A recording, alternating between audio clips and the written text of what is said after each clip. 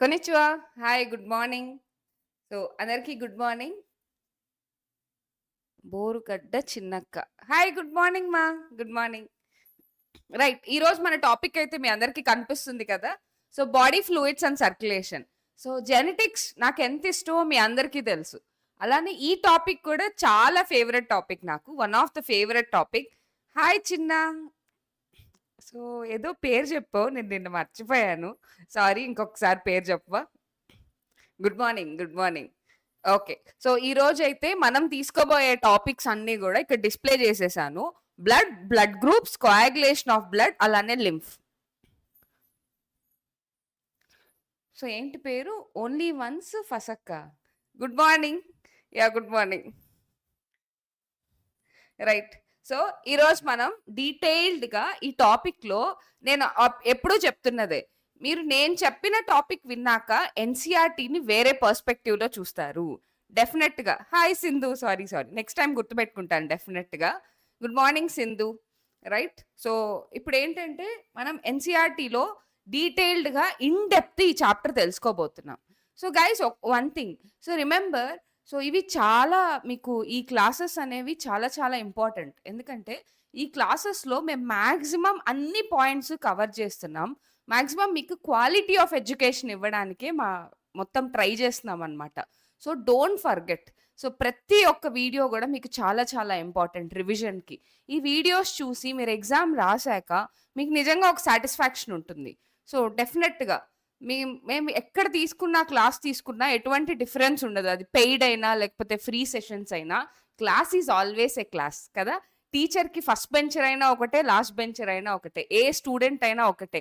అందరికీ same content deliver చేయాలి అనే ఒక జస్టిఫికేషన్తోనే ఈ క్లాసెస్ అనేవి డీటెయిల్డ్గా తీసుకుంటున్నాం. కాబట్టి మీరు కూడా ఈ క్లాసెస్ని బాగా యూటిలైజ్ చేసుకోండి. ఓకే, సో ఇది నా suggestion. So good morning Sindhu. Okay right, so ఇప్పుడు మనం డీటెయిల్డ్గా చాలా చాలా ఫ్లో చార్ట్స్ రాబోతున్నాయి మనకి. Okay right. Okay, so body fluids అనగానే ఏమొస్తుంది మనకి? మన బాడీలో ఉండే మీడియంస్ అన్నమాట ఇవి మెయిన్గా. ఇప్పుడు ఏ కలర్ తీసుకుందాం? ఫస్ట్ ఎల్లో తీసుకుందాం, ఎర్లీ మార్నింగ్ కదా. రైట్, సో బాడీ ఫ్లూయిడ్స్ మన మెయిన్ చాప్టర్ మోటోనే అది కదా, బాడీ ఫ్లూయిడ్స్ ఇంకా సర్క్యులేషన్. రైట్, బాడీ ఫ్లూయిడ్స్ అంటే ఏంటి? మన బాడీలో సర్క్యులేట్ అయ్యే మీడియం. సో ఏదో ఒక దాని ద్వారా కంటెంట్స్ అనేవి ట్రాన్స్పోర్ట్ అవుతూనే ఉండాలా లేదా? ఇప్పుడు మనం ఒక ఊరి నుంచి ఇంకొక ఊరికి వెళ్ళాలంటే ఎలా వెళ్తాం? ట్రైన్లోనో, బస్లోనో, ఫ్లైట్లోనో వెళ్తాం.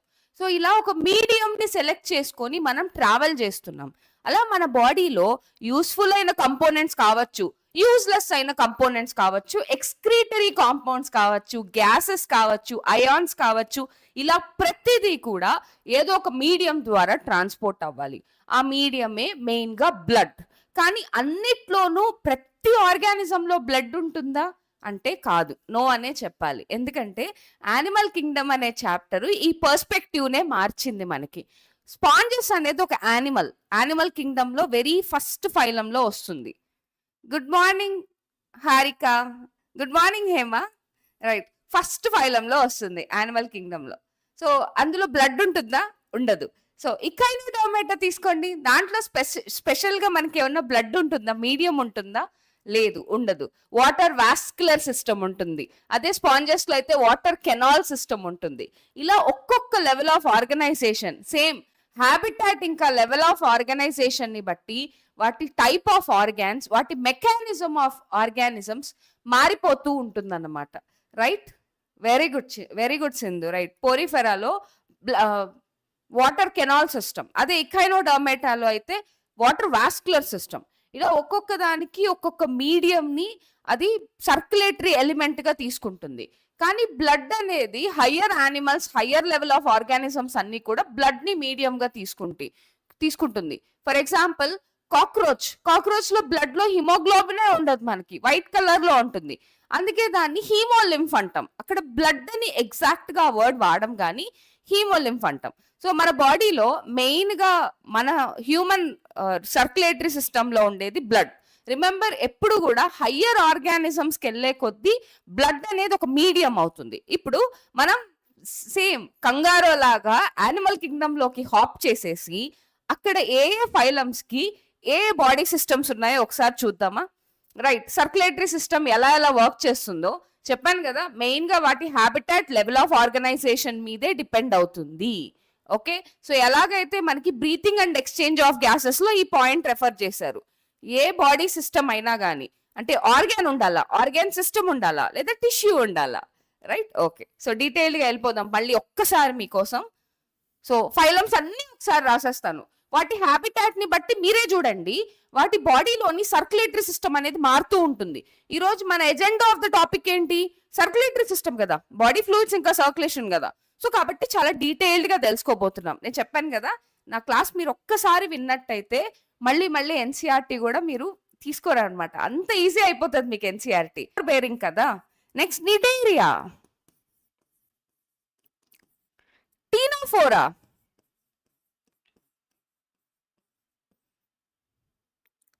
ప్లాటీహెల్మింథస్,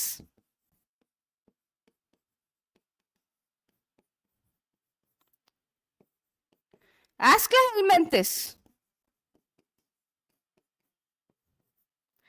ఎనెలిడా,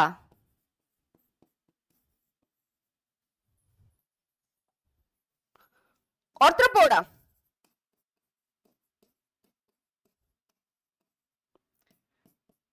ఇకైనోడర్మేటా, sorry Mollusca, Mollusca, ఇకైనోడర్మేటా,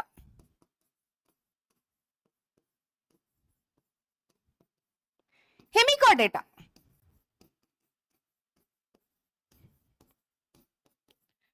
Chordata. Right, ఈ కార్డేటాలోకి తీసుకుంటే మనం యూరోకార్డేటా, సెఫాలోకార్డేటా,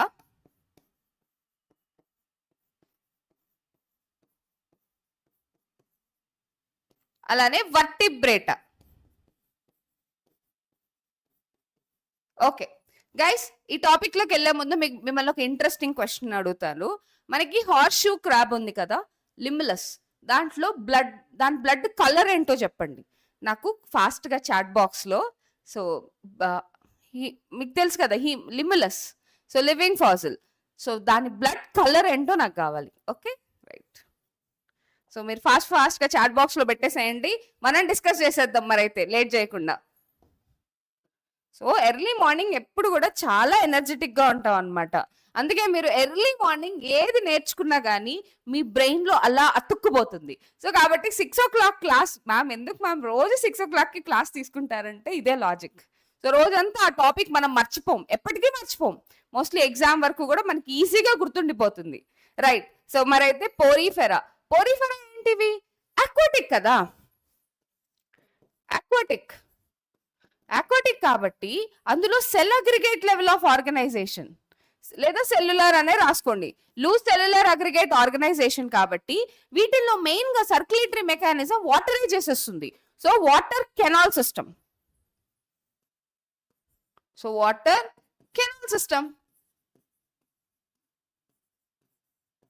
రైట్.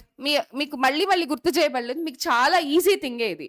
ఈవెన్ డైజెషన్ తీసుకోవచ్చు, ఏ సిస్టమ్ తీసుకున్నా కానీ వాటర్ కెనాల్ సిస్టమే మీరు గుర్తుపెట్టేసుకోవాలి ఫాస్ట్ గా.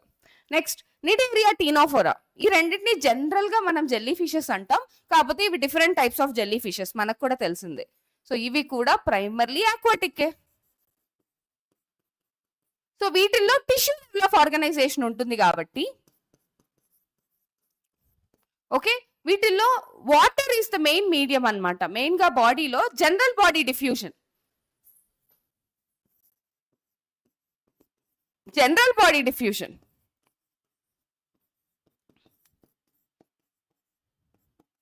Right. And next Platyhelminthes, Aschelminthes, ఇవి మోస్ట్లీ పారాసైటిక్ ఫామ్ లో ఉంటాయి. మనకు తెలుసు కదా, చాలా వాటి ఎగ్జాంపుల్స్ అన్ని తీసుకుంటే మీకు పారాసైట్ గానే ఉంటుంది, అది మోస్ట్లీ పారాసైటిక్. అండ్ అందులోను ప్లాటీహెల్మింథస్ ఆర్గాన్, ఆస్క్లెహెల్మింథస్ నుంచి మనకి organ system level of organisation start అవుతుంది. సో ఒకటేమో ఆర్గాన్, ఇంకొకటేమో organ system.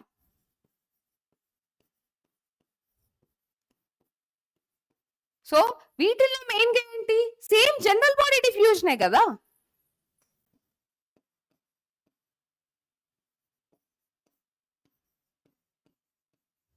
So general body diffusion లేదా సింపుల్ డిఫ్యూజన్ మెకానిజం. ఇంకో చూడండి ఫైనల్ గా అనలిడా. ఇక్కడ మనకి కొంచెం మార్పు వస్తుంది. సో అసలు ఇక్కడ సర్క్యులేటరీ సిస్టమే లేదు ఎక్కడ, కానీ అనలిడా, ఎర్త్వామ్, హిరుడినేరియా, అలానే నీరీస్, వీటికి వచ్చేసరికి మనకి సో క్లోజ్డ్ వాస్కులర్ సిస్టమ్ వస్తుంది, క్లోజ్డ్ సర్క్యులేటరీ సిస్టమ్. సో ఇవి టెరెస్ట్రియల్ ఫార్మ్స్ ఉంటాయి, మనకి ఆక్వాటిక్ ఫార్మ్స్ ఉంటాయి, రెండు ఉంటాయి. టెరెస్ట్రియల్ అలానే ఆక్వాటిక్ ఫార్మ్స్. సో ఇక్కడ నుంచి మనకి organ system level of organisation start అయిపోతుంది. సో మనకి ఆస్క్లోహెల్మింథస్ నుంచి స్టార్ట్ అవుతుంది, కాకపోతే మోస్ట్లీ ఆస్క్లోహెల్మింథస్ పారాసైట్స్ గా వర్క్ చేస్తాయి కాబట్టి మనకి ఎవరు ఇంకా ఆన్సర్ చేయలేదు.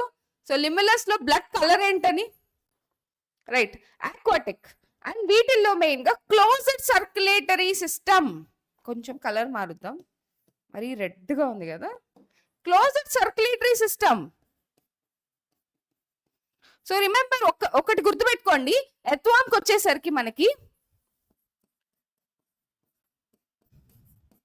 ఎర్త్వామ్ లో మనకి బ్లడ్ వెసల్స్, హార్ట్ ఉంటుంది,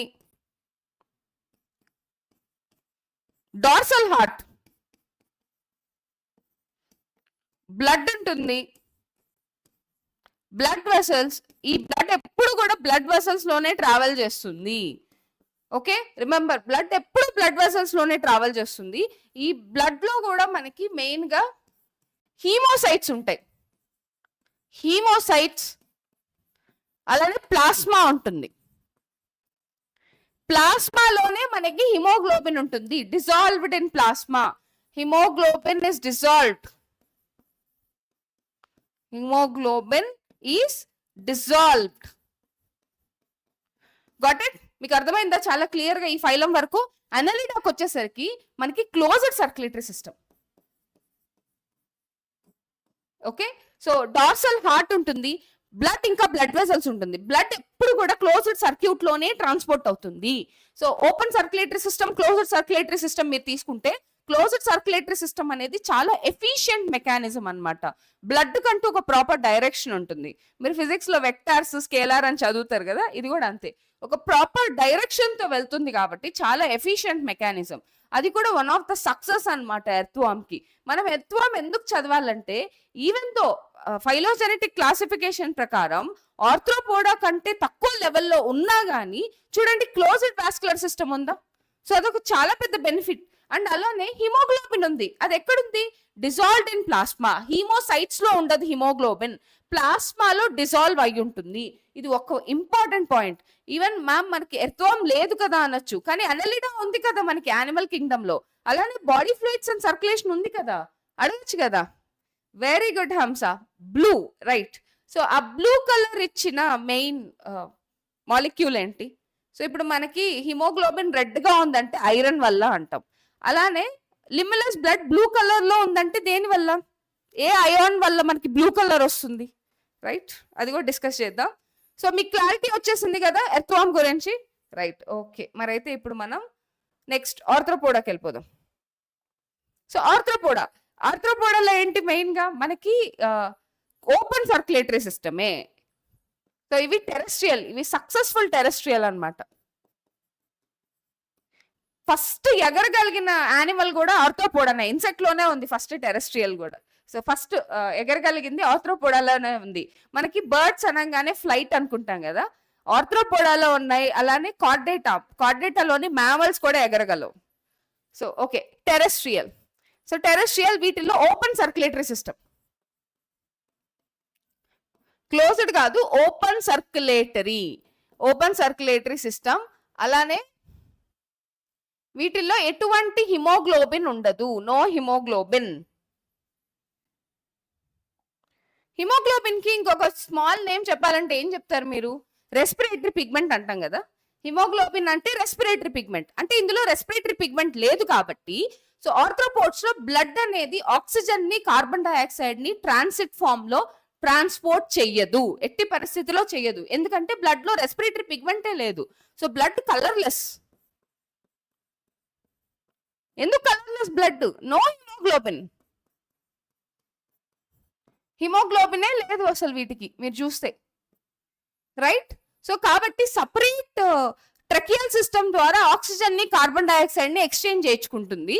సో కానీ ఆర్థ్రోపోడాకి వచ్చేసరికి open circulatory system, blood is colourless because no haemoglobin. వీటిల్లోనూ ప్లాస్మా ఉంటుంది, హీమోసైట్స్ ఉంటాయి, కానీ మనకి ఎటువంటి రెస్పిరేటరీ పిగ్మెంట్ అనేది కంప్లీట్లీ అబ్సెంట్. Okay, right. అందుకే మీరు సడన్ గా యాక్సిడెంటల్ గా ఒక కాక్రోచ్ మీద పొరపాటున కాలేసేసారు, మీకు వైట్ కలర్ గా బ్లడ్ అనేది ఊజ్ అయ్యి బయటికి వస్తుంది. ఇక్కడ బ్లడ్ అని జనరల్ గా డైరెక్ట్ గా బ్లడ్ అని పిలవం మనం, హీమోలింఫ్ అంటాం దాన్ని. So we call it as haemolymph. So బాడీలో ఏం ట్రాన్స్పోర్ట్ అవుతుంది అంటే బాడీలో హీమోలింఫ్ ట్రాన్స్పోర్ట్ అవుతుంది, రైట్? Next Mollusca. మొలస్కాకి వచ్చేసరికి మనకి బ్లడ్ ఉంటుంది, కానీ మోస్ట్లీ బ్లడ్ బ్లూ కలర్ లో ఉంటుంది మొలస్కాలో. సో ఎందుకంటే వీటిల్లో మెయిన్ గా కాపర్ ఉంటుంది హీమోసైనిన్ అనే పిగ్మెంట్ ద్వారా. ఆ హీమోసైనిన్ లో ఏముంటుంది? మెయిన్ గా కాపర్ కంటైనింగ్ పిగ్మెంట్. అది కాపర్ ఉండడం వల్ల మనకి బ్లూ కలర్ వస్తుంది, ఐరన్ ఉంటే రెడ్ కలర్ వస్తుంది. Don't forget this. Very good, very good guys. So Mollusca. So మొలస్కాకి వచ్చేసరికి మోస్ట్లీ ఆక్వాటిక్ కదా. సో మొలస్కాలో ఓపెన్ సర్క్యులేటరీ సిస్టమే ఉంటుంది మనకి. ఇది ఓపెన్ సర్క్యులేటరీ. సో వీటిల్లో కొన్నిట్లో బ్లడ్ అనేది బ్లూ కలర్ లో ఉంటుంది బికాస్ ఆఫ్ హీమోసైనిన్. హీమోసైనిన్ ఏంటి? Copper containing. అందుకే స్క్విడ్ ని కానీ దేన్నైనా పొరపాటున కట్ చేసినప్పుడు మనకి బ్లూ కలర్ లో ఎమిట్ అవుతుంది. సో ఐరనే ఉండాలని ఎక్కడ రూల్ లేదు కదా, మనకి కాపర్ కూడా ఉండొచ్చు. సో ఏ అయాన్ ఉంటే దానికి తగ్గట్టు బ్లడ్ కలర్ అనేది మారుతూ ఉంటుంది. ఐరన్ ఉంటే రెడ్ లో, కాపర్ ఉంటే బ్లూ కలర్ లో. సో కాపర్ ఉంటే హీమోసైనిన్ అని చెప్పాలి, ఐరన్ ఉంటే హీమోగ్లోబిన్, రైట్? సయనో అంటేనే బ్లూ కలర్ అని అర్థం. మళ్ళీ ఇకైనోడర్మేటా. ఇకైనోడర్మేటాలో మనం ఓపెనా క్లోజ్డా అని మాట్లాడడం, కానీ జనరల్ గా అడిగితే ఓపెన్ వాస్కులర్ సిస్టమే, కానీ వెరీ స్పెసిఫిక్ గా water vascular system. Okay, water vascular system ద్వారానే అవి ట్రాన్స్పోర్ట్ చేసుకుంటాయి. Water vascular system. సో ఇంకా హెమికార్డేటా. హెమికార్డేటా కూడా ఓపెన్ సర్క్యులేటరీ సిస్టమే. ఓపెన్, మీకు అర్థం అవడం కోసం ఓపెన్ అని రాస్తున్నాను. నెక్స్ట్ కమింగ్ టు ఇది యూరోకార్డేటా, సెఫలోకార్డేటా. వీటిల్లో సో పర్టికులర్ గా సెఫలోకార్డేటా గుర్తుపెట్టుకోండి, closed circulatory system.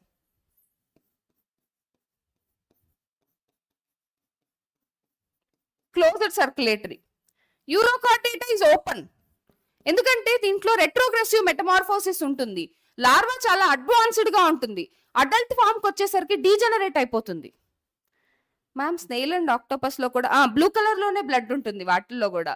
So cut చేయంగానే. Okay, right. సో వాటిలో ఇంక్ గ్లాన్స్ అని కూడా ఉంటుంది, అవి ఒక బ్లూ కలర్ పిగ్మెంట్ ని ఎమిట్ చేస్తాయి. అవి ఏంటంటే డిఫెన్స్ మెకానిజం గా కూడా యాక్ట్ చేస్తుంది. Hello Rahul, good morning. Hi Priya, good morning. Okay, right. So next Vertebrata. మన అందరికీ తెలుసు ష్యూర్ గా క్లోజ్డ్ సర్క్యులేటరీ సిస్టమే, హిమోగ్లోబిన్ ఉంటుంది. This is closed circulatory system.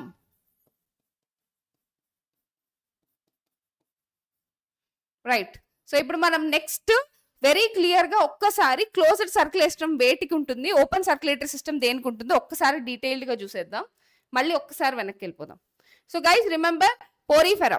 Porifera aquatic ఉంటుంది, అలానే లూజ్ సెల్యులర్ అగ్రిగేట్ ఫామ్ కాబట్టి వాటర్ కెనాల్ సిస్టమ్. నిటేరియా, టీనోఫోరా కూడా మోస్ట్లీ ఆక్వాటిక్కే కదా.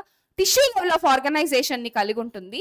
Simple diffusion, general body diffusion ద్వారా ప్రతిదీ ట్రాన్స్పోర్ట్ చేసుకుంటుంది కాబట్టి వీటికి సర్క్యులేటరీ సిస్టమ్ పెద్ద ఇంపార్టెంట్ ఏం కాదు, ఎందుకంటే వాటి చుట్టూ వాటరే ఉంటుంది కాబట్టి. సో వాటర్ ని అవి మీడియం గా వాడుకొని ప్రతి సిస్టమ్ కి వాడుకుంటుంది. బ్రీతింగ్ అవ్వచ్చు, ఎక్స్క్రీషన్ అవ్వచ్చు, డైజెషన్ అవ్వచ్చు, అన్నిటికీ. అలానే సర్క్యులేషన్ కూడా వాటరే. మెయిన్ గా water is the circulatory mechanism అనమాట. నిడేరియాకి, టీనోఫోరాకి అంటే జెల్లీ ఫిషెస్ కి అనేసుకోండి. ప్లాతి హెల్మంతిస్, వాస్కులర్ హెల్మంతిస్ తీసుకుంటే ఇవి మోస్ట్లీ ఎండో పారాసైట్స్ గా ఉంటాయి కాబట్టి వీటికి కూడా జనరల్ బాడీ డిఫ్యూషన్ వల్లే మనకి ప్రతిదీ ట్రాన్స్పోర్ట్ అవుతుంది. సో ట్రాన్స్పోర్ట్ మీడియం అనేది ఇవి పెద్దగా వాడవు. వీటి లోపల సో మీరు ఆస్క్లా హెల్మంతిస్ తీసుకుంటే సూడోసీలంలో మధ్యలో సీలమిక్ ఫ్లూయిడ్ ఉంటుంది. అది హైడ్రోస్టాటిక్ స్కెలిటన్ గా బాడీ షేప్ ని మెయింటైన్ చేయడానికి హెల్ప్ అవుతుంది తప్ప ఎటువంటి ట్రాన్స్పోర్ట్ మెకానిజం లోనూ పాల్గొనదు. ఓకే, సో ప్లాతి హెల్మంతిస్ లో అయితే అసలు మనకి సీలమే లేదు. సో అందుకే ఆ టాపిక్ మనం వదిలేయచ్చు అసలు. అనలిడాకి వచ్చేసరికి మనకి క్లోజ్డ్ సర్క్యులేటరీ సిస్టమ్ ఉంటుంది. సో అనలిడా ఆక్వాటిక్ ఫార్మ్స్ లోను మెరైన్ లోను ఉంటుంది.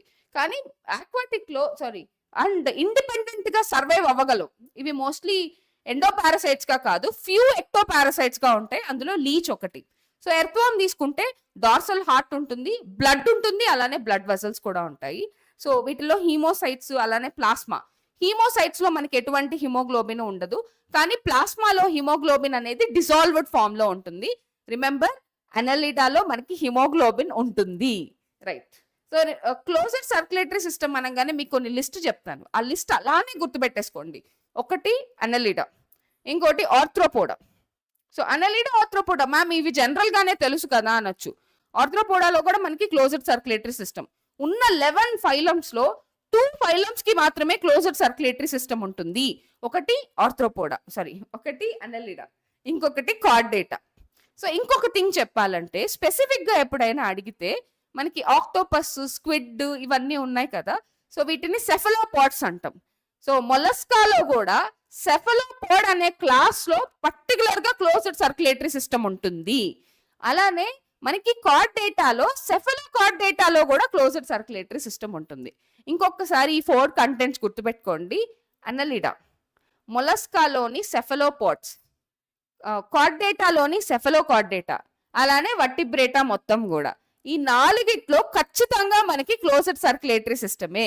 మిగతావన్నీ కూడా open circulatory system, general body diffusion, water vascular system, water canal system. Okay, got it? మీకు డీటెయిల్డ్ గా అర్థమైంది కదా ఇది. ఎప్పుడైనా సపరేట్ గా ఆక్టోపస్ కి ఏ టైప్ ఆఫ్ వాస్కులర్ సిస్టమ్ ఉంటుంది, స్క్విడ్ కి ఏ టైప్ ఆఫ్ వాస్కులర్ సిస్టమ్ ఉంటుంది అని మిమ్మల్ని పర్టికులర్ గా అడిగితే అప్పుడు గుర్తుపెట్టుకోండి క్లోజ్డ్ సర్క్యులేటరీ సిస్టమ్ లేదా closed vascular system. C for cephalo or C for cephalochordata, C for cephalopods, C for closed circulatory system. అంతే. Next Arthropoda. ఇవి terrestrial. So successful terrestrial, even though వాటికి ఎటువంటి రెస్పిరేటరీ పిగ్మెంట్ లేదు, open vascular సిస్టమే ఉంటుంది. అలానే blood is colourless, ఎందుకంటే haemoglobin లేదు కదా, రెస్పిరేటరీ పిగ్మెంటే లేదు వాటిల్లో. అందుకే ఆ బ్లడ్ ని హీమోలింఫ్ అంటాం మనం. ఓకే, ఓపెన్ సర్క్యులేటరీ సిస్టమ్ వస్తుంది. మొలస్కాలో తీసుకుంటే మొలస్కా కూడా ఓపెన్ సర్క్యులేటరీ సిస్టమే, కాకపోతే ఎక్సెప్ట్ సెఫలోపాడ్స్. సెఫలోపాడ్స్ అంటే ఏంటి? Octopus, squid, లాలిగో. ఓకే, ఇవన్నీ మనకి సెఫలోపాడ్సే కదా. వీటిల్లో స్పెసిఫిక్ గా క్లోజ్డ్ సర్క్యులేటరీ సిస్టమ్. అలానే ఇకైనోడర్మేటాలో వాటర్ వాస్కులర్ సిస్టమ్, లేదా మీరు జనరల్ గా అడిగితే ఓపెన్ సర్క్యులేటరీ సిస్టమే. Hemichordata open circulatory system. కార్డేటాలో సెఫలోకార్డేటా మాత్రమే closed Cephalochordata, Vertebrata closed circulatory system. Urochordata అని అడిగితే ఓపెన్ సర్క్యులేటరీ సిస్టమ్, ఎందుకంటే వీటి లార్వా చాలా అడ్వాన్స్డ్ గా ఉంటుంది, అడల్ట్ కి వచ్చేసరికి డీజనరేట్ అయిపోతుంది కాబట్టి.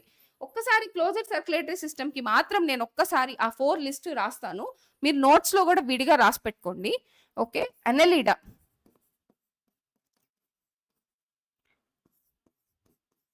సెఫాలోపాడ్స్. సెఫాలోపాడ్స్ అంటే మొలస్కాలో ఒక క్లాస్ అన్నమాట. సెఫలోకార్డేటా, సెఫాలోకార్డేటా. రైట్, దీని తర్వాత మీకు ఒక పెద్ద ఫ్లో చార్ట్ రాబోతుంది. అలానే ఒక వెరీ ఇంట్రెస్టింగ్ న్యూమోనిక్ కూడా వస్తుంది ఈ డిస్కషన్ లో. చాలా ఇంట్రెస్టింగ్ గా ఉంటుంది ఆ న్యూమోనిక్. సో సెఫలోకార్డేటా, అలానే ఫైనల్ గా వర్టిబ్రేటా. లేదు మీకు రెండే ఆప్షన్స్ గుర్తుపెట్టుకోవాలంటే అనలిడా, కార్డేటా, అంతే. ఈ రెండే, అనలిడా, కార్డేటా. స్పెసిఫిక్ గా కావాలంటే ఈ ఆప్షన్స్ తీసుకోండి. వీటన్నిటికీ కూడా మనకి క్లోజ్డ్ సర్క్యులేటరీ సిస్టమ్ ఉంటుంది, చాలా ఎఫిషియెంట్ సర్క్యులేటరీ సిస్టమ్. బ్లడ్ ఎప్పుడు కూడా క్లోజ్డ్ గానే ఎఫిషియెంట్ గా ట్రావెల్ అవుతుంది. బ్లడ్ కంటూ ఒక ప్రాపర్ డైరెక్షన్ ఉంటుంది. ఓపెన్ సర్క్యులేటరీ సిస్టమ్ లో డైరెక్ట్ గా ఆర్గాన్స్ అనేవి బాత్ అయిపోతాయి బ్లడ్ లో. ఓకే, సో డైరెక్ట్ గా ఆర్గాన్స్ బ్లడ్ లో బాత్ అయిపోతాయి కాబట్టి అదంతా ఎఫిషియెంట్ మెకానిజం కాదు. సో బ్లడ్ కంటూ ఒక సపరేట్ గా డైరెక్షన్ అంటూ ఏమీ ఉండదు. రైట్, క్లారిటీ వచ్చేసింది అనుకుంటా మీకు డీటెయిల్డ్ గా ఇప్పుడు. ఓకే, నెక్స్ట్ బ్లడ్ లోని కంపోనెంట్స్ లోకి వెళ్ళిపోదాం మరైతే లేట్ చేయకుండా. చెప్పాను కదా ఈ టాపిక్ చాలా చాలా ఇంట్రెస్టింగ్ గా ఉండబోతుంది మనకి. Okay, so okay, get ready. ఇప్పుడు బ్లడ్ ఇంకా వాటి కంపోనెంట్స్. రైట్, బ్లడ్ ఇంకా వాటి కంపోనెంట్స్ తెలియాలంటే మనం అసలు ఫస్ట్ ఒక ఎగ్జామినేషన్ చేద్దాం, ఒక స్పెసిమెన్ కలెక్షన్ చేద్దాం. ఓకే, లేదా మనకి బ్లడ్ కలెక్షన్, బ్లడ్ ఎగ్జామినేషన్కి ఒక పేషెంట్కి జనరల్గా ఒక బ్లడ్ టెస్ట్ చేద్దాం అనుకున్నారు. మెడికల్ ల్యాబ్ టెక్నీషియన్ వచ్చి మనకి ఇక్కడ టార్నికట్ కడతారు గట్టిగా, ఇక్కడ మనకి ఆర్మ్ రీజన్లో టార్నికట్ కట్టినప్పుడు ఏమవుతుందంటే బ్లడ్ వెసల్స్ క్లియర్గా ఎక్స్పోజ్ అవుతాయి, అందుకే గట్టిగా టార్నికట్ కడతారు. ఇక్కడ టార్నికట్ అంటాం దాన్ని కట్టిన తర్వాత ఒక సిరంజ్, ఇంత సిరంజ్ తీసుకొని, ఎగ్జామినేషన్ సిరంజ్ తీసుకొని, సో కొంత అమౌంట్ ఆఫ్ బ్లడ్ని వెయిన్ నుంచి డ్రా చేస్తారు. ఎందుకు వెయినే సెలెక్ట్ చేసుకుంటారంటే వెయినే మనకి పెరిఫెరల్లో కనిపిస్తుంది కాబట్టి, ఆర్టరీ డీపర్గా ఉంటుంది కాబట్టి ఆర్టరీని కాకుండా జనరల్గా వెయిన్ని తీసుకొని వెయిన్ని ఎగ్జామిన్ చేసి ఆ వెయిన్లో నుంచి కొంత అమౌంట్ ఆఫ్ బ్లడ్ని డ్రా చేస్తారు. ఆ అమౌంట్ ఆఫ్ బ్లడ్ని డ్రా చేసి ఎగ్జామినేషన్ కోసం అని ల్యాబొరేటరీకి పంపిస్తారు. ల్యాబొరేటరీకి పంపించాక ఆ బ్లడ్ని మొత్తం ఒక టెస్ట్ ట్యూబ్లో కలెక్ట్ చేస్తారు వాళ్ళు.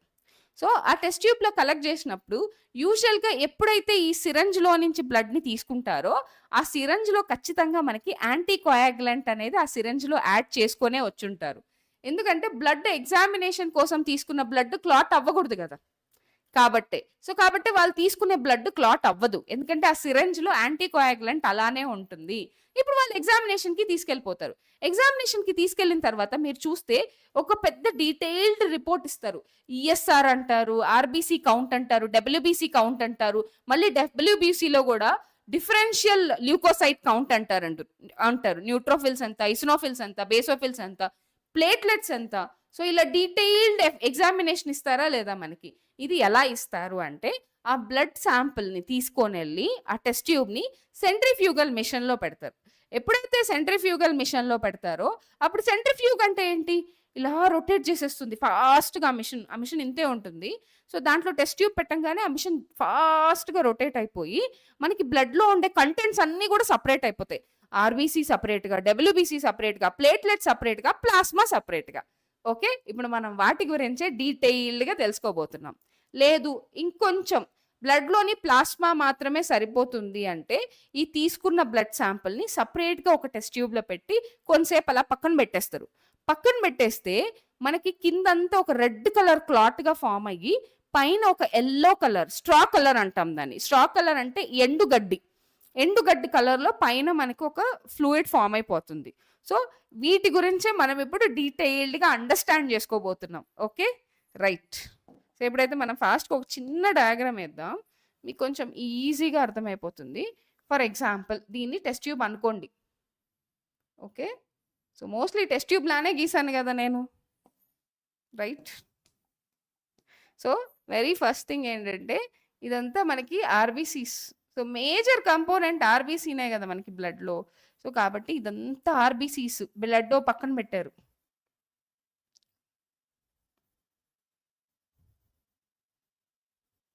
ఓకే, సో మేజర్ కంపోనెంట్ అంతా చూస్తే మీకు ఆర్బీసీనే రెడ్ కలర్లో, అందుకే బ్లడ్ ఎక్కువగా రెడ్ కలర్లోనే ఉంటుంది కదా. So blood is the red colour, iron containing pigment, breathing and exchange of గ్యాసెస్లో ఇదే స్టేట్మెంట్ చూసారా లేదా? మీకు పైన వైట్ కలర్లో ఒక లేయర్ ఫామ్ అవుతుంది. ఆ లేయర్ నథింగ్ బట్ డబ్ల్యూబీసీ ఇంకా ప్లేట్లెట్స్. మీరు అన్నిటికంటే తక్కువ మీకు డబ్ల్యూబీసీ ఉంటుంది, దాని తర్వాత ప్లేట్లెట్స్ ఉంటుంది, కాబట్టి ఒక చిన్న లేయర్గానే ఫామ్ అవుతుంది. దానిపైన మీకు స్ట్రా కలర్ ఫ్లూయిడ్ ఉంటుందని చెప్పాను కదా. స్ట్రా కలర్ అంటే ఏంటి, పేల్ ఎల్లో కలర్లో ఫ్లూయిడ్ ఉంటుంది. మనకి అంత పేల్ ఎల్లో కలర్ ఇప్పుడు దొరకలేదు స్కెచ్లో. సో కాబట్టి డోంట్ మిస్టేక్ అండ్ మీ, దీన్నే మీరు ప్లాస్మా అనుకోండి, రైట్. ఓకే, సో ఇప్పుడు మనం మాట్లాడుకుందాం. ఓకే, సో ఇదేంటి సెంట్రిఫ్యూగల్ చేసిన బ్లడ్ అనుకోండి, లేదా మనకి సపరేట్గా బ్లడ్ని కలెక్షన్ తీసుకొని బ్లడ్ శాంపిల్ని కలెక్ట్ చేసుకొని సపరేట్గా ఒక టెస్ట్ ట్యూబ్లో పక్కన పెట్టేస్తే కొంతసేపటి తర్వాత ఈ బ్లడ్ అంతా కూడా సపరేట్ అయిపోయింది చూడండి. సో ఇక్కడ మీకు ఫామ్ అయింది కదా, ఇది ఆర్బీసీస్. సెంట్రిఫ్యూగ్లో పెడితే మీకు ఈజీగా సపరేట్ చేసేస్తుంది అనమాట సెంట్రిఫ్యూగల్ మిషన్. ఇదంతా ఆర్బీసీ. ఈ వైట్ కలర్ ప్యాచ్ ఉంది కదా, అది డబ్ల్యూబీసీ, అలానే ప్లేట్లెట్స్. ఈ పైన స్ట్రా కలర్ ఫ్లూయిడ్ అదే ప్లాస్మా. ఇప్పుడు మనం ఫ్లో చార్ట్కి వచ్చేద్దాం. Blood components. పర్సంటేజ్తో సహా చూసేద్దాం. Blood components. బయాలజీ అంటేనే ఫ్లో చార్ట్స్ మా. సో ఫ్లో చార్ట్స్ మనల్ని ఎప్పుడు వదలవు ఈ బయాలజీలో.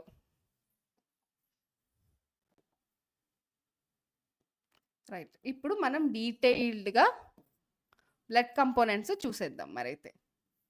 సో బ్లడ్లో మెయిన్గా 2 కంపోనెంట్స్ ఉంటాయి. సో సెల్యులర్ కంపోనెంట్స్ ఒకటి, వీటినే ఫార్మ్డ్ ఎలిమెంట్స్ అంటాం. అలానే ప్లాస్మా లిక్విడ్ కంపోనెంట్ మెయిన్గా. So first of all blood గురించి మాట్లాడుకోవాలంటే మెయిన్గా ఒక్క పాయింట్ మాట్లాడతాను మీతో బ్లడ్ గురించి. రిమెంబర్, బ్లడ్ అనేది liquid connective tissue. So blood అనేది ఏంటి, మనకి మెయిన్గా కొన్ని పాయింట్స్ ఉన్నాయి. Liquid connective tissue.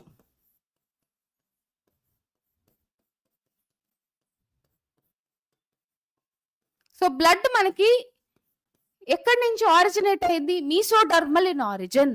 Connective tissues mesodermal in origin కదా, మీసోడర్మల్ ఇన్ ఆరిజిన్.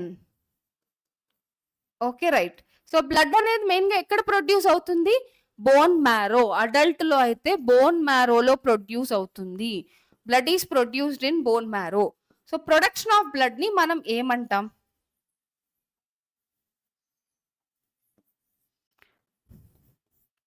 హీమోపాయిసిస్ అంటాం. బ్లడ్ ప్రొడక్షన్ ని హీమోపాయిసిస్ అంటాం. Remember, blood is a liquid connective tissue. ఎప్పుడు ట్రాన్సియంట్ లోనే ఉంటుంది, ఎప్పుడు కదులుతూనే ఉంటుంది అనమాట బ్లడ్. సో ఈ పాయింట్ కూడా గుర్తుపెట్టుకోండి, ఆల్వేస్ ఇన్ ట్రాన్సిట్. ఎప్పుడన్నా తీసుకోండి, బ్లడ్ ఎక్కడ ఆగకూడదు. ఆగితే డిజార్డర్ లేదా abnormality. So liquid connective tissue, mesodermal in origin, bone మ్యారోలో ప్రొడ్యూస్ అవుతుంది. Excuse me. సో హీమోపాయిసిస్, అలా హీమోపాయిసిస్ అంటాం ప్రొడక్షన్ ఆఫ్ బ్లడ్ ని. Bone marrow dead in liver. So liver ఎవరిలో అంటే ఫీటల్ స్టేజ్ లో ఉండేటప్పుడు మా. ఎందుకంటే సో మీరు అప్పటికి బోన్ మ్యారో ఇవన్నీ డెవలప్ అవ్వదు కాబట్టి ఇన్ఫాంట్ స్టేజ్ లో ఉండేటప్పుడు లేదా ఫీటల్ స్టేజ్ లో ఉండేటప్పుడు లివర్ నుంచి బ్లడ్ ప్రొడక్షన్ జరుగుతుంది. Okay right. మిమ్మల్ని ఇప్పుడు ఒక క్వశ్చన్ అడుగుతాను, చెప్పండి. మన బాడీలో ఏ ఆర్గాన్ ని బ్లడ్ బ్యాంక్ అంటాం, blood bank of the body అని ఏ ఆర్గాన్ ని అంటాం పర్టికులర్ గా? ఓకే, నాకు ఒకసారి కమెంట్ బాక్స్ లో పెట్టండి. ఎరిథ్రోపాయిసిస్ అంటే ప్రొడక్షన్ ఆఫ్ ఆర్బిసి. ఓకే, ల్యూకోపాయిసిస్ అంటే ప్రొడక్షన్ ఆఫ్ డబ్ల్యూబిసి. థ్రాంబోపాయిసిస్ అంటే ప్రొడక్షన్ ఆఫ్ ప్లేట్లెట్స్. సో వీటన్నిటిని కలిపి ఒకే వర్డ్ లో చెప్పాలి అంటే హీమోపాయిసిస్, ప్రొడక్షన్ ఆఫ్ బ్లడ్. బ్లడ్ మొత్తం కూడా మనకి మెయిన్ గా బోన్ మ్యారోలోనే ప్రొడ్యూస్ అవుతుంది. లివర్లో ఎప్పుడు ప్రొడ్యూస్ అవుతుందంటే ఫీటల్ స్టేజ్ లో, ఇన్ఫాంట్ స్టేజ్ లో. అప్పటికి బోన్ మ్యారో ఎలా ఉంటుంది, బోన్సే మనకి ప్రాపర్ గా డెవలప్ అవ్వవు కదా, ఇంకా స్టిల్ ఆసిఫికేషన్ ప్రాసెస్ లోనే ఉంటాయి బోన్స్. కాబట్టి ఆ టైంలో బోన్ మ్యారో కాదు, లివర్ హెల్ప్ చేస్తుంది. రైట్, ఇప్పుడు మనం next components of the blood లోకి వెళ్ళిపోతాం. కంపోనెంట్స్ ఆఫ్ ద బ్లడ్ లో మెయిన్ గా లిక్విడ్ కంపోనెంట్ తీసుకుంటే ప్లాస్మా. కొంచెం కలర్ మారుద్దాం. సో ప్లాస్మా కాకుండా formed elements.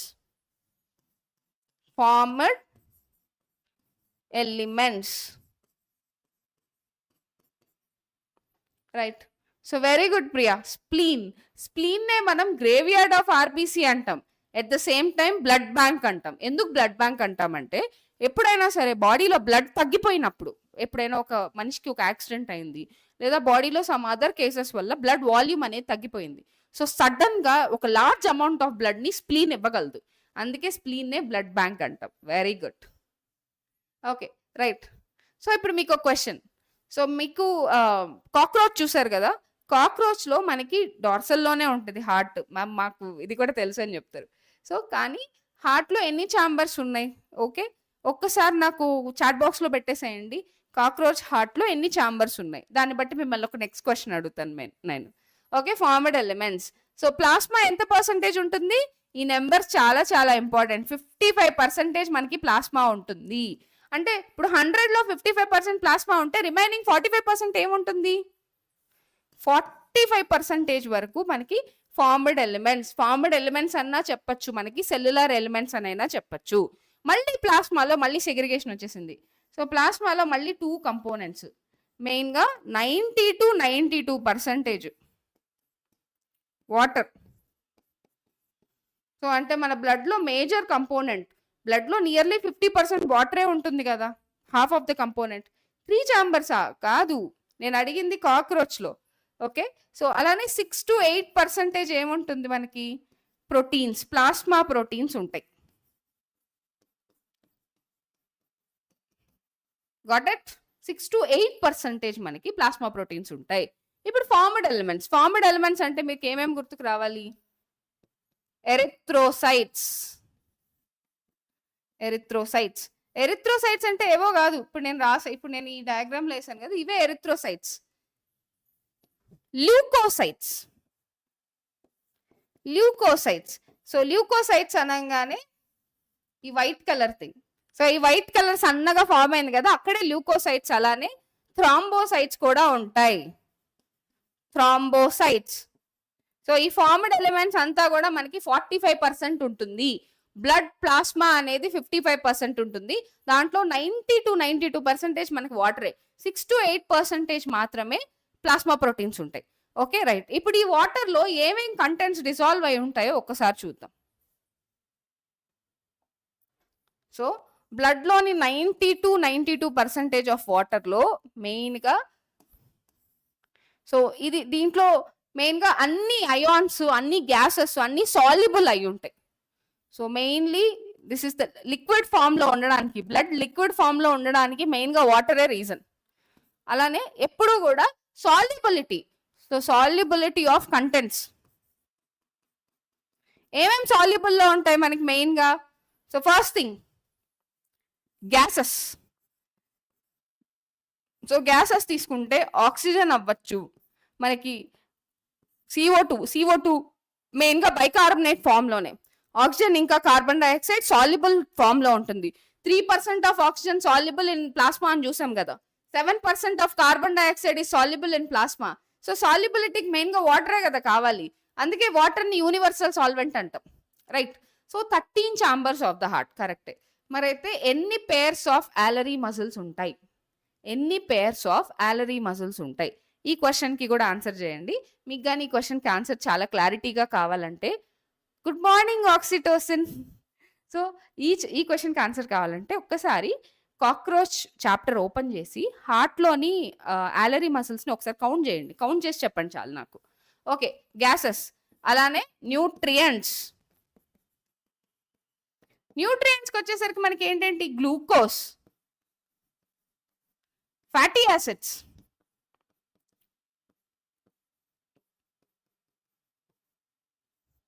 Amino acids. Okay, so ions. So ionic forms లో ఏమేమి ఉంటాయి?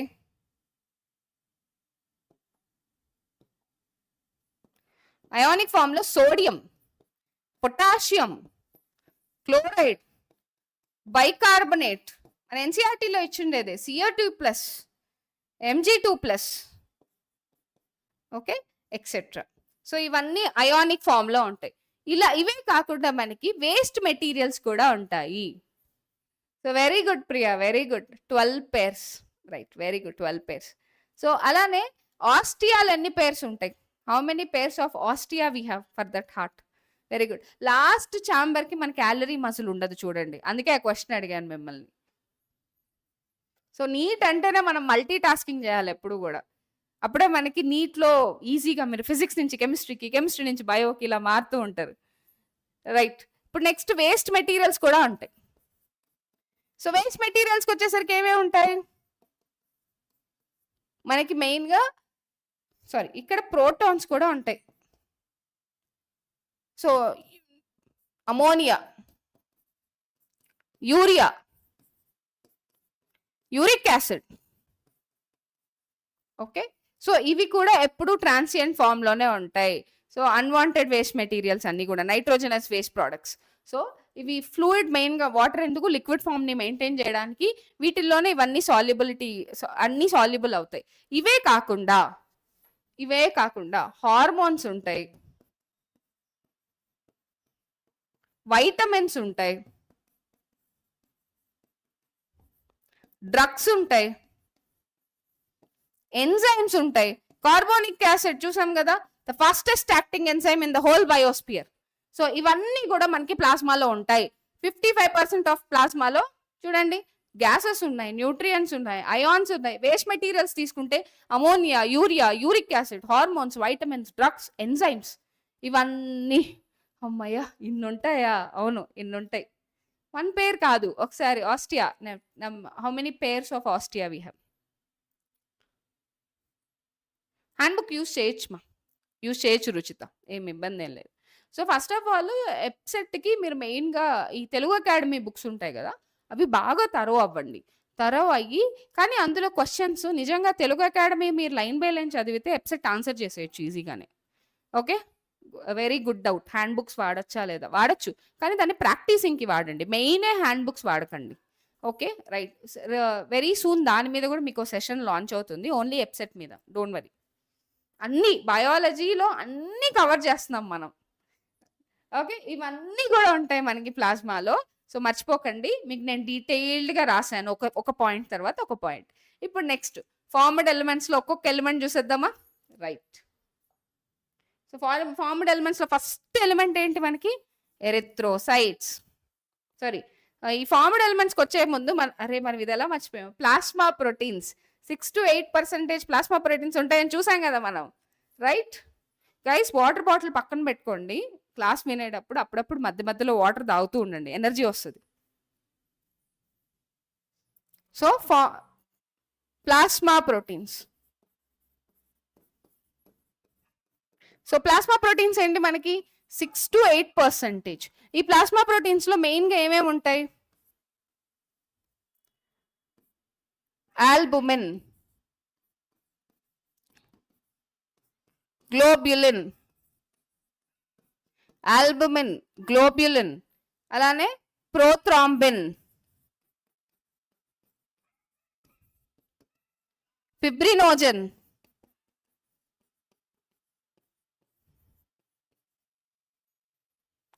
Okay right. Coming to albumin.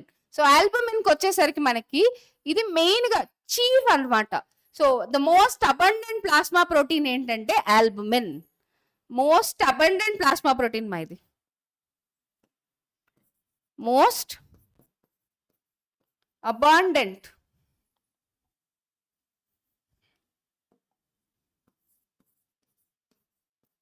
Abundant అలానే స్మాలెస్ట్ ప్లాస్మా ప్రోటీన్, అన్నిటికంటే చిన్నదైన ప్లాస్మా ప్రోటీన్ కూడా ఇదే. మోస్ట్ అబండెంట్ ప్లాస్మా ప్రోటీన్, అలానే smallest plasma protein. Hi Supriya, good morning. Right, so most abundant లేదా స్మాలెస్ట్ ప్లాస్మా ప్రోటీన్. ఇక్కడికి వస్తే మెయిన్ గా ఆల్బుమిన్ ఏం చేస్తుంది? ఆల్బుమిన్ మన బాడీలో, ఆల్బుమిన్ ని మీరు క్లియర్ గా ఎక్కడ చూడొచ్చో చెప్పనా? ఎగ్ వైట్ లో చూడొచ్చు. ఎగ్ వైట్ లో మేజర్ కంపోనెంట్ ఆల్బుమినే.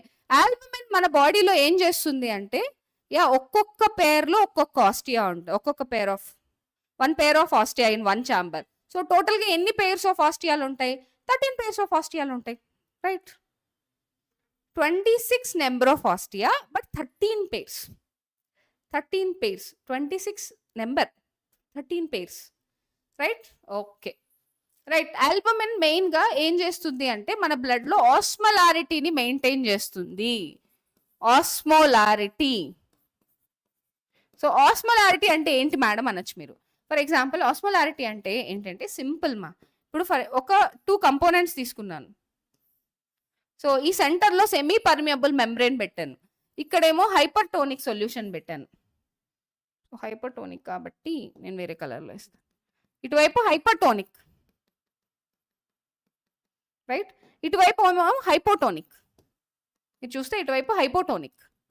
సో ఈ సెంటర్ లో నేను సెమీ పర్మియబుల్ మెంబ్రెయిన్ లేదా సెలెక్టివ్లీ పర్మియబుల్ మెంబ్రెయిన్, ఈ సెమీ పర్మియబుల్ మెంబ్రెయిన్ లేదా సెలెక్టివ్లీ పర్మియబుల్ మెంబ్రెయిన్ తీసుకుంటే ఇప్పుడు వాటర్ అనేది ఈ హైపోటోనిక్ నుంచి ఈ హైపర్టోనిక్ కి ఇలా వెళ్ళిపోతుంది.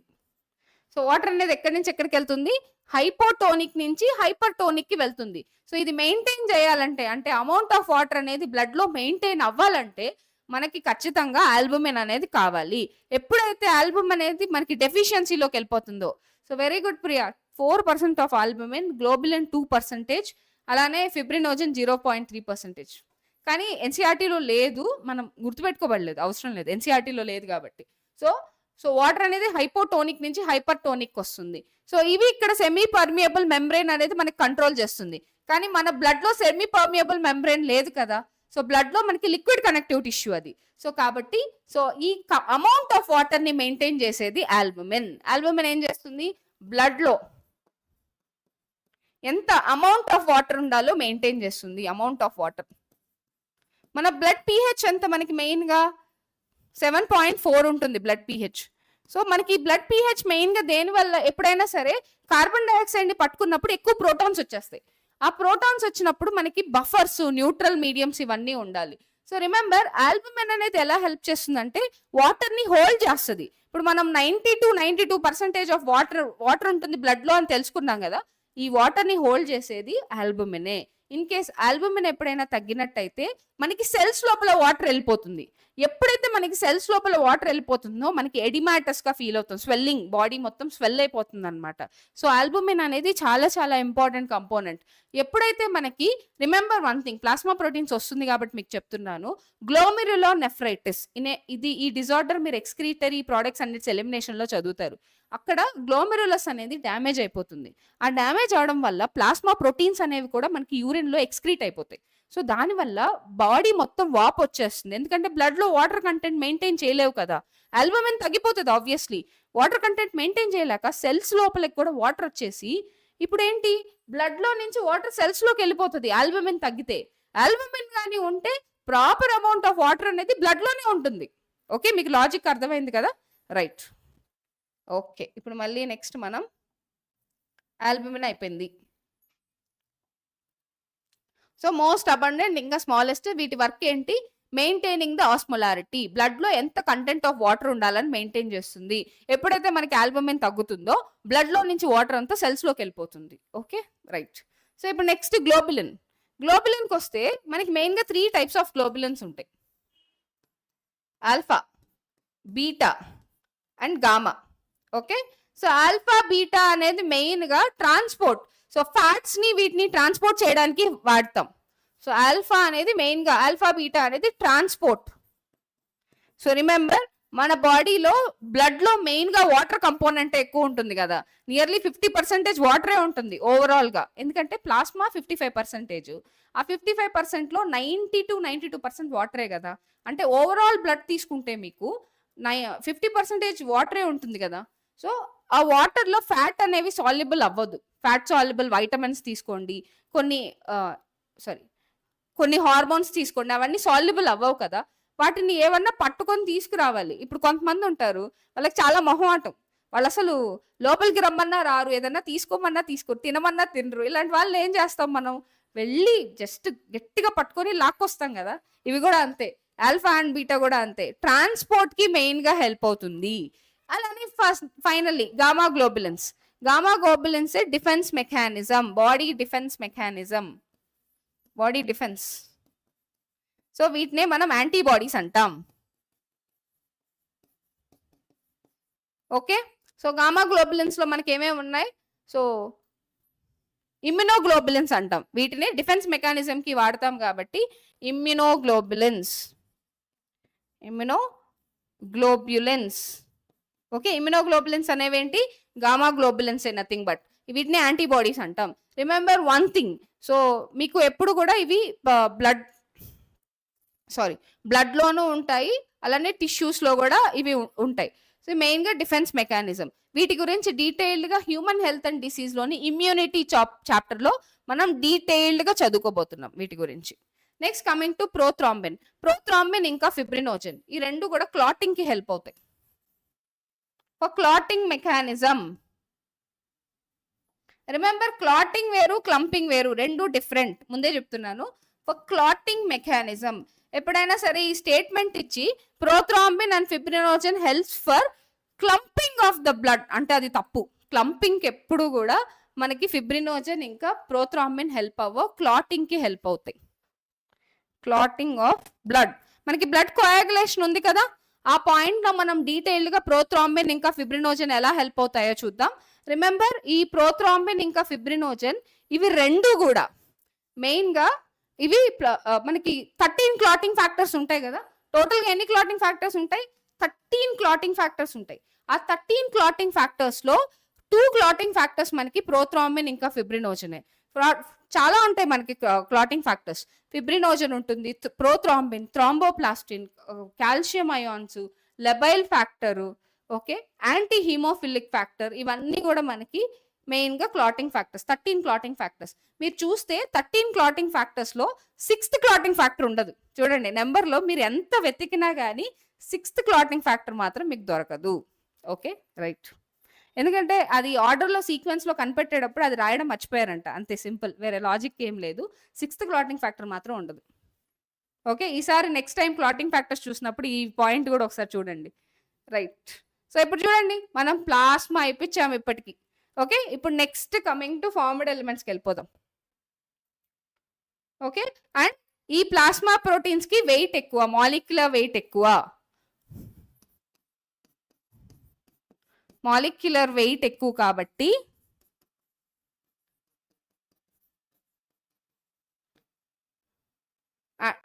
So it is not filtered. It is not filtered through filtration membrane. Through filtration membrane. Filtration membrane లో ఇవి ఫిల్టర్ అవ్వవు. ఎప్పుడైనా సరే పొరపాటున కిడ్నీ కానీ వీటిని ఫిల్టర్ చేసి మనకి బయటకు పంపిస్తుంది అంటే కిడ్నీలో ఏదో అబ్నార్మాలిటీ ఉంది అని, కిడ్నీలో ఏదో డిజార్డర్ ఉంది అని. రైట్. Okay, right. ప్రోథ్రాంబిన్ ఏ ఆర్గాన్ ప్రొడ్యూస్ చేస్తుంది? 8th క్లాటింగ్ ఫ్యాక్టర్ లివరా? ఓకే, ప్రోథ్రాంబిన్ ను ప్రొడ్యూస్ చేసేది మనకి మెయిన్ గా లివరే. సో లివర్ చాలా ఇంపార్టెంట్ అనమాట. అందుకే లివర్ అన్నిటికంటే కూడా లివర్ అనేది చాలా ఇంపార్టెంట్ ఆర్గాన్. హార్ట్ కంటే కూడా లివర్ ఇంపార్టెంట్. రైట్, ఇప్పుడు మనం ఎరిథ్రోసైట్స్కి వెళ్ళిపోదాం. ఓకే, ఇప్పుడు మనం ఫైనల్ గా ఫార్మడ్ ఎలిమెంట్స్కి వచ్చేసాం. ఫార్మడ్ ఎలిమెంట్స్ లో ఎరిథ్రోసైట్స్, నేను చెప్పాను కదా దీంట్లో చాలా చాలా స్టోరీ ఉంటుంది. ఎరిథ్రోసైట్స్ మనం ఇప్పుడు ఫస్ట్ పేజ్ అయిపించాం. ఎన్సీఆర్టీలోని బాడీ ఫ్లూయిడ్స్ అండ్ సర్క్యులేషన్ లో ఒక పేజ్ అయిపించాం అంతే. చూడండి ఎన్ని ఇంపార్టెంట్ పాయింట్స్ ఉన్నాయి, ఎంత డిస్కషన్ ఉందో. అదే మీరు ఎన్సీఆర్టీ లైన్ బై లైన్ చదివేసి నేను అయిపించేసాను ఎన్సీఆర్టీ అంటే, సో మనం ఇంకా చాలా కంటెంట్ అలా మిగిలి ఉంటుంది కదా, మనకి తెలియని చాలా కంటెంట్ ఉంది లోపల. ఓకే, దాన్ని డీకోడ్ చేయడమే మన పని అన్నమాట. Okay, right. Okay, erythrocytes. ఎరిథ్రోసైట్స్కి వచ్చేసరికి ఎరిథ్రోసైట్స్ అనగానే మనకి చాలా రెడ్ కలర్లో ఇలా ఒక, దీన్ని ఏమంటాం, శాండ్విచ్ ఫామ్ కూడా కాదు, యూజువల్గా మనకి ఇదైతే బైకాన్కే ఫామ్, ఇది మనకి తెలుసు. ఏదో ఒక సాసేజ్ ఫామ్లో ఒకటి వస్తుంది. ఓకే, దీన్నే మనం ఆర్బీసీ అంటాం, రెడ్ బ్లడ్ సెల్స్.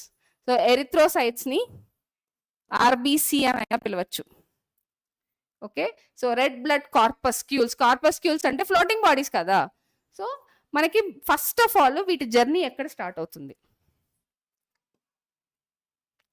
సో వీటి జర్నీ ఎక్కడ స్టార్ట్ అవుతుంది అంటే బోన్ మ్యారోలో. ఇది బోన్ మ్యారో. సో ఈ బోన్ మ్యారోలో మనకి మెయిన్గా ఈ ఎరిథ్రోసైట్స్ ఫామ్ అవుతాయి. సో ఈ ఎరిథ్రోసైట్స్ ఫామ్ అయితే ఈ బోన్ మ్యారోలో హెపారిన్ కూడా యాంటీకోయాగులెంట్, న్యాచురల్ యాంటీకోయాగులెంట్ హెపారిన్కి వచ్చేసరికి. ఓకే, బ్లడ్ లో ఎప్పుడు అది కూడా లివరే ప్రొడ్యూస్ చేస్తుంది. ప్రోథ్రాంబిన్ లివరే ప్రొడ్యూస్ చేస్తుంది, హెపారిన్ కూడా లివరే ప్రొడ్యూస్ చేస్తుంది. లివర్ చాలా కంపోనెంట్స్ ని ప్రొడ్యూస్ చేస్తుంది మీరు చూస్తే. Right, bone marrow. Very good, music world. So ఎవరో నా పేరే పెట్టుకున్నారు, music. 12 to 13 days of life span. Right, shortest life span ఉంటుంది డబ్ల్యూబీసీకి. అంటే రోజు ఇన్ఫెక్షన్ ఎప్పుడు వస్తుందో మనకు తెలియదు కదా, ఇన్ఫెక్షన్ నీ కోసం మనం వెయిట్ చేస్తాం. ఇన్ఫెక్షన్ వచ్చిందంటే చాలు డబ్ల్యూబీసీ రెడీగా ఉంటాయి, ఆర్మీతో వచ్చి ఫైట్ చేసేస్తాయి. అంటే మన బార్డర్ సెక్యూరిటీ లాగా. సో ఎప్పుడైనా సరే డిఫెన్స్ ఎప్పుడు రెడీగా ఉండాలి, అలర్ట్గా ఉండాలన్నమాట. So bone marrow. సో వీటి జర్నీ ఎక్కడ స్టార్ట్ అవుతుందంటే ఇవి అసలు ఎక్కడ పుడతాయి? అసలు ఫస్ట్ థింగ్ బోన్ మ్యారోలో పుడుతుంది. బోన్ మ్యారోలో పుడుతుంది కాబట్టి మనం దీన్ని ఎరిథ్రోపాయిసిస్ అంటాం. ఎరిథ్రోపాయిసిస్, ఓకేనా? ఎరిథ్రోపాయిసిస్ అంటే ఆర్బీసీ అనేది మనకి బోన్ మ్యారోలో ప్రొడ్యూస్ అవుతుంది. ప్రొడ్యూస్ అయినప్పుడు ఫస్ట్ వాటిని ఇమ్మెచ్యూర్ ఆర్బీసీస్ అంటాం. ఇమ్మెచ్యూర్ ఆర్బీసీస్ లో మీకు వీటిలో లింక్డ్ కాంపోనెంట్స్ చాలా వస్తాయి, ముందే చెప్తున్నాను. సరే, రెడ్ కలర్లోనే వేస్తాం, ఆర్బీసీ అంటేనే రెడ్ కలర్ కదా. సో ఇమ్మెచ్యూర్ ఆర్బీసీలో మనకి నిజం చెప్పాలంటే ఇమ్మెచ్యూర్ ఆర్బీసీ బైకాన్కేవ్ షేప్లో ఉండదు, బై కాన్వెక్స్ షేప్లో ఉంటుంది. ఇలా న్యూక్లియస్ ఉంటుంది కదా సెంటర్లో. సో సెంటర్లో మీరు చూస్తే న్యూక్లియస్ ఉంటుంది మనకి, సెంటర్లో న్యూక్లియస్ ఉంటుంది. అలానే మీకు ఇంకో సెల్ ఆర్గనల్ కూడా ఉంటుంది, అదే mitochondria guys. Okay, nucleus, mitochondria, endoplasmic reticulum ఇవన్నీ ఉంటాయి మనకి. సో ఇమ్మెచ్యూర్ ఆర్బీసీలో ఏమేమి ఉంటాయి? ఆర్బీసీలో న్యూక్లియస్ ఉంటుంది, ఎండోప్లాస్మిక్ రెటిక్యులం ఉంటుంది, అలానే మైటోకాండ్రియా కూడా ఉంటుంది. ఇప్పుడు ఎప్పుడైతే ఇమ్మెచ్యూర్ ఆర్బీసీ నుంచి ఇది మెచ్యూర్ ఫామ్ కి కన్వర్ట్ అవుతుందో,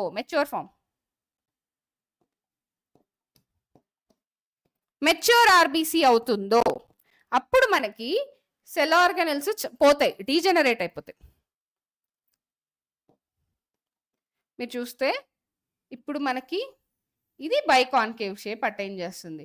మ్యామ్ ఎందుకు మ్యామ్ బైకాన్కేవ్ షేప్ అంటే మనకి మోర్ స్పేస్ దేనికోసం ఉంచుతుంది? Haemoglobin, the respiratory pigment, blood oxygen carrying pigment. 97% of oxygen ని క్యారీ చేసేది ఏంటి? ఆర్బీసీలోని హిమోగ్లోబిన్, రైట్. సో ఇక్కడ మనకి సెంటర్లో న్యూక్లియస్ వెళ్ళిపోయింది కాబట్టి ఏముంది? అతుక్కుపోయింది. ఆ ప్లాస్మా మెంబ్రెయిన్ లోపల నుంచి లోపలికి అతుక్కుపోయింది. ఆర్బీసీ మీద చాలా చాప్టర్స్ లో క్వశ్చన్స్ ఉన్నాయి. Power house of the cell mitochondria, very good. Suicidal bags of the cell lysosomes, right. Biconcave shape చూడండి, బై కాన్వెక్స్ షేప్ కాస్త బైకాన్కేవ్ షేప్ అయిపోయింది. అలానే మైటోకాండ్రియా, ఎండోప్లాస్మిక్ రెటిక్యులం, న్యూక్లియస్ ఇవన్నీ లాస్ అయిపోయాయి. సో కాబట్టి వీటిల్లో మనకి ఇమ్మెచ్యూర్ ఆర్బీసీలో మనకి ఏరోబిక్ రెస్పిరేషన్ జరుగుతుంది.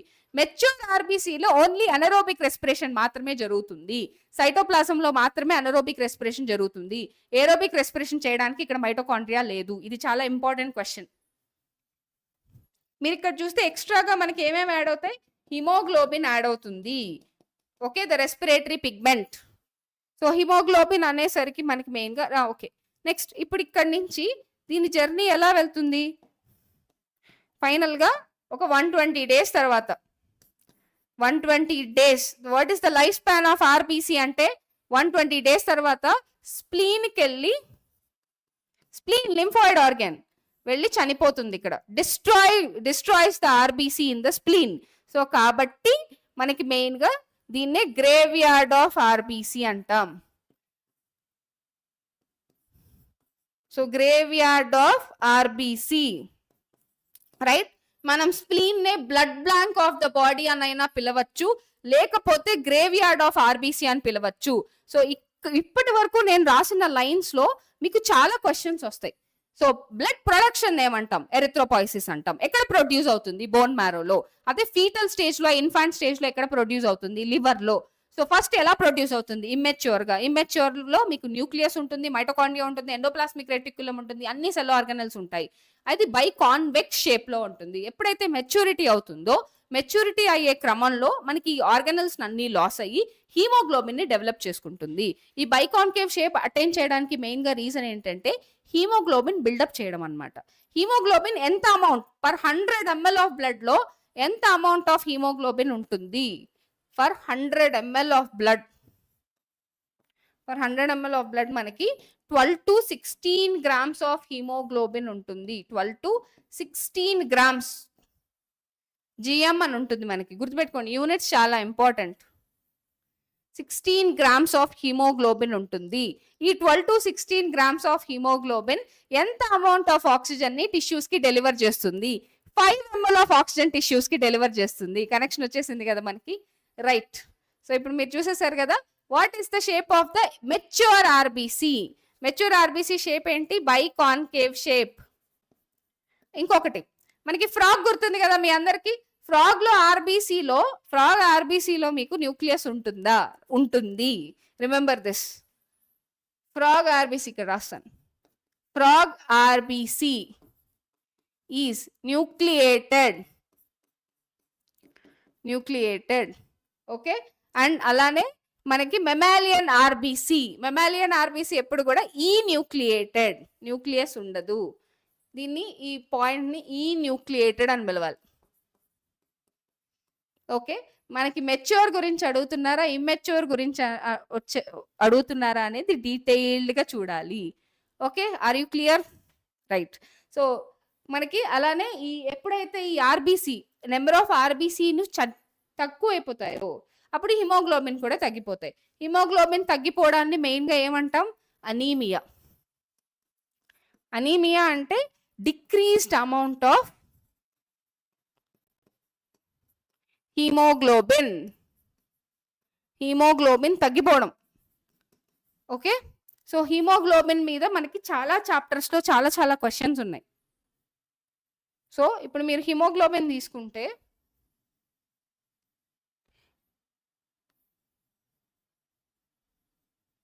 ఏంటి మ్యామ్ ఏదో థ్రెడ్ చేస్తున్నారని అడుగుతున్నారా? రైట్, మరి మనకి ఈజీగా అర్థమైపోవాలి కదా వన్ షాట్లో.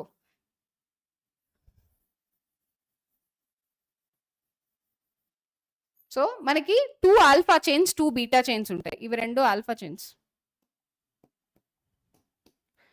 Alpha, alpha 1, alpha 2, beta 1, beta 2, right. So 2 alpha chains 2 beta chains. So వీటి మీద ఏ టాపిక్స్ లింక్డ్ ఉన్నాయంటే హిమోగ్లోబిన్ అనే పర్టికులర్ పాయింట్ మీద బయోమాలిక్యూల్స్ ఒకటి. బయోమాలిక్యూల్స్లో ఈ హిమోగ్లోబిన్కి సంబంధించి ఇది క్వాటర్నరీ స్ట్రక్చర్.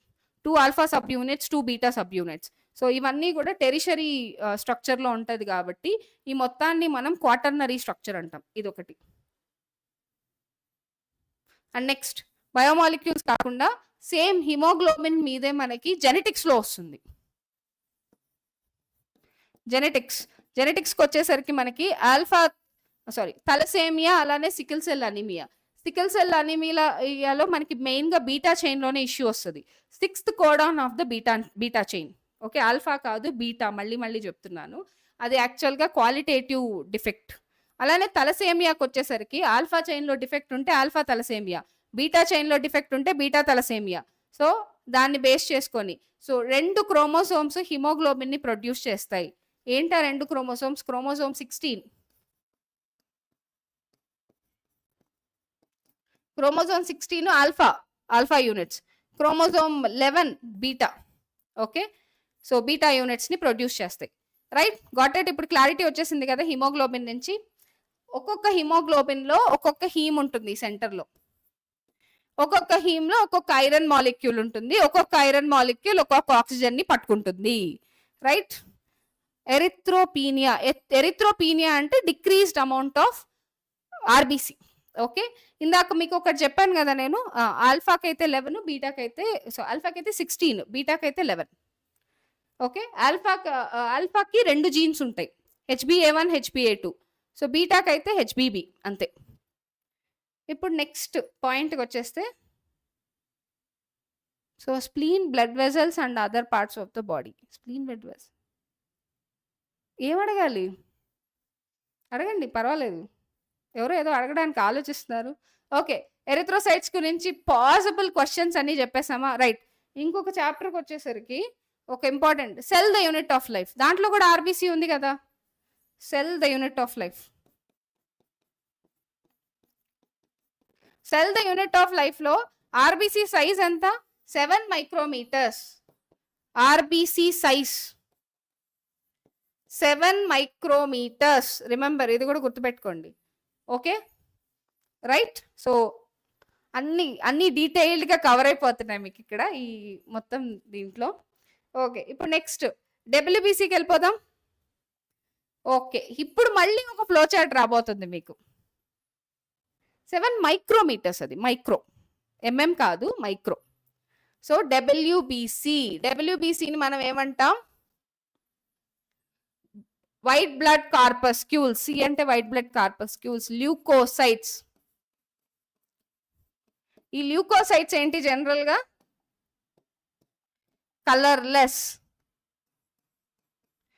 ఎందుకు కలర్లెస్ ఇవి? Because lack of haemoglobin.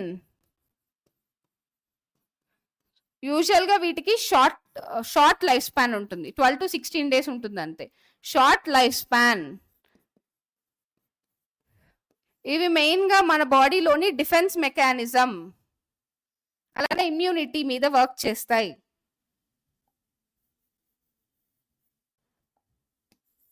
Defence అలానే ఇమ్యూనిటీ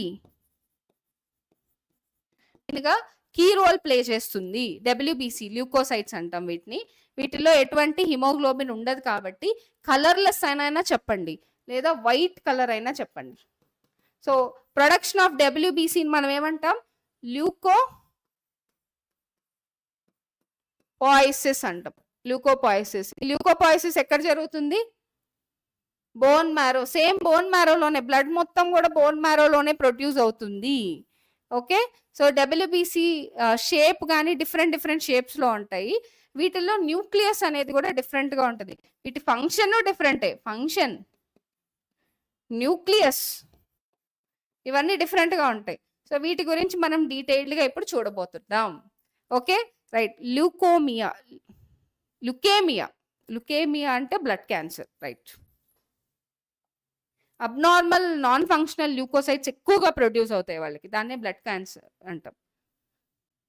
డబ్ల్యూబీసీలో డిఫరెన్షియల్ కౌంట్ ఉంటుంది. డిఫరెన్షియల్ కౌంటే మనం ఇప్పుడు రాయబోతున్నాం. ల్యూకోసైట్స్ లో మనకి మెయిన్ గా న్యూట్రోఫిల్స్ ఎంత, లింఫోసైట్స్ ఎంత, మోనోసైట్స్ ఎంత, బేసోఫిల్స్ ఎంత పర్సంటేజ్ ఉంది అని డీటెయిల్డ్ గా రాయడమే మనం డిఫరెన్షియల్ ల్యూకోసైటిక్ కౌంట్ అంటాం. రైట్. ఓకే, ఇందాక ఒక పాయింట్ మర్చిపోయాం మనం ఆర్బీసీలో. సో ఆర్బీసీ కౌంట్ ఎంత? Normal count of RBC 5 to 5.5 million. 5 to 5.5 million per cubic millimeter. Okay, what is the normal RBC count per cubic millimeter? అంటే చాలా చిన్నది, ఇంతే ఉంటుంది. అంత దీంట్లో 5 to 5.5 million ఉంటుంది. మన బాడీలో మొత్తం అప్రాక్సిమేట్ గా 5 liters ఆఫ్ బ్లడ్ లో ఎన్ని లక్షల వేల లక్షల కోట్లు ఉంటాయి చూడండి. అసలు ఇంకా కౌంట్ కూడా చేయలేం, అంత ఉంటాయి RBCs. 5 to 5.5 million per cubic millimeter. This is the normal count of RBC. Okay, మీరు ఎంబీబీఎస్ ఫస్ట్ ఇయర్ లోకి వెళ్తే మీరు కౌంట్ చేస్తారనమాట. ఎలా కౌంట్ చేయాలని చూపిస్తారు మీకు ఫిజియాలజీలో. Okay right. Next, normal count of RBC ఎంత? Normal count of RBC 6,000 to 8,000. అన్నిటికంటే చాలా తక్కువ ఉంటుంది ఇది. 6,000 to 8,000 కౌంట్ చాలా important. Per cubic millimetre or mm cube, ఇలా అయినా చెప్పొచ్చు. పర్ క్యూబిక్ మిల్లీమీటర్ అయినా లేదా ఎంఎం క్యూబ్ అయినా. సో ఇప్పుడు టైప్స్ ఆఫ్ డబ్ల్యూబీసీ. టైప్స్కి వచ్చేద్దాం మనం, ఫాస్ట్గా లేట్ చేయకుండా టైప్స్కి వచ్చేద్దాం.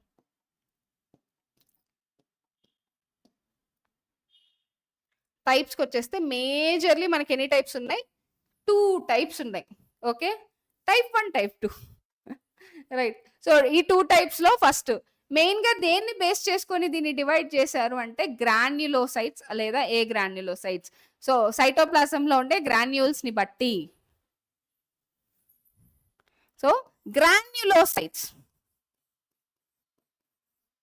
అలానే ఏ గ్రాన్యులోసైట్స్.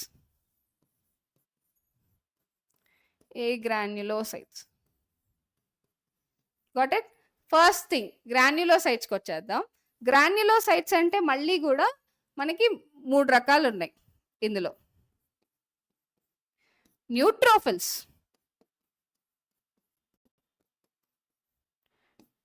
ఎసినోఫిల్స్,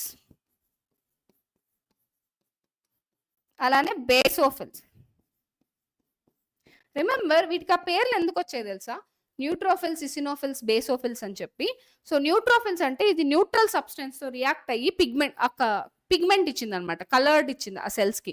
జనరల్ గా వీటి సెల్స్ కి ఏం కలర్ ఉండదు, కానీ మనం మైక్రోస్కోప్ లో చూడాలన్నా వాటి న్యూక్లియస్ గురించి, గ్రాన్యూల్స్ గురించి స్టడీ చేయాలంటే పిగ్మెంటేషన్ చేయాలా లేదా?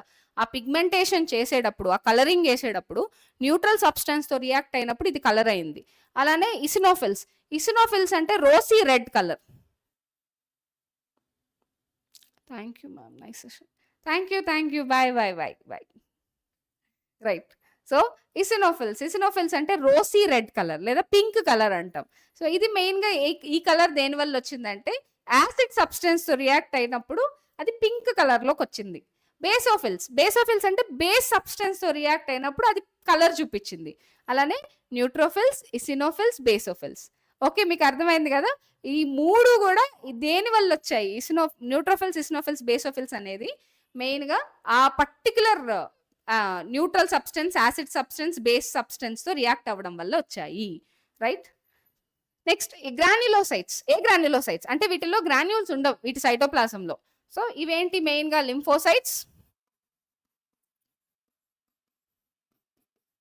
అలానే మోనోసైట్స్. లింఫోసైట్స్ లో మళ్ళీ 2 types, B lymphocytes, T lymphocytes, final గా monocytes. Okay, right, got it. వీటి గురించి మనం డీటెయిల్డ్ గా తెలుసుకోబోతున్నాం. ఇక్కడ మీకు ఒక వెరీ ఇంట్రెస్టింగ్ నిమోనిక్ కూడా రాబోతుంది. So get ready to see that. Okay, meanwhile కొంచెం వాటర్ దాదా. సో మీరు కూడా మీన్ వైల్ కొంచెం వాటర్ తాగండి. Right.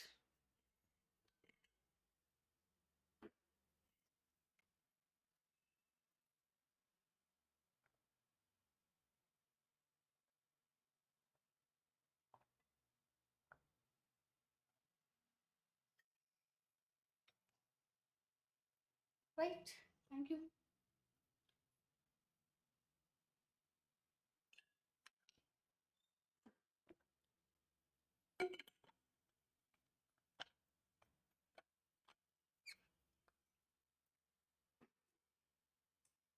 Right. So, agranulates life 10 to 12 hours.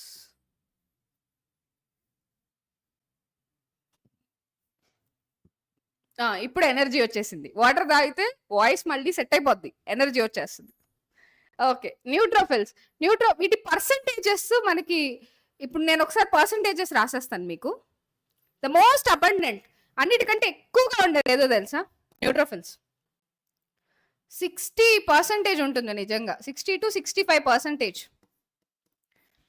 Neutrophils. So తర్వాత మనకి లింఫోసైట్స్ 20 to 25% ఉంటుంది. లింఫోసైట్స్కి వచ్చేసరికి 20 to 25%.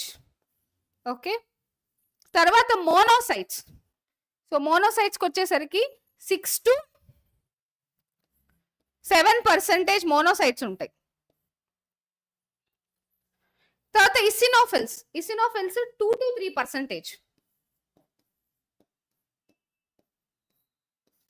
Right. Basophils 1 to 0.5%. So అన్నిటికంటే ద మోస్ట్ అబండెంట్ ఏదంటే న్యూట్రోఫిల్స్, అన్నిటికంటే లీస్ట్ అబండెంట్ ఏదంటే బేసోఫిల్స్. ఓకే, సో వీటి ఫంక్షనింగ్ ఇవి ఒకసారి చూసేద్దాం. రైట్, మీకు ఒకసారి క్లారిటీ వచ్చేసింది కదా. గ్రాన్యులోసైట్స్ అంటే న్యూట్రోఫిల్స్, ఇసినోఫిల్స్, బేసోఫిల్స్. సో వీటి సైటోప్లాజంలో గ్రాన్యూల్స్ ఉంటాయి కాబట్టి వాటిని గ్రాన్యులోసైట్స్ అని పిలిచాం. ఇప్పుడు నేను మీకు డయాగ్రామ్ వేస్తాను. సారీ, డయాగ్రామ్ కంటే ముందు ఒక్కసారి ఫంక్షనింగ్ రాద్దాం. ఇక్కడ WBC రాస్తాను, ఇక్కడ పర్సంటేజ్ రాస్తాను, ఇక్కడ వీటి ఫంక్షనింగ్ రాస్తాను. మీకు అప్పుడు ఈజీగా ఉంటుంది గుర్తుపెట్టుకోవడానికి కూడా. ఓకే, ఒక్కసారి మనం టేబుల్ వేసేద్దాం ఫాస్ట్గా. టేబుల్స్, ఫ్లో చార్ట్స్, డయాగ్రామ్స్, ఇవే కదా బయాలజీ అంటే. ఇలానే బయాలజీని చాలా ఇంట్రెస్టింగ్గా చేయొచ్చు. మన first thing neutrophils. Okay, so neutrophils ఎంత పర్సంటేజ్? 60 to 65%. మోస్ట్ అబండెంట్ కదా, అన్నిటికంటే ఎక్కువ ఉంటుంది. సో వీటి ఫంక్షనింగ్ ఏంటి? ఫాగోసైటోసిస్.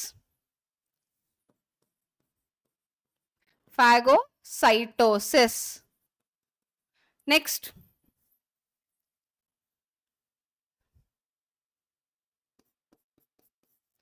ఇసినోఫిల్స్. వీటి పర్సంటేజ్ ఎంత? 2 to 3% ఉంటాయి ఇవి. సో వీటి ఫంక్షన్ ఏంటి? సో జనరల్ గా ఇసినోఫిల్స్ అనేది allergic reaction. Eosinophils allergic. Minimum toxic granulation కూడా ఉంటది కదా, టాక్సిక్ గ్రాన్యులేషన్.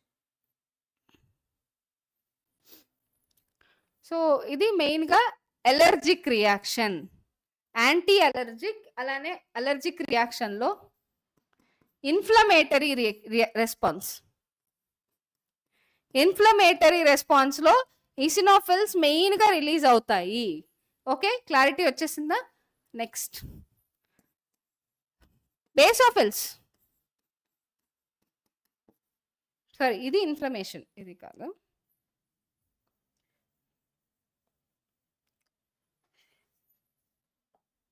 సో బేసోఫిల్స్ ఎంత ఉంటాయి? 0.5 నుంచి 1% వరకు ఉంటుంది. సో మెయిన్ గా బేసోఫిల్స్ వచ్చేసరికి 3 కంపోనెంట్స్ రిలీజ్ చేస్తాయి. ఏం చెప్పాలి? Yeah, eosinophil is bilobe. దాని గురించి కూడా న్యూట్రోఫిల్ మైక్రోపోలిస్ మ్యాన్. Very good. ఇది చూడండి ప్రియా, మనకు ఒక వెరీ ఇంట్రెస్టింగ్ పాయింట్ ఒకటి చెప్తుంది. సో బేసోఫిల్స్ లో మనకి హిస్టమైన్, సెరటోనిన్, ఇంకా హెపారిన్.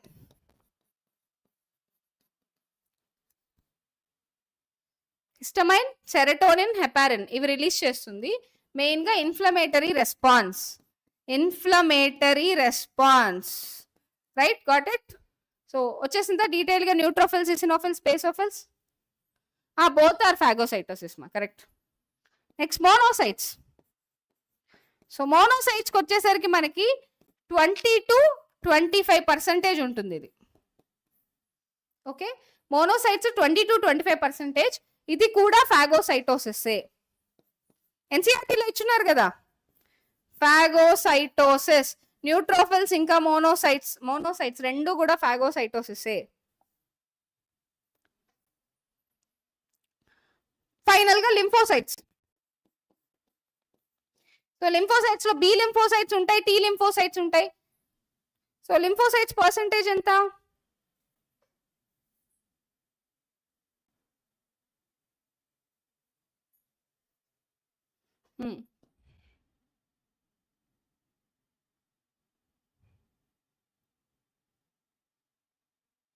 సరే, ఇక్కడ పర్సంటేజ్ తప్పు. ఇది 6 to 8%, 20 to 25%. Lymphocytes 20 to 25%, right 20 to 25, and 6 to 8% వచ్చి మనకి మోనోసైట్స్. సో మనకి లింఫోసైట్స్కి వచ్చేసరికి ఏం ఫంక్షన్ చేస్తుంది మెయిన్ గా? ఇమ్యూనిటీ, డిఫెన్స్ మెకానిజం, ఇమ్యూనిటీ కదా. ఓకే, సో ఇవన్నీ రాసాం కదా మ్యామ్. న్యూట్రోఫిల్స్ అంటారు, ఇసినోఫిల్స్ అంటారు, బేసోఫిల్స్ అంటారు, పర్సంటేజెస్ రాస్తారు మ్యామ్. ఇది ఎలా మ్యామ్ యా, ఏం చేస్తాం, అప్పుడప్పుడు కన్ఫ్యూజ్ అవ్వాలి. హ్యూమన్ బీయింగ్స్ కదా, తప్పవు, ఎర్రర్స్ తప్పవు, హ్యూమన్ ఎర్రర్స్ ఇవన్నీ, మనం ఏం చేయలేము ఇంకా. రైట్, సో 60 to 65 అంటారు, 2 to 3 అంటారు. ఎలా మ్యామ్ గుర్తుపెట్టుకోవాలంటే దీనికి ఒక న్యూమోనిక్ ఉంది, చాలా interesting mnemonic, one of my favourite mnemonic ఇది మాత్రం.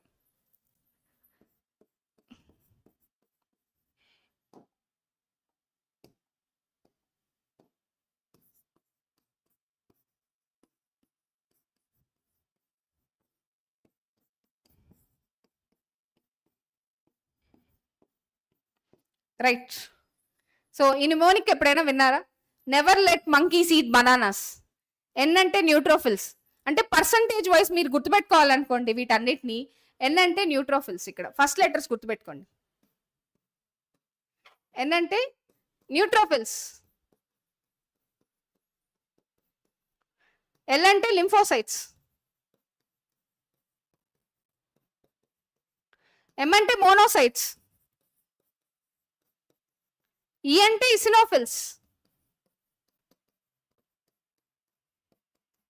ఫైనల్ గా బి అంటే బేసోఫిల్స్. ఇప్పుడు పర్సంటేజ్ చూడండి, హైయెస్ట్ నుంచి లోయెస్ట్ వరకు ఈజీగా గుర్తుండిపోతుందా మీకు? Yeah, never let monkeys eat bananas, ఇది ఎవరికైనా గుర్తుందా ఆల్రెడీ? న్యూట్రోఫిల్స్, లింఫోసైట్స్, మోనోసైట్స్ చాలా పాపులర్ ఇది, ఇసినోఫిల్స్ ఇంకా బేసోఫిల్స్. సో ఇక్కడ మీరు చూస్తే 60 to 65%.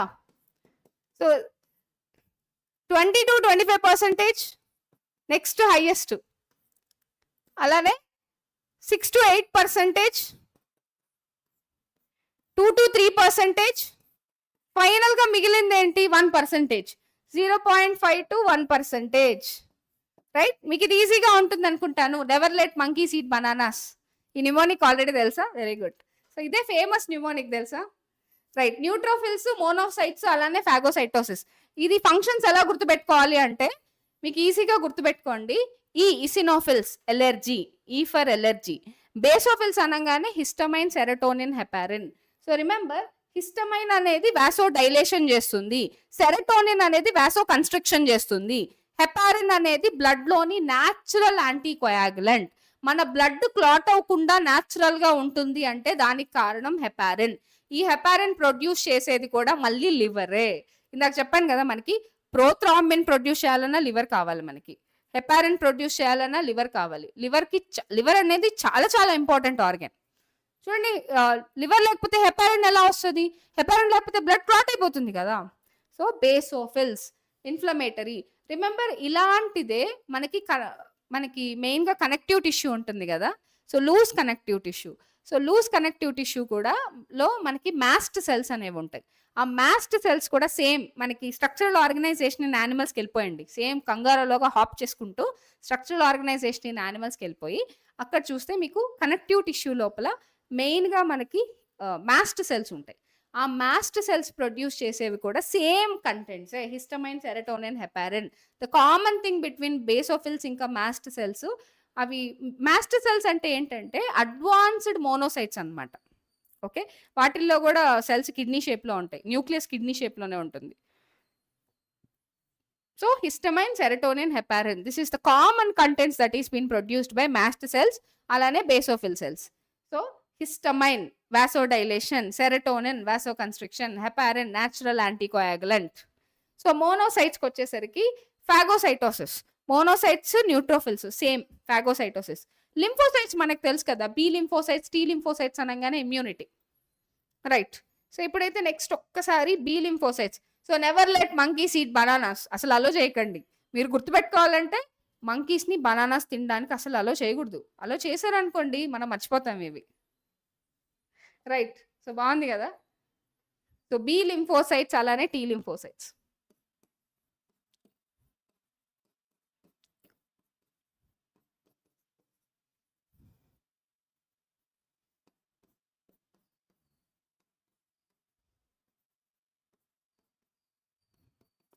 సో ఇవి రెండు ఆరిజిన్ ఎక్కడ?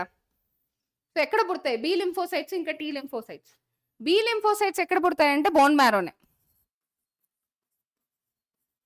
బోన్ మ్యారోలో వీటి ఆరిజిన్. టీ లింఫోసైట్స్ ఎక్కడ పుడతాయి? So my question is very clear. T lymphocytes కూడా ఎక్కడ పుడతాయి అంటే ఇది కూడా బోన్ మ్యారోనే. బోన్ మ్యారో బర్త్ ప్లేస్, వీటి బర్త్ ప్లేస్ బోన్ మ్యారోనే. ఈవెన్ బి కావచ్చు, టీ కావచ్చు. యాక్టివేషన్ మారుతుంది ఏట్రియల్ బ్లడ్లో అండ్ నార్మల్ నర్వ్ బ్లడ్లో వాల్యూస్ డిఫరెంట్గా వస్తుంది. ఏట్రియల్ బ్లడ్లో నార్మల్ వెయిన్, ఓకే వెయిన్ బ్లడ్లో ఏం వాల్యూస్ మా? దేని వాల్యూస్ డిఫరెంట్గా ఉంటుంది? Okay right. So B lymphocytes activated in bone marrow. Okay, ఈ పాయింట్ చాలా క్లియర్గా ఉండాలి. Activated in bone marrow. ఇది ఎక్కడ యాక్టివేట్ అవుతుంది? Activated in thymus.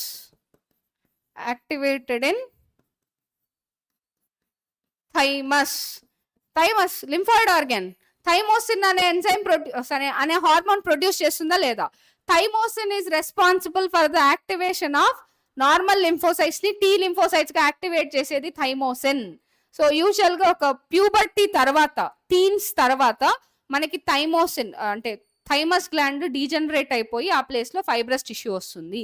ఇది యాక్చువల్లీ చెస్ట్ రీజన్ లో ఉంటుంది థైమస్ గ్లాండ్. ఓకే, అండ్ ఇవి లింఫాయిడ్ ఆర్గానే. బోన్ మ్యారో కూడా primary lymphoid organ. Activated in bone marrow, ఇది యాక్టివేటెడ్ ఇన్ థైమస్. దాన్ని బట్టి పేర్లు ఇచ్చారు. బి లింఫోసైట్స్ మెయిన్ గా హ్యూమోరల్ ఇమ్యూనిటీకి రెస్పాన్సిబుల్, అంటే బ్లడ్ ఇమ్యూనిటీ. హ్యూమోరల్ ఇమ్యూనిటీ అంటే blood mediated immunity. Okay, next CMI అంటాం కదా. సో టీ లింఫోసైట్స్ మెయిన్ గా సెల్ మీడియేటెడ్ ఇమ్యూనిటీకి responsible. Cell mediated immunity. Okay, so blood mediated immunity ఇది బి లింఫోసైట్స్. టీ లింఫోసైట్స్కి వచ్చేసరికి సెల్ మీడియేటెడ్ ఇమ్యూనిటీ. ఇవి మేజర్గా difference అనమాట బి లింఫోసైట్స్కి టీ లింఫోసైట్స్కి. బ్లడ్లో మీకు ఏదైనా ఇమ్యూనిటీ ఇష్యూస్ వస్తే అప్పుడు మనకి బి లింఫోసైట్స్ రెస్పాన్సిబుల్. అలా టిష్యూస్లో సెల్స్లో ఏదైనా ఇమ్యూనిటీ ఇష్యూస్ వస్తే T lymphocytes responsible. B lymphocytes మనకి యాంటీబాడీస్ని ప్రొడ్యూస్ చేస్తుంది. Antibodies will be produced. Antibodies is produced. ఇక్కడికి వచ్చేసరికి antibodies is not produced. Antibodies is not produced. Antibodies produce చేయవు టీ లింఫోసైట్స్. బి లింఫోసైట్స్ మాత్రమే యాంటీబాడీస్ ని ప్రొడ్యూస్ చేస్తాయి. సో మీకు క్లారిటీ వచ్చేసింది కదా బి లింఫోసైట్స్ కి టీ లింఫోసైట్స్ కి మధ్యలో. ఓకే, మరి ఇప్పుడైతే మనం ఒక్కసారి ఇప్పుడు నెక్స్ట్ డయాగ్రామ్స్ అనేది చూద్దాం ఒక్కసారి. హ్యూమరల్ ఇమ్యూనిటీ అంటే బ్లడ్ లో ఇమ్యూనిటీ. ఇప్పుడు మన బ్లడ్ లో ఏదైనా ఇన్ఫెక్షన్ వచ్చింది, దాన్ని ఫైట్ చేయాలి కదా. రెడీగా యాంటీజెన్స్ అంటే మన బయట నుంచి మన బాడీలోకి యాంటీజెన్స్ వచ్చేసాయి. ఈ యాంటీజెన్స్ నుంచి ఫైట్ చేయాలంటే యాంటీబాడీస్ ప్రొడ్యూస్ చేయాలి కదా. ఈ యాంటీజెన్ వచ్చింది అని డిటెక్ట్ చేసేది ఎవరు? ఫస్ట్ బి లింఫోసైట్స్ డిటెక్ట్ చేసేస్తాయి. అంటే బోన్ మ్యారోలో యాక్టివేట్ అయ్యి బ్లడ్ లో సర్క్యులేట్ అవుతూ ఉంటాయి. ఇప్పుడు యాంటీజెన్స్ వచ్చేసాయి అనగానే ఈ బి లింఫోసైట్స్ యాంటీబాడీస్ ని ప్రొడ్యూస్ చేసేస్తాయి. ఈ యాంటీబాడీస్ నథింగ్ బట్ గ్లైకోప్రోటీన్స్. ఇవి వెళ్ళి డైరెక్ట్ గా యాంటీజెన్స్ మీద పడిపోయి మొత్తం ఈ యాంటీబాడీస్ అన్ని కూడా యాంటీజెన్స్ మీద స్టిక్ ఆన్ అయిపోయి ఒక్కసారిగా సెల్ ని బర్స్ట్ చేసేస్తాయి.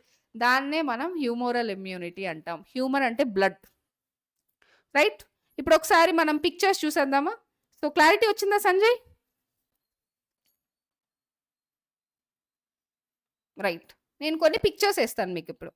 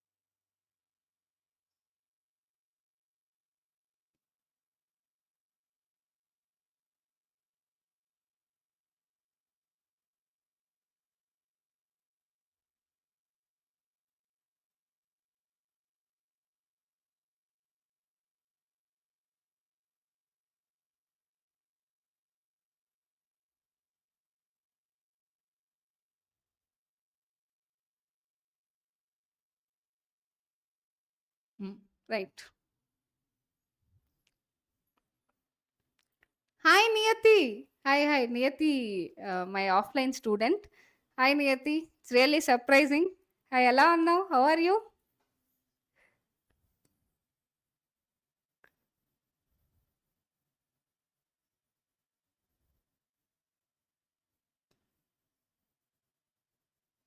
షేడింగే టైం పడుతుంది కదా. ఇప్పుడు డయాగ్రామ్ వేయడం చాలా ఈజీ. ఈ ఐపీ టైంలో అలాంటప్పుడు డీటెయిల్డ్గా డయాగ్రామ్స్ వేస్తారు కదా, కొంతమందికి డయాగ్రామ్ వేయడానికే టైం పడుతుంది పాపం. అర్థమవుతుంది ఇప్పుడే నాకు. I'm also fine, doing great, but I'm missing you. Hope so will meet soon. Okay okay, right. So right, ఇప్పుడు నేను మీకు ఇవి రాసినవన్నీ కూడా డిఫరెంట్ టైప్స్ ఆఫ్ ల్యూకోసైట్స్ అన్నమాట. ల్యూకోసైట్స్. సో ఈ ల్యూకోసైట్స్ లో న్యూక్లియస్ షేప్ ని బట్టి ఇవి ఏ ల్యూకోసైట్స్ చెప్పాలి. న్యూక్లియస్ షేప్ ని బట్టి ఇవి డిఫరెన్షియేట్ చేయాలి. ఇన్ కేస్ ఓకే, సో ఇవి ఇసినోఫిల్స్. సో ఇది బేసోఫిల్.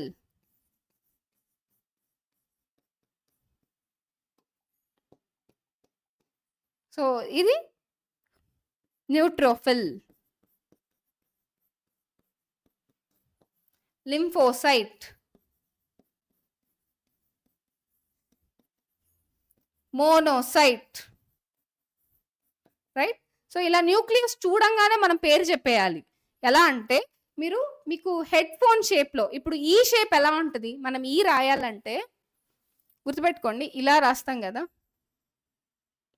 ఇది అనుకోండి ఈ. సో సెంటర్లో లైన్ ఇలా చిన్నది. సో ఈ షేప్. సో హెడ్ ఫోన్ షేప్లో ఉంటాయి అన్నమాట. ఈ హెడ్ ఫోన్ షేప్లో న్యూక్లియస్ ఉంటే దాన్ని ఈసినోఫిల్ అని పిలవాలి. ఓకే, మీకు ఇంకా కొంచెం కన్ఫ్యూషన్గా ఉంటే గుర్తుపెట్టుకోండి. సో ఇలా ఈ షేప్లో ఉంటుంది ఇది. ఓకే, హెడ్ ఫోన్ షేప్లో న్యూక్లియస్ ఉంటే అది ఈసినోఫిల్. అలా కాకుండా బైలోబ్డ్, ఇప్పుడు ఇసినోఫిల్ బైలోబ్డే, బేసోఫిల్ బైలోబ్డే. కానీ బేసోఫిల్లో న్యూక్లియస్ ఎస్ షేప్లో ఉంటుంది. ఎస్ షేప్లో బైలోబ్డ్, ఎస్ షేప్లో న్యూక్లియస్ ఉంటే అది బేసోఫిల్. అలా కాకుండా మనకి న్యూట్రోఫిల్స్ చూస్తే చాలా లోబ్స్ ఉంటాయి. అందుకే ఈ న్యూట్రోఫిల్ సెల్ ని పిఎంఎన్ఎల్ అంటారు. పిఎంఎన్ఎల్ అంటే న్యూట్రోఫిల్. పాలిమార్ఫో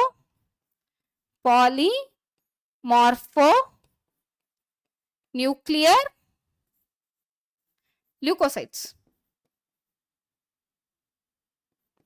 పాలిమార్ఫోన్యూక్లియర్ leukocytes, PMNL. చూడండి మీకు చాలా లోబ్స్ ఉన్నాయి కదా, అందుకే పిఎంఎన్ఎల్ అని పేరు పెట్టారు మీకు. అండ్ నెక్స్ట్ ఇది లింఫోసైట్స్. లింఫోసైట్స్ కి ఆల్మోస్ట్ సర్క్యులర్ గా లేదా స్పెరికల్ గా ఉంటుంది న్యూక్లియస్. లింఫోసైట్ కి మాత్రమే కిడ్నీ షేప్ లో ఉంటుంది. Kidney shape. సేమ్ మీరు కనెక్టివ్ టిష్యూకి వెళ్ళిపోతే కనెక్టివ్ టిష్యూలో మీకు మాస్ట్ సెల్స్ కూడా సేమ్ కిడ్నీ షేప్ లోనే న్యూక్లియస్ ఉంటుంది. మాస్ట్ సెల్స్ కూడా మీకు హిస్టమైన్, సెరటోనిన్, అలానే సేమ్ హిస్టమైన్, సెరటోనిన్, హెపారిన్ ని ప్రొడ్యూస్ చేస్తే ఇన్ఫ్లమేషన్ కి హెల్ప్ అవుతుంది. కాబట్టి ఇక్కడ కూడా అంతే. లోబ్స్ మ్యామ్, లోబ్స్ అంటే న్యూక్లియస్ రైట్, అంటే న్యూక్లియస్ అలా ఆ ఫామ్ లో ఉంది, లోబ్యులర్ ఫామ్ లో ఉంది. ఇలా బల్జ్ గా, మళ్ళీ నారోగా, బల్జ్ గా అలా ఉంది. ఇవి గ్రాన్యులోసైట్స్ కాబట్టి నేను ఇక్కడ గ్రాన్యూల్స్ ఇస్తున్నాను. సో ఇసినోఫిల్ గ్రాన్యులోసైట్స్ కదా, బేసోఫిల్ గ్రాన్యులోసైట్స్ కదా, న్యూట్రోఫిల్స్ కూడా గ్రాన్యులోసైట్స్ కదా, రైట్. సో కానీ ఇవి రెండు ఏ గ్రాన్యులోసైట్స్, చూడండి డయాగ్రామ్స్ ఎంత బాగా వచ్చాయో. సో ఇసినోఫిల్స్ అంటే హెడ్ ఫోన్ షేప్ లో ఉంటుంది న్యూక్లియస్. బేసోఫిల్ ఎస్ షేప్ లో ఉంటుంది కానీ బైలోబ్యులర్. ఇది కూడా న్యూట్రోఫిల్స్ చాలా లోబ్స్ ఉంటాయి, పాలిమార్ఫోన్యూక్లియర్ ల్యూకోసైట్స్. లింఫోసైట్స్కి వచ్చేసరికి ఆల్మోస్ట్ స్పెరికల్ గానో లేకపోతే సర్కులర్ గానో ఉంటుంది. ఓకే, మోనోసైట్స్ అనేసరికి కిడ్నీ షేప్. ఇలానే మాస్ట్ సెల్స్, కనెక్టివ్ టిష్యూలోకి వెళ్ళిన మాస్ట్ సెల్స్ కూడా కిడ్నీ షేప్ లోనే ఉంటుంది. Are you clear? ఇప్పుడైతే మనం నెక్స్ట్ థ్రాంబోసైట్స్కి వెళ్ళిపోదాం. సో ఫైనల్ గా మనకి ల్యూకోసైట్స్ అయిపోయాయి. సో ఒక్కసారి మీకు ఎన్సీఆర్టీ ఇచ్చిన పిక్చర్ ఒక్కసారి చూపిస్తాను చూడండి. ఓకే, ఎన్సీఆర్టీకి ఇచ్చే పిక్చర్కి వెళ్ళే ముందు ఒకసారి థ్రాంబోసైట్స్ కూడా ఫినిష్ చేసుకొని వెళ్ళిపోదాం. Okay right, thrombocytes.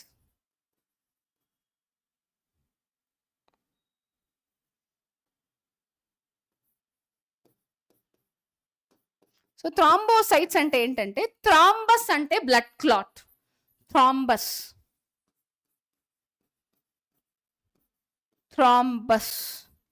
అంటే blood clot. Okay, so clot ని మనము క్లాట్ అనైనా అని పిలవచ్చు, లేదా కోయాగులం అనైనా పిలవచ్చు. సో ఈ కోయాగులం లేదా క్లాట్ కి రెస్పాన్సిబుల్ అయిన మెయిన్ సెల్స్ కాబట్టి వీటిని థ్రాంబోసైట్స్ అంటాం. కామన్ టర్మ్స్ లో వీటిని ప్లేట్లెట్స్ అంటారు, ఎందుకంటే ఇవి చూడటానికి ప్లేట్స్ గా ఉంటుంది కాబట్టి ప్లేట్లెట్స్ అని పిలుస్తారు వీటిని. అర్థమైందా? సో ప్లేట్లెట్స్ అని ఎందుకు పిలుస్తారు? Right, got it. సో ఈ ప్లేట్లెట్స్ ఆరిజినేషన్ ఎక్కడ? ఫస్ట్ థింగ్ ఇవి ఎక్కడ పుట్టాయో మనం తెలుసుకోవాలి. ఇవి ఎక్కడ పుట్టాయంటే సేమ్ బోన్ మ్యారోలోనే. బోన్ మ్యారోలో కొన్ని సెల్స్ ఉన్నాయి, ఆ సెల్స్ పేరే mega karyocytes.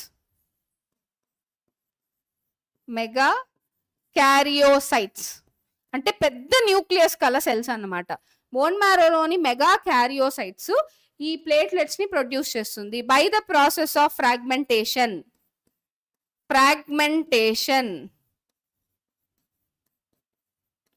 By the process of fragmentation of megakaryocytes, a specialized cells of bone marrow, the platelets are produced. Okay, వీటికి న్యూక్లియస్ ఉంటుందా? ప్లేట్లెట్స్ కి ఉండదు. There is no nucleus for platelets. Remember this. No nucleus. For platelets. Okay, platelets కి అసలు న్యూక్లియసే ఉండదు. So ఇప్పుడు మీ ప్లేట్లెట్స్ తీసుకోండి, బోన్ మ్యారో. బోన్ మ్యారోలోని మెగా క్యారియోసైట్స్ ఏ ప్రాసెస్ ద్వారా ప్లేట్లెట్స్ ప్రొడ్యూస్ చేస్తుంది? యా, డాట్ డాట్ గా ఉంటుంది. చిన్న చిన్న చిన్న చిన్న ప్లేట్లెట్స్ అంటే ఫ్రాగ్మెంట్స్ లాగా ఉంటుంది అది. సో వాటిల్లో ఎటువంటి న్యూక్లియస్ ఉండదు. మనం న్యూక్లియస్ ఉండదు ఉండదు అనగానే మనకి ఆర్బీసీనే గుర్తొస్తుంది, ప్లేట్లెట్స్ మర్చిపోతాం. ప్లేట్లెట్స్ లో కూడా మనకి న్యూక్లియస్ ఉండదు. ఓకే, క్లియర్ అయిపోయింది కదా? Okay, right. సో ప్లేట్లెట్స్ దేనికి హెల్ప్ అవుతుంది? బ్లడ్ క్లాట్ ఫార్మేషన్ కి హెల్ప్ అవుతుంది. ప్లేట్లెట్స్ అనేవి మెయిన్ గా మనకి, సో ఇవి ఎప్పుడైనా ఇంజురీ అయినప్పుడు chemicals releases by platelets initiates the clotting. So clotting factors ni initiate చేస్తాయి. So the chemicals released by platelets will initiate the clotting. Okay, thrombocytes తగ్గిపోవడాన్ని ఏమంటాం? యూజువల్ గా డెంగ్యూ మలేరియాలో థ్రాంబోసైట్ కౌంట్ తగ్గిపోతుంది కదా, వాటినే థ్రాంబోపీనియా అంటాం. ద నార్మల్ థ్రాంబోసైటిక్ కౌంట్ ఎంత? 1,50,000 to 3,50,000 per cubic millimeter, right? 1,50,000 to 3,50,000 per cubic millimeter.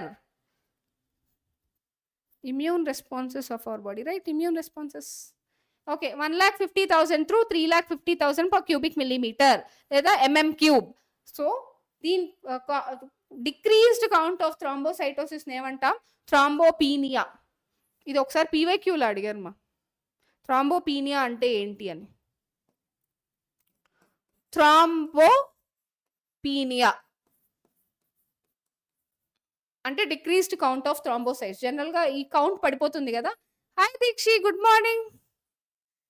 Okay, so ఎప్పుడు డెంగ్యూలో మలేరియాలో వీటి థ్రాంబోసైట్ కౌంట్ పడిపోయినప్పుడు మనకి ప్లేట్లెట్స్ ఎక్కిస్తారు కదా. So okay, right. సో ఇప్పుడు మనం డీటెయిల్డ్గా ఒక్కసారి డయాగ్రామ్ చూసేద్దామా?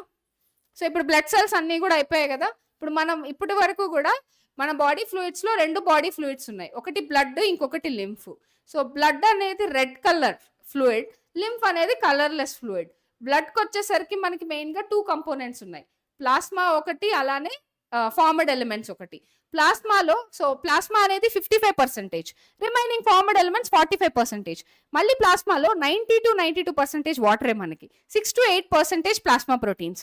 సో ఈ మెయిన్గా వాటర్ కంపోనెంట్లో ఏమేమి డిజాల్వ్ అయి ఉంటాయంటే gases, nutrients, enzymes, hormones, waste products, so ions, అలానే డ్రగ్స్, ఇవన్నీ కూడా డిజాల్వ్ అయి ఉంటాయి. 6 to 8% ప్లాస్మా ప్రోటీన్స్లో ఫిబ్రినోజన్, ప్రోథ్రాంబిన్, గ్లోబులిన్స్, ఆల్బుమిన్, ఇవన్నీ కూడా ప్లాస్మా ప్రోటీన్సే.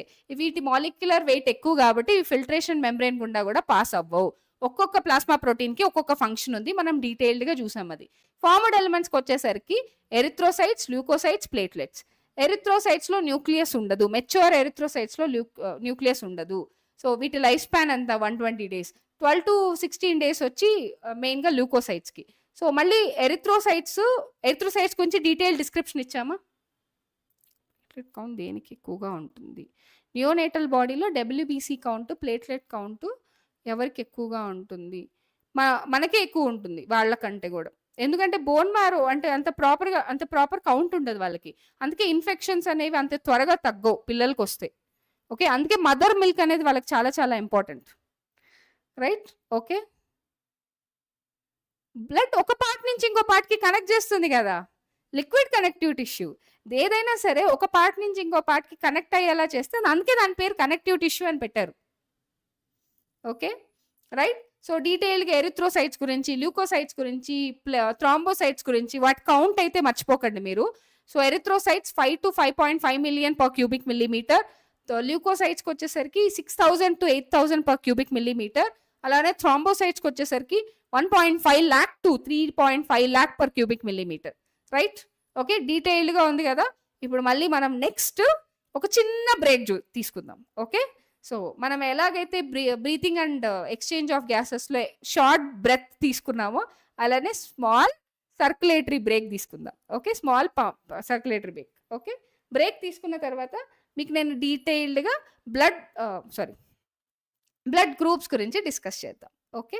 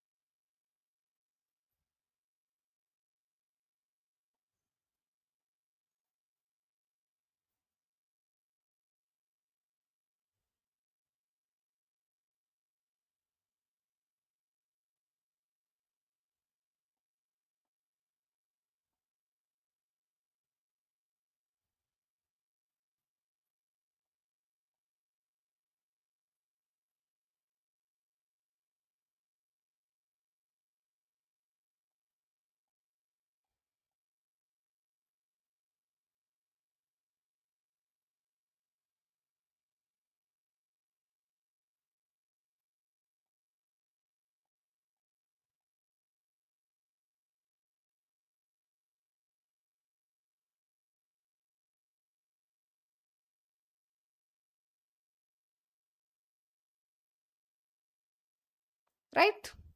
సో జస్ట్ ఒక 5 minutes బ్రేక్ తీసుకుందాం.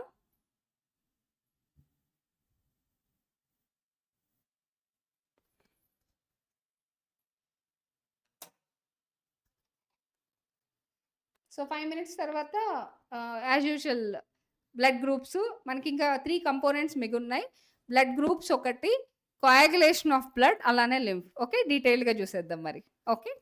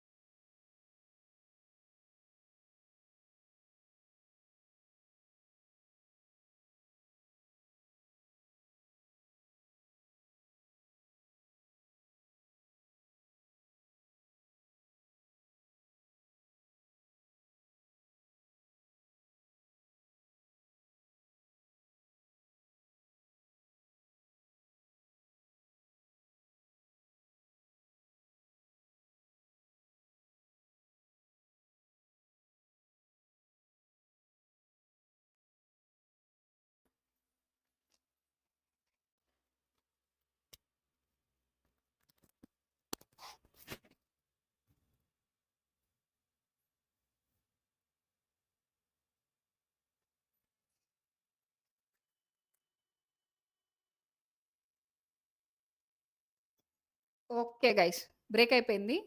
సర్క్యులేటరీ బ్రేక్ అయిపోయిందా? మీరు కూడా బాగా ఒకసారి లేసి కూర్చొని సర్క్యులేషన్ అయిపోయిందా? Okay, right. సో ఇప్పుడైతే మనం బ్లడ్ గ్రూప్స్, ఓకే, ఎంటర్ అయిపోదాం. So with very interesting topic అనమాట. ఓకే, సో బ్లడ్ గ్రూప్స్కి ఎంటర్ అయ్యే ముందు ఒక చిన్న బేసిక్, ఒక 2 పాయింట్స్ మాత్రం మాట్లాడుకుందాం. సో ఎప్పుడు కూడా బ్లడ్ గ్రూప్కి వచ్చేసరికి మనకి ఒక క్లంపింగ్ అనే ఒక వర్డ్ వస్తుంది అనమాట. పెన్ సైజ్ తగ్గించుకోవాలి కదా.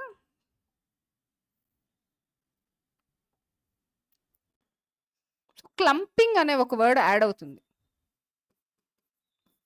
రైట్? రిమెంబర్, క్లాటింగ్ వేరు, క్లంపింగ్ వేరు.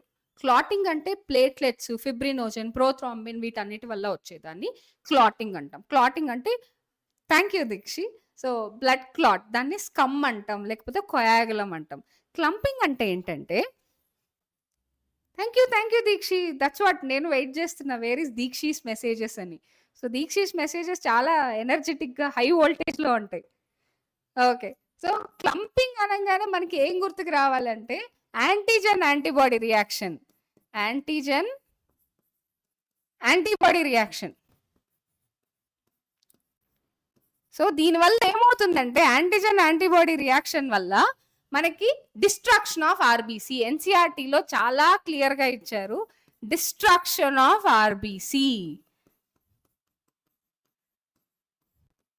Destruction of RBC, right? So ఇప్పుడు నెక్స్ట్, ఓకే, ఈ పాయింట్ బేసిక్ పాయింట్ అనమాట. సో ప్రతి ఒక్క టాపిక్ కి ముందు మీకు బేసిక్స్ అనేవి చాలా ఇంపార్టెంట్ కదా. మ్యాథ్స్లోనే కాదు, బయోలో కూడా బేసిక్స్ ఉండాల్సిందే. బయోలో కానీ బేసిక్స్ లేవనుకో చాలా మంది గ్రాంటెడ్గా తీసుకుంటారు బయాలజీని. సో బయాలజీ అంటే ఫెనామినల్ సబ్జెక్ట్, కాన్సిక్వెన్సెస్ని మనకి ఎక్స్ప్లెయిన్ చేస్తుంది నిజం చెప్పాలంటే. సో ఎందుకంటే మనకి ఒక స్టార్టింగ్ పాయింట్ అర్థం అవ్వలేదు అనుకోండి, ఎండింగ్ పాయింట్ మీకు ఎలా అర్థమవుతుంది? ఆ స్టార్టింగ్ పాయింటే బేసిక్స్. సో ఎప్పుడు బేసిక్స్ మాత్రం మిస్ అవ్వద్దు, అది ఏ సబ్జెక్ట్ అయినా తీసుకోండి, రైట్? అలా ఏం కాదు, బట్ దీక్షి నువ్వు కూడా లేట్గా వచ్చావు ఈరోజు తెలుసా. Oxytocin, what is your name? నేను మర్చిపోతున్నాను, రైట్? Okay, right. సో ఇప్పుడు బ్లడ్ గ్రూప్స్కి వెళ్ళిపోదామా ఫాస్ట్గా, right? Blood groups, right? So blood groups guys, నాకు ఒక చిన్న హెల్ప్ చేయండి. మీరందరూ బ్లడ్ గ్రూప్స్ గురించి ఒకసారి, మీ బ్లడ్ గ్రూప్ ఏంటో ఒకసారి నాకు చాట్ బాక్స్లో పెట్టేసేయండి ఫాస్ట్గా. ఏదైనా కావచ్చు, A positive, B positive, O positive, okay? మీ బ్లడ్ గ్రూప్ ఏంటో ఒక్కసారి ఈ లోపల చాట్ బాక్స్లో పెట్టేసేయండి. మనం ఈజీగా ఎవరెవరి బాడీలో ఏ యాంటీజెన్స్ ఉన్నాయి, ఏ యాంటీబాడీస్ ప్రొడ్యూస్ అవుతాయి, ఓకే? సో వాటి గురించి డీటెయిల్డ్గా డిస్కస్ చేయబోతున్నాం, రైట్? సో బ్లడ్ గ్రూప్స్ అనగానే ఒకప్పుడు ఏదన్నా చాలా ఒక 200-300 ఇయర్స్ బ్యాక్ గబాన్ ఒక పర్సన్కి యాక్సిడెంట్ అయింది అనుకోండి, బ్లడ్ లాస్ అవుతుంది అనుకోండి, సో బ్లడ్ ఎక్కించాలి అని ఒక చిన్న, okay, B positive Vijay, okay, Akhil Z positive, అదేంటిది నేను ఎప్పుడు వినలేదు, okay, B positive, very good. Venkataramana O positive, okay. Rahul O positive. ఒక చిన్న సర్వే చేద్దాం మనం, ఏ టైప్ ఆఫ్ బ్లడ్ గ్రూప్ ఎక్కువగా ఉంది అని. B positive, oxytocin B positive, Vijay B positive, Akhil ఆ జెడ్ పాజిటివ్ ఏంటి ఇంకోసారి చెప్పండి నాకు. Priya B positive, Venkataramana O positive, Rahul O positive again, Sindhu A negative, Sindhu rare group, Sanjay AB positive, ఇది కూడా కొంచెం రేరే, Deekshi A positive, okay, right. Okay, ఇప్పుడు మనం ఫాస్ట్కి వెళ్ళిపోదాం. సో నాకు కూడా మీ బ్లడ్ గ్రూప్స్ చెప్పేశారు కాబట్టి. సో ఒకప్పుడు మనకి ఏదైనా ఇంజురీ అయినా ఏమన్నా అయినా ఏమైందంటే బ్లడ్ తక్కువ అయిపోయేది. సో ఆ మనిషికి బ్లడ్ ఎక్కించాలి అని అప్పుడే మెడికల్ ఫెసిలిటీస్ అవన్నీ స్టార్ట్ అవుతున్నప్పుడు మీకు ఇంట్రెస్టింగ్ ఫ్యాక్ట్ ఏంటంటే బ్లడ్ తక్కువ అయిపోయింది కాబట్టి బ్లడ్ ఎక్కించాలి. అప్పట్లో హ్యూమన్ బ్లడ్ ఎలా తీయాలో కూడా తెలియదు కాబట్టి డాగ్ నుంచి, క్యాట్ నుంచి, వీటి నుంచి బ్లడ్ ఎక్కించేవాళ్ళు అనమాట. ఎక్కించిన కొంతసేపటికి చనిపోయేవాళ్ళు. సో కాబట్టి ఇది వర్కౌట్ అవట్లేదు. కొన్ని రోజులు అలా చేశారంట, ఓకే, కొన్ని రోజులు అలా చేస్తే ఫెయిల్ అయిపోతుంది. ఏ యానిమల్ బ్లడ్ ఎక్కించినా కానీ హ్యూమన్స్ బతకట్లేదు. సో తర్వాత ఏమైంది, ర్యాండమ్గా కొంతమంది హ్యూమన్స్లో నుంచే బ్లడ్ కలెక్ట్ చేసి బ్లడ్ ఎక్కించారు. బ్లడ్ ఎక్కించడం స్టార్ట్ చేసినప్పుడు కొంతమంది బతికారు. నా బ్లడ్ గ్రూప్ ఏంటా చెప్తాను, ఈ టాపిక్ లోపల చెప్తాను తప్పకుండా. Okay, right. మీ అందరి బ్లడ్ గ్రూప్ లో ఒక బ్లడ్ గ్రూప్ కూడా నాదే, మీరు చెప్పిన బ్లడ్ గ్రూప్ లో. ఓకే, సో ఇలా అదేంటో కనుక్కోండి. రైట్. ఇలా ఉంటున్నప్పుడు కొంతమందేమో బతుకుతున్నారు, కొంతమందేమో చనిపోతున్నారు. ఇలాంటి ప్రాసెస్‌లోనే కార్ల్ ల్యాన్‌స్టైనర్ అనే సైంటిస్ట్ కనుక్కున్నదే blood groups. So, Karl Landsteiner దేని మీద వర్క్ చేశారు అంటే ఏబీఓ బ్లడ్ గ్రూప్ మీద వర్క్ చేశారు. మీకు తెలుసా మనకి నిజంగా 37 డిఫరెంట్ టైప్స్ ఇప్పటి వరకు గూడా 37 డిఫరెంట్ టైప్స్ ఆఫ్ బ్లడ్ గ్రూప్స్‌ని కనుక్కున్నారు. ఆర్‌బీసీ మీద గ్లైకోప్రోటీన్స్ అనేవి చాలా ఉంటాయన్నమాట. సో, ఇవొక షుగర్ మాలిక్యూల్స్. ఆర్‌బీసీ మీద ఒక స్పెషల్ షుగర్ మాలిక్యూల్స్ ఉంటాయి. వాటినే మనం యాంటీజెన్స్ అంటాం. So, first of all rhesus మంకీలో బ్లడ్‌ని కలెక్ట్ చేసినప్పుడు సో, అక్కడ ఆర్‌హెచ్ సిస్టమ్ బ్లడ్ గ్రూప్‌ని కనిపెట్టారు. ఫస్ట్ కాదు, దాని తర్వాత first ABO blood group system కనుక్కున్నారు. దాని తర్వాత ఆర్‌హెచ్ సిస్టమ్ కనుక్కున్నారు. ఏబీఓ బ్లడ్ గ్రూప్ సిస్టమ్‌ని డెవలప్ చేసింది, కనుక్కుంది ఎవరంటే కార్ల్ ల్యాన్‌స్టైనర్. సో, ఎలా కనుక్కున్నారంటే ఆర్‌బీసీ మీద కొన్ని special type of sugar molecules ఉంటాయి. ఆ special type of sugar molecules ఉండడం లేకపోవడం అనే దాని మీద బ్లడ్ గ్రూప్స్ అనేది స్టార్ట్ అయ్యాయి. తెలుసా 36-37 different types of blood groups ఉన్నాయి మనకి. ABO blood grouping system, RH blood grouping system, Bombay blood group. అలానే బాంబే బ్లడ్ గ్రూప్ అనేది ఎందుకు ఆ పేరు పెట్టారంటే ఫస్ట్ టైం అది బాంబేలో ఒక హాస్పిటల్‌లో కనుక్కున్నారు. అందుకే దానికి Bombay blood group, the rarest blood group అన్నమాట. ఈ బ్లడ్ గ్రూప్ వాళ్ళకి ఎవరికైనా యాక్సిడెంట్ అయినా బ్లడ్ ట్రాన్స్‌ఫ్యూషన్ కావాలన్నా వీళ్ళు చాలా కష్టపడాలి. వీళ్ళకంటూ ఒక సెపరేట్ సొసైటీ ఉంటుందన్నమాట. Yes, god of blood Karl Landsteiner. So, వాళ్ళకి సెపరేట్ సొసైటీ ఉంటుంది. అందులో పేర్లు రిజిస్టర్ చేసుకుంటారు. ఎప్పుడైనా ఎమర్జెన్సీ కండిషన్ వచ్చినప్పుడు ఆ పర్సన్స్‌ని కాంటాక్ట్ చేసి ఆ బ్లడ్‌ని కలెక్ట్ చేసుకోవడానికి ట్రై చేస్తారనమాట. అలానే MN blood group system. So, చాలా డిఫరెంట్ బ్లడ్ గ్రూప్ సిస్టమ్స్ ఉన్నారు. చాలా వాస్ట్‌గా వాడే బ్లడ్ గ్రూప్ సిస్టమ్స్ రెండే రెండు. ఒకటి ఏబీఓ బ్లడ్ గ్రూపింగ్ సిస్టమ్, ఇంకొకటి ఆర్‌హెచ్ బ్లడ్ గ్రూపింగ్ సిస్టమ్.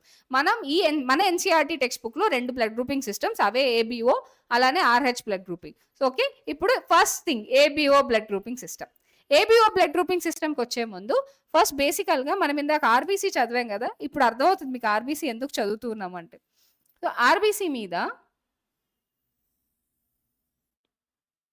మనకి నేను ఇందాక చెప్పాను కదా! ఒక స్పెషల్ షుగర్ మాలిక్యూల్స్ ఉంటాయి. సో, ఆర్‌బీసీ ప్లాస్మా మెంబ్రేన్ మీద కొన్ని స్పెషల్ షుగర్ మాలిక్యూల్స్ ఉంటాయి. వాటినే మనం యాంటీజెన్స్ అంటాం. సో, యాంటీజెన్స్ ఎక్కడుంటాయి? సర్ఫేస్ ఆఫ్ ఆర్‌బీసీ లేదా plasma membrane of RBC, surface of RBC మీద ఉంటాయి.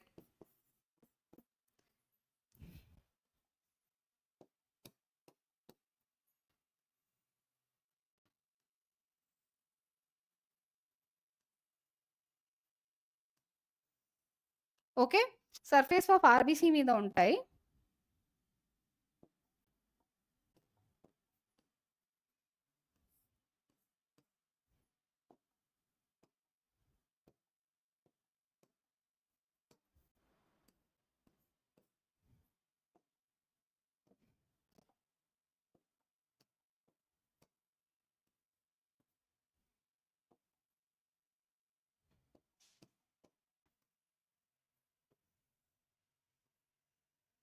సో, మళ్ళీ యాంటీబాడీస్. సో, యాంటీబాడీస్ ఏంటి? యాంటీజెన్స్ కి అగెయిన్స్ట్ గా ప్రొడ్యూస్ అవుతాయి. So, antibodies antibodies produced against to antigen, against to antigen. So, ఇవి ఎక్కడ ఉంటాయి? ప్లాస్మా మీద ఉంటాయి. ఇదే మెయిన్ బేసిక్ లాజిక్ అన్నమాట బ్లడ్ గ్రూప్స్ కి, రైట్? సో, రిమెంబర్ యాంటీజెన్స్ ఎక్కడ ఉంటాయి? సర్ఫేస్ ఆఫ్ ఆర్‌బీసీ మీద ఉంటాయి. ఏ యాంటీజెన్ అన్నా తీసుకోండి. ఇప్పుడు నేను చెప్పిన బాంబే బ్లడ్ గ్రూప్ అవ్వచ్చు, ఆర్‌హెచ్ యాంటీజెన్ అవ్వచ్చు, ఎంఎన్ గ్రూప్ అవ్వచ్చు, ఏ గ్రూప్ అయినా, ఏబీఓ బ్లడ్ గ్రూప్ అయినా కానీ. Okay, so royal blood group అంటారు కదండి. Okay, very good. నేను కూడా ఈరోజు కొన్ని పదాలు నేర్చుకుంటున్నాను మీ దగ్గర నుంచి, రైట్? సో, ఆర్‌బీసీ మీద అన్నీ కూడా యాంటీజెన్సే ఉంటాయి. So, different types of antigens ఉంటాయి. సో, మనకి కార్ల్ ల్యాన్‌స్టైనర్ 2 రకాల యాంటీజెన్స్ ని డిటెక్ట్ చేశారు. సో, ఈ type of antigen, for example A antigen ఉంటే ఆ బ్లడ్ గ్రూప్ ని ఏ గ్రూప్ అంటాం, ఏ బ్లడ్ గ్రూప్. అలానే బి యాంటీజెన్ ఉన్నింది అనుకోండి, సో బి బ్లడ్ గ్రూప్. అంటే యాంటీజెన్ ని బేస్ చేసుకొని నామెన్క్లేచర్ పెట్టారు. నామెన్క్లేచర్ ఎలా పెట్టారు? యాంటీజెన్ ని బేస్ చేసుకొని. ఏ యాంటీజెన్ ఉంటే ఏ బ్లడ్ గ్రూప్, బి యాంటీజెన్ ఉంటే బి బ్లడ్ గ్రూప్. అలా కాకుండా 2 యాంటీజెన్స్ ఉన్నాయి మనకి, ఏబి 2 ఉన్నాయి, అప్పుడు ఏబి బ్లడ్ గ్రూప్. అది అసలు యాంటీజనే లేదు, ఓ బ్లడ్ గ్రూప్ అంతే. సింపుల్, మీకు అర్థమైంది కదా, సింపుల్ లాజిక్. ఏ యాంటీజన్ ఉంటే ఏ బ్లడ్ గ్రూప్, బి యాంటీజన్ ఉంటే B blood group, AB 2 antigens ఉంటే ఏబి బ్లడ్ గ్రూప్. ఓ యాంటీజన్, అసలు ఏ యాంటీజన్ లేదనుకుందాం ఆర్బీసీ మీద, ఏ యాంటీజన్ లేకపోతే అది ఓ బ్లడ్ గ్రూప్, రైట్. సో ఇప్పుడు మనం నెక్స్ట్ అసలు బ్లడ్ గ్రూప్స్ టెస్ట్ ఎలా చేస్తారు తెలుసా, చాలా సింపుల్. సో సింపుల్, మీకు ఒక ఎలా చేస్తారో ఒకసారి చెప్తాను.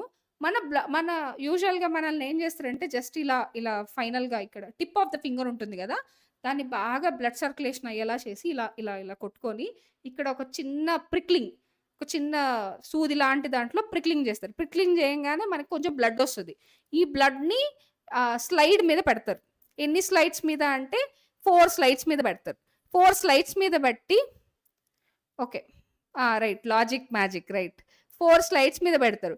ఈ 4 స్లైడ్స్ మీద పెట్టినప్పుడు కమర్షియల్లీ ప్రిపేర్డ్ యాంటీబాడీస్ ఉంటాయి వాళ్ళ దగ్గర. ఏ యాంటీబాడీ, బి యాంటీబాడీ, అలానే ఏబి యాంటీబాడీస్ ఉంటాయి. సో ఎప్పుడైతే ఏ బ్లడ్ గ్రూప్ అయితే వాళ్ళకి ఆ బ్లడ్ లోపల వాళ్ళు బి యాంటీబాడీస్ వేస్తారు. సో సో అలా వేసినప్పుడు మనకి క్లంపింగ్ జరుగుద్ది. సారీ, ఏ బ్లడ్ గ్రూప్ అనుకోండి ఏ యాంటీబాడీస్ వేస్తారు, బి బ్లడ్ గ్రూప్ అనుకోండి బి యాంటీబాడీస్ వేస్తారు, ఏబి బ్లడ్ గ్రూప్ అంటే ఏబి యాంటీబాడీస్ వేస్తారు. ఎందులో క్లంపింగ్ జరిగితే ఆ గ్రూప్ వాళ్ళది. ఇప్పుడు ఏ స్లైడ్ మీద క్లంపింగ్ జరిగితే ఏ బ్లడ్ గ్రూప్, బి స్లైడ్లో క్లంపింగ్ జరిగితే బి బ్లడ్ గ్రూప్. అలా కాకుండా 2 స్లైడ్స్లో, ఏ స్లైడ్లో బి స్లైడ్లో, 2 స్లైడ్స్లో క్లంపింగ్ జరిగితే, క్లంపింగ్ అంటే ఇందాక చూసాం కదా డిస్ట్రక్షన్ ఆఫ్ ఆర్బీసీ. మా క్లాస్లో ఎవరిది వాళ్ళే, అవునా, అవును ఎవరిది వాళ్ళే, నేను కూడా చేశాను అది. చాలా మంది ఫైనల్గా హ్యూమన్ ఫిజియాలజీలో టెస్ట్ ఉంటుంది మనకి, ఫిజియాలజీకి ప్రాక్టికల్స్ ఉంటాయి. ప్రాక్టికల్స్కి బ్లడ్ గ్రూప్స్ చూడమంటారు. బ్లడ్ గ్రూప్స్ చూడమంటే అంతే, ఎవరు బ్లడ్ వాళ్ళే తీసుకోవాలి ఫస్ట్. మన ఫ్రెండ్స్ ఎవరు బ్లడ్ ఇవ్వరు మనకి, వాళ్ళ బ్లడ్ వాళ్ళకే సరిపోదు అంటారు. ప్రతిసారి వారం వారం జరుగుద్ది ఆ బ్లడ్ గ్రూప్ టెస్టింగ్. ప్రతి వారం ఇలా పొడుచుకొని మొత్తం ఇక్కడంతా హోల్స్ పడతాయి కొన్నిసార్లు అయితే. అవునా, రైట్ రైట్, అవును సింధు. చాలా అసలు ఫస్ట్ తీసుకోవాలంటే చాలా భయం వేస్తుంది అనమాట మనకి, వద్దొద్దు అనిపిస్తుంది. కానీ తర్వాత ఈజీగా అట్లా గుచ్చేస్తాం. ఇంకా మనకంటే కూడా మన ఫ్రెండ్స్ ఉంటారు కదా, వాళ్ళకి చాలా ఈజీగా పొడుస్తాం. వాళ్ళనైతే అందరు గట్టిగా పట్టుకొని వీళ్ళ బ్లడ్ గ్రూప్ ఏంటో టెస్ట్ చేద్దాం అని లాక్కొని పొడిచిన రోజులు కూడా ఉన్నాయి, right. So okay right, blood groups test చేసేటప్పుడు చాలా ఇంట్రెస్టింగ్ ఉంటుంది అనమాట. సో ఓకే, ఈ బ్లడ్ గ్రూప్ అని అప్పుడే మనం తెలుసుకుంటాం బ్లడ్ గ్రూప్స్ని. కానీ ఈ రోజుల్లో వెరీ కామన్ అయిపోయింది, హాస్పిటల్కి వెళ్ళగానే బ్లడ్ గ్రూప్ టెస్ట్ చేసేస్తున్నారు. యా, ఖచ్చితంగా పాసిబుల్. రోజు మర్చిపోకుండా తప్పకుండా నా క్లాసెస్ చూడండి, 360/360 వచ్చేస్తాయి. కానీ ఓన్లీ ఎన్సీఆర్టీ కాదు, ఎన్సీఆర్టీని ఎంఫసైజ్ చేయాలి, ఎక్సెంప్లరీ చేయాలి. ఓకే, అప్పుడే మనకి 360/360. ఓన్లీ సింపుల్గా ఎన్సీఆర్టీ లైన్ బై లైన్ చదివితే కాదు. ఓకే, అది కూడా చెప్తున్నాను. చూడండి, ఇప్పుడు మనం చెప్పేది నేను హార్డ్లీ 3 to 4 పేజెస్, కానీ మీకు ఎంత డీటెయిలింగ్ ఎక్స్ప్లెనేషన్ ఉందో, రైట్. ఓకే రైట్, ఇప్పుడైతే మన టాపిక్లోకి వచ్చేద్దాం. రైట్, నేను చెప్తున్నాను కదా, అలా బ్లడ్ గ్రూపింగ్ చేస్తారు. సో శాంపిల్ తీసుకొని ఆ పర్టికులర్ స్లైడ్స్కి పేర్లు రాసుకుంటారు, ఏబిఓ అని. అసలు క్లంపింగ్ ఏం జరగలేదంటే అది ఓ. క్లంపింగ్ ఏలో జరిగితే ఏ వాళ్ళకి, బిలో జరిగితే బి, ఏబి రెండిట్లో జరిగింది అనుకోండి ఏబి వాళ్ళకి. Okay right. సో ఇప్పుడైతే మనం టాపిక్లోకి వెళ్ళిపోదాం. ఒకసారి మనం మెయిన్గా డోనార్ ఎవరు, రిసిపియంట్ ఎవరు, యాంటీజన్ ఏంటి, యాంటీబాడీ ఏంటో ఒకసారి చూసేద్దాం. ఇది ఒక సైడ్ బ్లడ్ గ్రూప్ రాద్దాం. యాంటీజన్ రాద్దాం, యాంటీబాడీ, డోనార్ ఎవరు, వీళ్ళకి ఎవరు డొనేట్ చేయొచ్చు బ్లడ్, వీళ్ళకి ఎవరు డొనేట్ చేయొచ్చు బ్లడ్. సో మనకి 4, ఒక 2 to 3 ఖచ్చితంగా వస్తాయి. లాస్ట్ 2024లో కూడా వచ్చింది 1 or 2, అంటే 98% ఎన్సీఆర్టీఏ. ఒక 2 to 3 క్వశ్చన్స్ వస్తాయి, రావని చెప్పినా కానీ నమ్మకండి. Okay, A B, AB, O. చూడండి 4 బ్లడ్ గ్రూప్స్ వచ్చేసాయా అకార్డింగ్ టు దిస్. సో మనకి ఎప్పుడు యాంటీబాడీస్ ప్రొడ్యూస్ అవుతాయంటే, for example A blood group వాళ్ళకి బి పెట్టాం, అప్పుడే మనకి యాంటీబాడీస్, బి యాంటీబాడీస్ అనేవి ప్రొడ్యూస్ అవుతాయి. యాంటీజన్స్ ఎంటర్ అయినప్పుడే ప్రొడ్యూస్ అవుతాయి, కానీ నార్మల్గా ప్రొడ్యూస్ అవ్వవు. ఈ పాయింట్ గుర్తుపెట్టుకోండి. ఈ పాయింట్ ఎందుకో నెక్స్ట్ నేను RH ఎరిథ్రోబ్లాస్టోసిస్ ఫీటాలిస్ వచ్చినప్పుడు చాలా క్లారిటీగా చెప్తాను. రిమెంబర్, ఎప్పుడైతే రిసిపియంట్ కూడా రాయాలా, రాస్తాం అంతే కదా.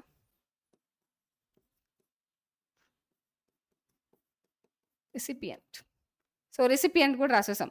ఓకే, రిమెంబర్, గుర్తుపెట్టుకోండి, ఎప్పుడైతే యాంటీజెన్స్ లోపలికి ఎంటర్ అయినప్పుడే యాంటీబాడీస్ ప్రొడ్యూస్ అవుతాయి, లేకపోతే ప్రొడ్యూస్ అవ్వవు. Be clear. ఇప్పుడు మనం ఏం చెప్పాము, యాంటీజెన్ అనే పదాన్ని బట్టే కదా నేమ్ ఇచ్చారు. సో ఇట్స్ చాలా easy.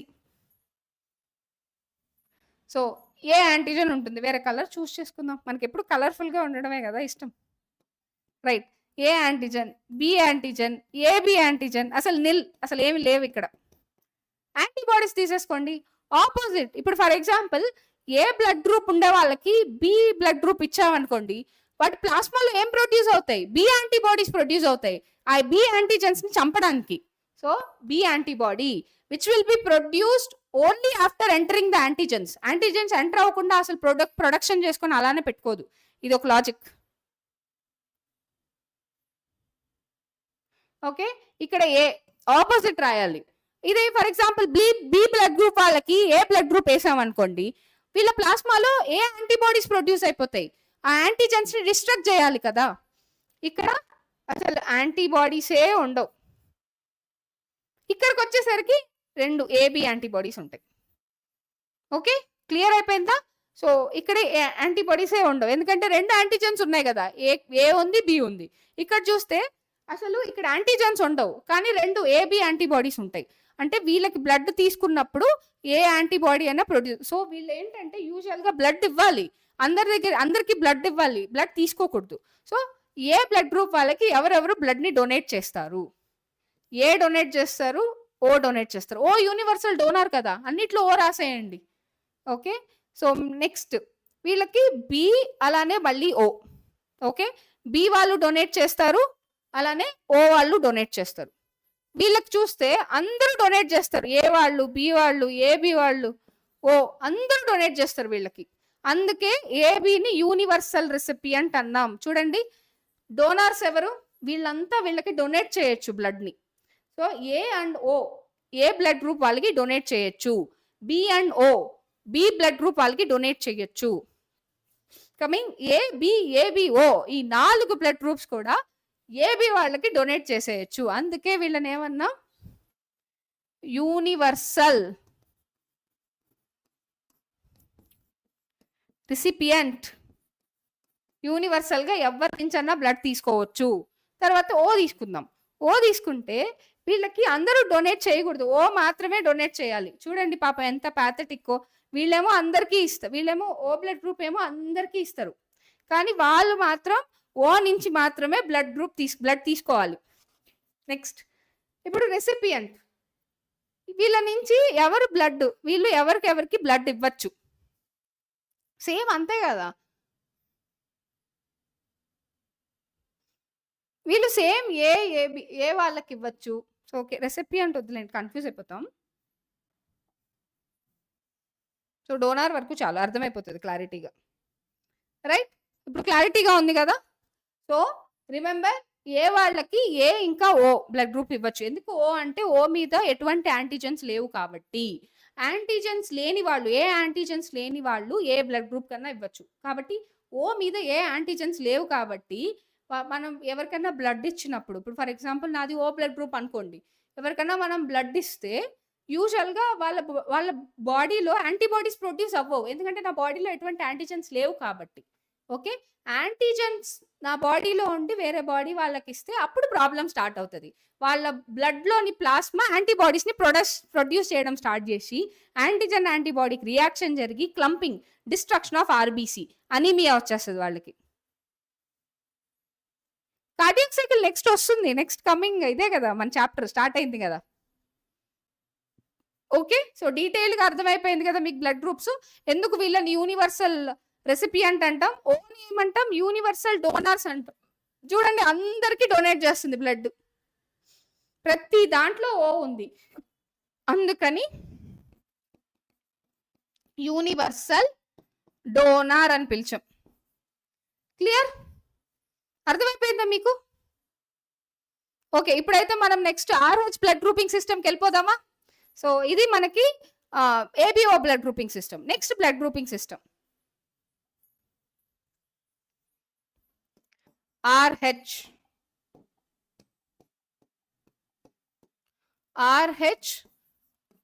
Blood grouping system.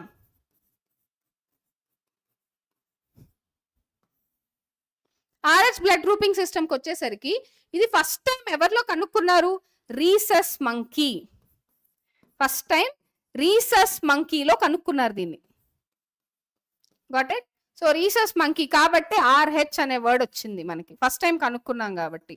So చాలా అబండెంట్ గా నియర్లీ 80% ఆఫ్ ద పాపులేషన్ లో RBC మీద ఈ RH యాంటిజన్ ఉంటుంది. వెరీ గుడ్, మంకీ ఫోటో కూడా వేసేసారు ఎవరు. రైట్. సో RH అంటే రీసస్ మంకీ. యూజువల్ గా వీటి ఫస్ట్ టైం కనుక్కున్నప్పుడు రీసస్ మంకీ RBC మీద ఈ షుగర్ కనుక్కున్నారు, ఈ షుగర్ మాలిక్యూల్ ని.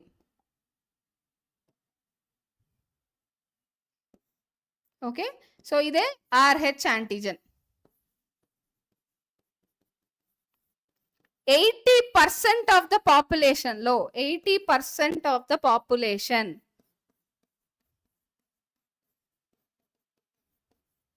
RH ఫ్యాక్టర్ ఉంటుంది. సారీ, RH యాంటిజన్ ఉంటుంది. 80% ఆఫ్ ద పాపులేషన్ లో RH యాంటిజన్ ఉంటుంది. RH antigen is present. Okay, so RH antigen ఖచ్చితంగా ఉంటుంది. 20% లో జనరల్ గా ఉండదు అనమాట. అందుకే నెగిటివ్స్ చాలా తక్కువ. పాజిటివ్ గా ఉండే వాళ్ళే ఎక్కువగా ఉంటారు. A positive, B positive, AB positive, O positive. చాలా కొన్ని రేర్ బ్లడ్ గ్రూప్ అయితే AB నెగిటివ్ చాలా రేరెస్ట్ బ్లడ్ గ్రూప్. ఒక మూవీలో కూడా ఉంటుంది, రేరెస్ట్ బ్లడ్ గ్రూప్ అంటే AB నెగిటివ్, చాలా తక్కువ మందికి దొరుకుతుంది. ఇలా రేరెస్ట్ బ్లడ్ గ్రూప్ ఉండే వాళ్ళ నేమ్స్, అడ్రసెస్, ఫోన్ నెంబర్స్ అన్ని కూడా మనకి బ్లడ్ బ్యాంక్ లో ఖచ్చితంగా ఉంటుంది అనమాట. ఎందుకంటే వాళ్ళ రికార్డ్ చాలా ఇంపార్టెంట్. సో అబండెంట్ గా దొరికే బ్లడ్ గ్రూప్స్ అయితే ఈజీగా దొరికేస్తాయి, కానీ రేర్ గా దొరికే బ్లడ్ గ్రూప్సే కదా అవసరం ట్రాన్స్ఫ్యూషన్ అప్పుడు, ఎప్పుడైనా యాక్సిడెంట్స్ అలాంటివి జరిగినప్పుడు. ఎస్ దీక్షి, కమాన్ దీక్షి, డికోడ్ చేసేద్దాం మరి. ఓకే, 80%, ఈ నెంబర్ గుర్తుపెట్టుకోండి, చాలా మంది మర్చిపోతారు. 80% ఆఫ్ ద పీపుల్ పాజిటివ్ గానే ఉంటారు. వాళ్ళ RBCలో సేమ్ ఇదే హ్యూమన్ బ్లడ్ గ్రూప్ తీసుకొని స్టడీ చేస్తున్నప్పుడు సేమ్ హ్యూమన్ RBCలో కూడా వాళ్ళకి సేమ్ టైప్ ఆఫ్ యాంటిజన్ కనిపించింది. అందుకే RH బ్లడ్ గ్రూపింగ్ సిస్టమ్ ని కూడా మనం ఇన్కార్పొరేట్ చేసాం. 340/360 possible only for NCERT. Yes, only NCERT చదివితే 340 వస్తుంది. షూర్, ట్రస్ట్ మీ, నేను చెప్తున్నాను కదా. Okay, right. సో ఇప్పుడు RH పాజిటివ్ అంటే ఏంటి, RH నెగటివ్ అంటే ఏంటి? RH పాజిటివ్ అంటే presence of RH antigen on RBC. Okay, అలానే RH నెగటివ్ అంటే ఏంటి? absence of RH antigen. RH antigen లేకపోవడమే కదా, absence of RH antigen. Okay, so ఇప్పుడు మనం ఒక క్లాసిక్ కేసు చూద్దాం, అదే erythroblastosis fetalis. Okay, right. Erythroblastosis fetalis, RH positive, RH negative. 80% members positive ఉంటారు, ఒక 20% మెంబర్స్ నెగిటివ్ ఉంటావు అమంగ్ పాపులేషన్ స్టడీస్ తీసుకుంటే. సో ఇప్పుడు మనం RH ఇన్కంపాటబిలిటీ గురించి చూద్దాం. So what is RH incompatibility? ఒక చిన్న లాజిక్ ఏంటంటే RH ఇన్కంపాటబిలిటీలో నేను ఇందాక చెప్పిన లాజిక్కే, ఎప్పుడు కూడా పాజిటివ్ ఉండే వాళ్ళు నెగిటివ్ వాళ్ళకి బ్లడ్ ఇవ్వకూడదు, నెగిటివ్ ఉండే వాళ్ళు మళ్ళీ పాజిటివ్కి బ్లడ్ ఇవ్వచ్చు. సో ఎలాగో చెప్తాను, ఒక్క సెకండ్. ఇప్పుడు ఫర్ ఎగ్జాంపుల్ ఏ పాజిటివ్ ఉన్నారు, వీళ్ళు ఎవరెవరికి బ్లడ్ ఇవ్వచ్చు అంటే ఏ పాజిటివ్ వాళ్ళకి ఇవ్వచ్చు. ఓకే, అర్థమైందా? ఏ పాజిటివ్ వాళ్ళకి ఇవ్వచ్చు వీళ్ళు, ఏ నెగిటివ్ వాళ్ళకి కూడా ఇవ్వచ్చు. అర్థమైందా? అలానే AB పాజిటివ్ వాళ్ళకి కూడా వీళ్ళు బ్లడ్ ఇవ్వచ్చు, AB నెగిటివ్ వాళ్ళకి కూడా ఇవ్వచ్చు. సారీ, ఒక్క సెకండ్. ఏ నెగిటివ్ వాళ్ళు, నేను చెప్తుంది, ఏ నెగిటివ్ వాళ్ళు ఎవరెవరికి బ్లడ్ ఇవ్వచ్చు. ఏ నెగిటివ్ వాళ్ళు ఏ పాజిటివ్ వాళ్ళకి ఇవ్వచ్చు, ఏ నెగిటివ్ వాళ్ళకి ఇవ్వచ్చు, ఏబి పాజిటివ్ వాళ్ళకి ఇవ్వచ్చు, ఏబి నెగిటివ్ వాళ్ళకి ఇవ్వచ్చు. అదే నేను ఏ పాజిటివ్ తీసుకున్నాను ఇప్పుడు. ఏ పాజిటివ్ తీసుకున్నాను. ఏ పాజిటివ్ వాళ్ళకి ఏబి పాజిటివ్ వాళ్ళకి మాత్రమే బ్లడ్ ఇవ్వాలి. ఏ నెగిటివ్ వాళ్ళకి ఏబి నెగిటివ్ వాళ్ళకి బ్లడ్ ఇవ్వకూడదు. Okay, remember this. నెగిటివ్ వాళ్ళు పాజిటివ్ వాళ్ళకి బ్లడ్ ఇవ్వచ్చు, నెగిటివ్ వాళ్ళకి బ్లడ్ ఇవ్వచ్చు. కానీ పాజిటివ్ వాళ్ళు కేవలం పాజిటివ్ వాళ్ళకి మాత్రమే బ్లడ్ ఇవ్వాలి, నెగిటివ్ వాళ్ళకి బ్లడ్ ఇవ్వకూడదు. Remember this. నెగిటివ్ వాళ్ళు పాజిటివ్ వాళ్ళకి బ్లడ్ ఇవ్వచ్చు, నెగిటివ్ వాళ్ళకి బ్లడ్ ఇవ్వచ్చు. కానీ పాజిటివ్ వాళ్ళు మాత్రం కేవలం ఓన్లీ పాజిటివ్ వాళ్ళకి మాత్రమే బ్లడ్ ఇవ్వాలి. Positive is always for positive. కానీ నెగిటివ్ అలా కాదు, పాజిటివ్కి ఇచ్చేయచ్చు, నెగిటివ్కి ఇచ్చేయచ్చు. ఎందుకంటే వాళ్ళ బాడీ మీద యాంటీజెన్స్ లేవు కదా. యాంటీజెన్స్ లేనప్పుడు ఎటువంటి రియాక్షన్ జరగదు, ఇచ్చినా ఏం ఇష్యూ ఉండదు. అలాగే యాంటీజెన్స్ ఉన్న వాళ్ళు ఇచ్చారనుకోండి, అవతల వాళ్ళ ప్లాస్మాలో యాంటీబాడీస్ ప్రొడ్యూస్ అయిపోతాయి. అప్పుడు ఈ యాంటీజెన్ ఈ యాంటీబాడీ కలిసి ఫైట్ చేసుకుంటాయి. ఫైట్ చేసుకొని ఏం చేస్తాయి, ఆర్బీసీని డిస్ట్రక్ట్ చేసేస్తాయి. రైట్. సో ఇప్పుడు మనం మెయిన్ టాపిక్లోకి వెళ్ళిపోదాం. ఈ లాజిక్ మీకు అర్థమైంది కదా. సో నెగిటివ్ వాళ్ళు పాజిటివ్ వాళ్ళకి ఇవ్వచ్చు, నెగిటివ్ వాళ్ళకి బ్లడ్ ఇవ్వచ్చు. కానీ పాజిటివ్ వాళ్ళు మాత్రం పాజిటివ్కి మాత్రమే ఇవ్వాలి, ఓన్లీ పాజిటివ్ వాళ్ళకి మాత్రమే ఇవ్వాలి. ఫర్ ఎగ్జాంపుల్ ఇంకో బ్లడ్ గ్రూప్ తీసుకుందాం. ఏబి నెగిటివ్ అన్నాను. వీళ్ళు ఎవరెవరికి బ్లడ్ ఇవ్వచ్చు అంటే ఏం చెప్తారు? వీళ్ళు ఎవరెవరికి బ్లడ్ ఇవ్వచ్చు? AB negative. ఏబి నెగిటివ్కి ఇవ్వచ్చు, ఏబి పాజిటివ్ వాళ్ళకి ఇవ్వచ్చు. ఓకే, ఏబి నెగిటివ్ వాళ్ళకి ఇవ్వచ్చు, ఏబి పాజిటివ్ వాళ్ళకి ఇవ్వచ్చు. అదే ఏబి పాజిటివ్ అన్నాను నేను ఇప్పుడు. కేవలం ఏబి పాజిటివ్ వాళ్ళకి మాత్రమే ఇవ్వాలి వీళ్ళు. కేవలం ఏబి పాజిటివ్ వాళ్ళకి మాత్రమే ఇవ్వాలి, ఇంకెవరికి ఇవ్వకూడదు blood. Okay, positive belongs to always positive, but negative belongs to positive as well as negative. Okay, right. మీకు ఈ క్లారిటీ వచ్చింది కదా, క్లియర్ అయిపోయింది కదా ఈ డౌట్. ఇప్పుడు మనం ఎరిథ్రోబ్లాస్టోసిస్ ఫీటాలిస్ గురించి మాట్లాడుకుందాం. సో ఇది ఓన్లీ మదర్ టు చైల్డ్ మాత్రమే కాదు, చాలా మందికి నార్మల్ ట్రాన్స్ఫ్యూజన్ లో కూడా పాజిటివ్ నెగిటివ్ చూసుకోవాలి. ఓకే, నేను అందుకే చెప్తున్నాను. సో ర్యాండమ్ గా ఒక బ్లడ్ గ్రూప్ చెప్పండి మీరు ఎవరైనా. సో నేను బి నెగిటివ్ అన్నా. బి నెగిటివ్ అనగానే నేను బి పాజిటివ్ వాళ్ళకి ఇవ్వచ్చు, బి నెగిటివ్ వాళ్ళకి ఇవ్వచ్చు. ఓకే, అలానే ఏబి పాజిటివ్ వాళ్ళకి ఇవ్వచ్చు, ఏబి నెగిటివ్ వాళ్ళకి ఇవ్వచ్చు. ఓకే, నెక్స్ట్ అదే బి పాజిటివ్ అన్నాను, ఇందులోనే నెగిటివ్స్ అంతా తీసేయండి మీరు. బి పాజిటివ్, ఏబి పాజిటివ్, అంతే. ఇంకెవరికి ఇవ్వకూడదు నేను బ్లడ్. అర్థమైందా?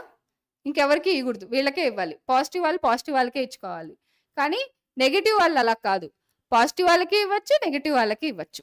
రైట్. ఇప్పుడు మనం యాక్చువల్ టాపిక్లోకి వెళ్ళిపోదాం. యాక్చువల్ టాపిక్ ఏంటంటే, యూజువల్గా ఎప్పుడైనా మ్యారేజ్ జరిగినప్పుడు జెనెటిక్ కౌన్సిలింగ్ అనేది చాలా ఇంపార్టెంట్ అనేది చాలా మంది చెప్తారు కదా. మనకి ప్రిన్సిపల్స్ ఆఫ్ ఇన్హెరిటెన్స్ అండ్ వేరియేషన్లో కూడా వచ్చింది ఈ పాయింట్. సో జెనెటిక్ కౌన్సిలింగ్ అనేది నాట్ ఓన్లీ దీని వరకే కాదు, ఓల్డెన్ డేస్లో అసలు ఎప్పుడైతే ఈ మెడికల్ ఫెసిలిటీస్ అవన్నీ లేకుండా విలేజెస్లో ఉంటారు కదా, వాళ్ళకి యూజువల్గా చాలా మందికి చూస్తే ఫస్ట్ ప్రెగ్నెన్సీ వస్తుంది. ఫస్ట్ ప్రెగ్నెన్సీ వచ్చి ఆ ప్రెగ్నెన్సీ ఫుల్ టర్మ్ ప్రెగ్నెన్సీ అయ్యి 9 months అయిపోయాక ఆ బేబీని డెలివర్ చేశాక సేఫ్గా డెలివర్ చేసేసిన తర్వాత ఆ బేబీ నార్మల్గా లైఫ్ లీడ్ చేస్తూ ఉంటుంది. ఈ లోపల ఈ మదర్కి సెకండ్ టైం డెలివరీ అవుతుంది. సెకండ్ టైం డెలివరీ అయినప్పుడు సో ఫుల్ టర్మ్ డెలివరీ అవుతుంది ఇది కూడా. కానీ బేబీ చాలా సివియర్ జాండీస్తో, సివియర్ అనీమిక్తో పుడుతుంది. సివియర్ జాండీస్తో పుట్టి కొన్నిసార్లు ఏమవుతుందంటే కొన్ని కేసెస్లో ఇట్ ఈస్ ఫ్యాటల్, అంటే ప్రాణాంతకం అయ్యి చనిపోయే కేసెస్ కూడా ఉన్నాయి. నేను చెప్పాను కదా, మెడికల్ ఫెసిలిటీస్ లేనప్పుడు సో చనిపోయే ఛాన్సెస్ కూడా ఉంటుంది. అలాంటప్పుడు వాళ్ళకి ఓన్లీ ఒక బేబీ మాత్రమే ఉంటుంది. సో తర్వాత పుట్టే బేబీస్ కొన్నిసార్లు ఈ అనీమిక్ వల్ల వీటి వల్ల ఈజీగా చనిపోతారు. సో దానికి యూజువల్గా మెయిన్ రీజన్ ఏంటంటే RH incompatibility. Okay, RH incompatibility ఏంటంటే ఎప్పుడు కూడా పాజిటివ్ వాళ్ళ బ్లడ్ నెగిటివ్లోకి వెళ్ళకూడదు, కానీ నెగిటివ్ వాళ్ళ బ్లడ్ పాజిటివ్లోకి వెళ్ళొచ్చు. సో దీనికి ఒక క్లాసిక్ కేసే, అంటే ఒక ఇంట్రెస్టింగ్గా కలిగించే కేసే ఈ ఎరిథ్రోబ్లాస్టోసిస్ ఫీటాలిస్. ఎరిథ్రో అంటే బ్లడ్ కదా, అంటే ఆర్బీసీ. ఎరిథ్రోబ్లాస్టోసిస్. బ్లాస్టోసిస్ అంటే ఇమ్మెచ్యూర్ ఆర్బీసీ అని అర్థం. సో ఎరిథ్రోబ్లాస్ట్ అంటే ఇమ్మెచ్యూర్ ఆర్బీసీ కదా. ఎరిథ్రోబ్లాస్టోసిస్ ఫీటాలిస్. ఫీటస్ అంటే ఏంటి? బేబీ. అంటే ఊంబ్లో 8 weeks తర్వాత బేబీని ఏమంటాం మనం? ఫీటస్ అంటాం. అందుకే దాని పేరు ఎరిథ్రోబ్లాస్టోసిస్ ఫీటాలిస్ అని పెట్టారు. సో ఇమ్మెచ్యూర్ ఆర్బీసీ డిస్ట్రక్ట్ అయిపోతుంది. ఎవరిలో డిస్ట్రక్ట్ అవుతుంది? ఫీటస్ లో డిస్ట్రక్ట్ అవుతుంది. 8 weeks తర్వాత బేబీని మనం ఫీటస్ అంటాం. డిస్ట్రక్ట్ అయిపోతుంది కాబట్టి ఆ పేరు పెట్టారు, ఎరిథ్రోబ్లాస్టోసిస్ ఫీటాలిస్. రైట్. సో ఇప్పుడు మనం ఒక line గీసుకుందాం.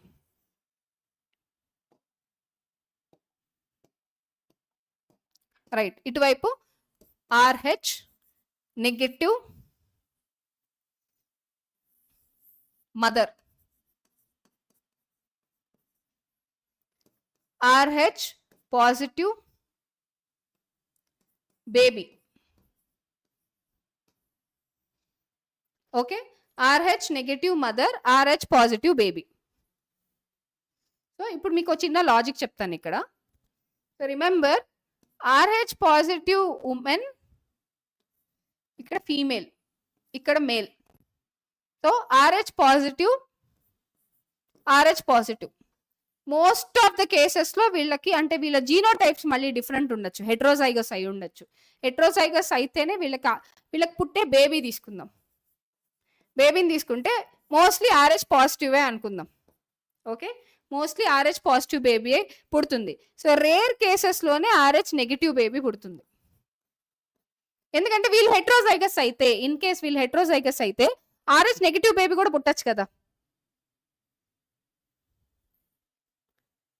Okay. Next RH positive, RH negative. So వీళ్ళల్లో కూడా RH పాజిటివ్ బేబీ పుట్టచ్చు లేదా RH నెగిటివ్ బేబీ పుట్టచ్చు. ఎందుకంటే మదర్ హెట్రోజైగస్ అయింది అనుకోండి.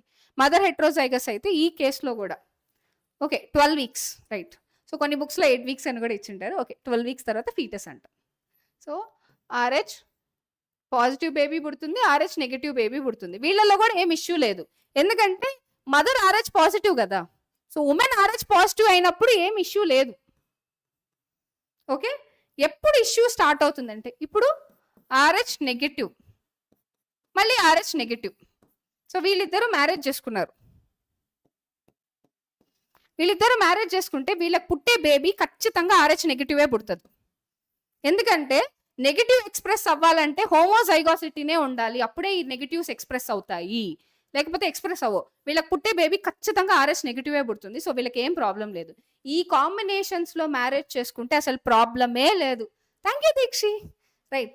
కానీ ప్రాబ్లం అల్లా ఎక్కడొస్తుందంటే మదర్ RH నెగిటివ్ అయింది, ఫాదర్ RH పాజిటివ్ అయ్యారు.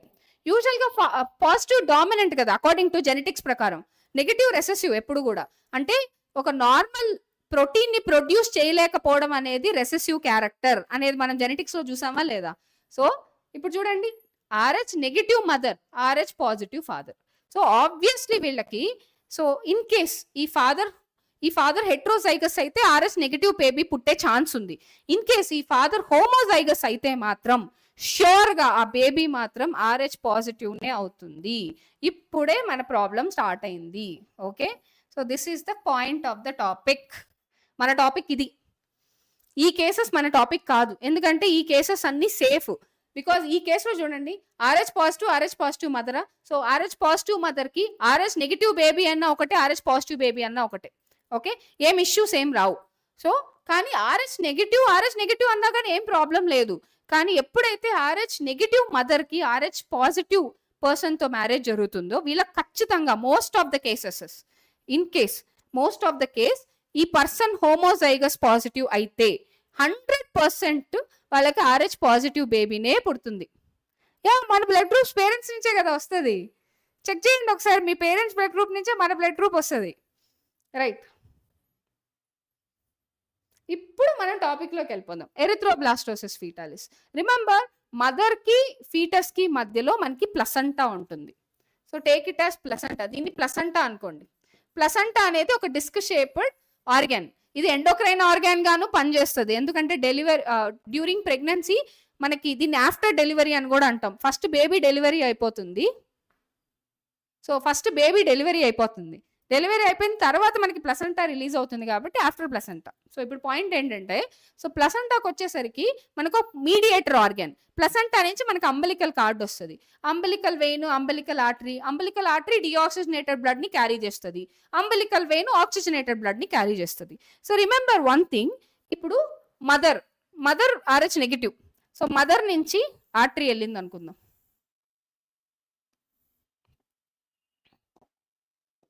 Veins blue colour, sorry umbilical artery, ఎందుకంటే బ్లూ కలర్ లో వేయాలి. డిఆక్సిజనేటెడ్ బ్లడ్ ని తీసుకెళ్తుంది కదా, కాబట్టి బ్లూ కలర్ లో వేయాలి. ఓకే, దీని తర్వాత ఇక్కడ ఫీటల్, సారీ ఇది రెడ్ కలరే, ఇది మదర్ కదా. సో మదర్ వెయిన్స్ లో డిఆక్సిజనేటెడ్ బ్లడ్ అవి ఉంటాయి, అలానే ఆర్టరీస్ ఉంటాయి కదా.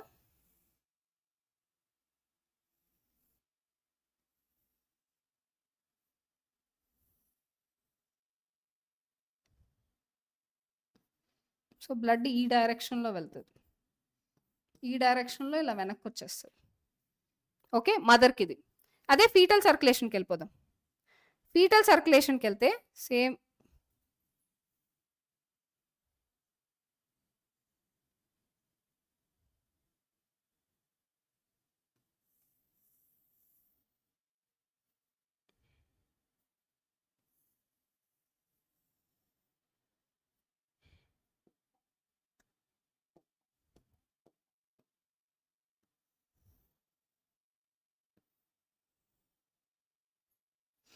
ఓకే.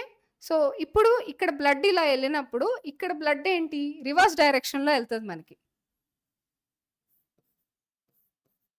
బ్లడ్ ఇలా వచ్చి ఇలా వెళ్ళిపోతుంది. మీకు డైరెక్షన్ అర్థమైంది కదా. Thank you Deekshi, thank you for remembering. ఇది ఒక్కసారి పిక్చర్ చూడండి, మీకు ఈజీగా అర్థమైపోతుంది.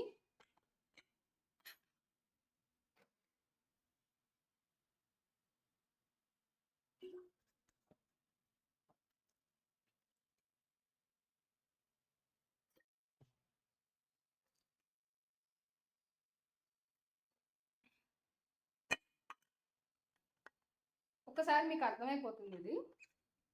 సో చాలా ఈజీనే ఈ కాన్సెప్ట్. దీని తర్వాత మనకి చిన్న చిన్న కాన్సెప్ట్సే ఉన్నాయమ్మా. ఓకే, సో రిమెంబర్ ఇక్కడ మనకి చూస్తే మదర్ ఏంటి, ఆక్సిజనేటెడ్ బ్లడ్ ని ఇలా బేబీకి తీసుకొస్తుంది. So RH negative mother, RH positive baby.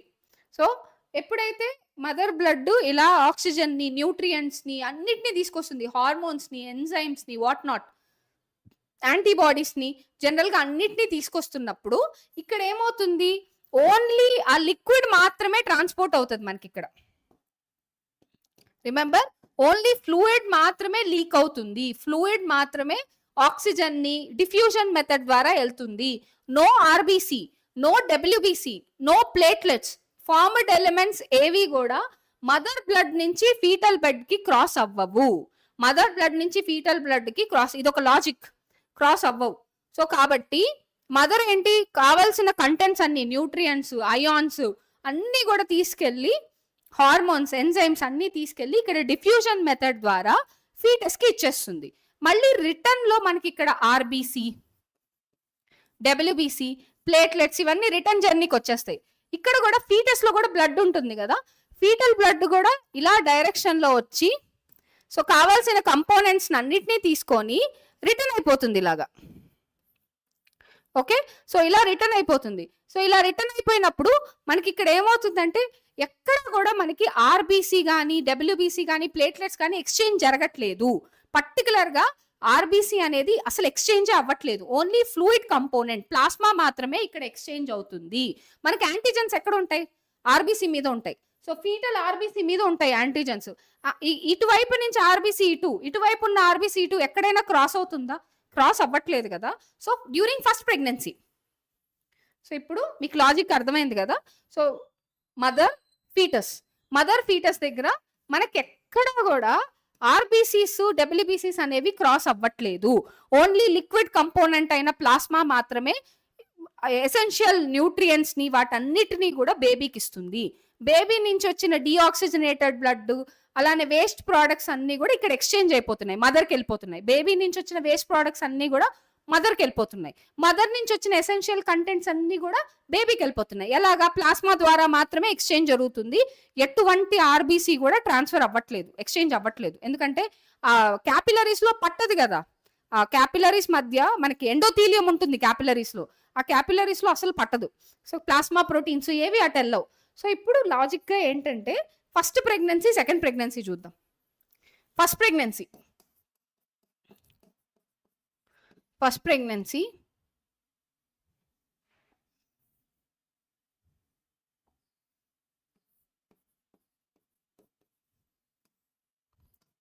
no RBCs are exposed, no RBCs are crossed, కాబట్టి no antigens are exposed, no antigens are exposed during gestation period. Remember నా లైన్ ఎండింగ్ కూడా చూసుకోండి. During gestation period అంటే pregnancy period. Gestation period లో అసలు క్రాసే అవ్వవు. So but at the time of delivery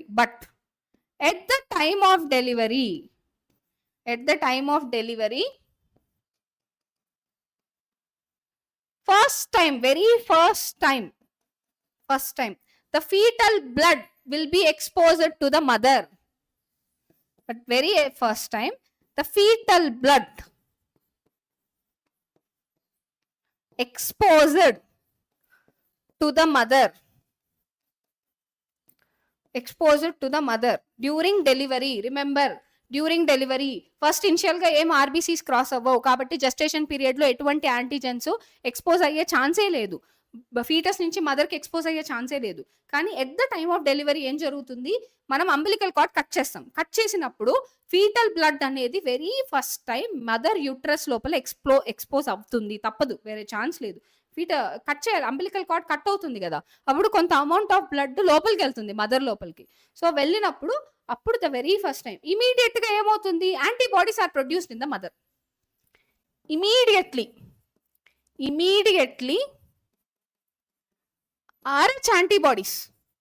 RH antibodies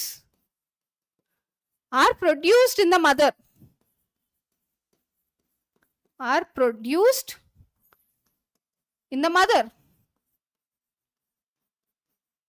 okay.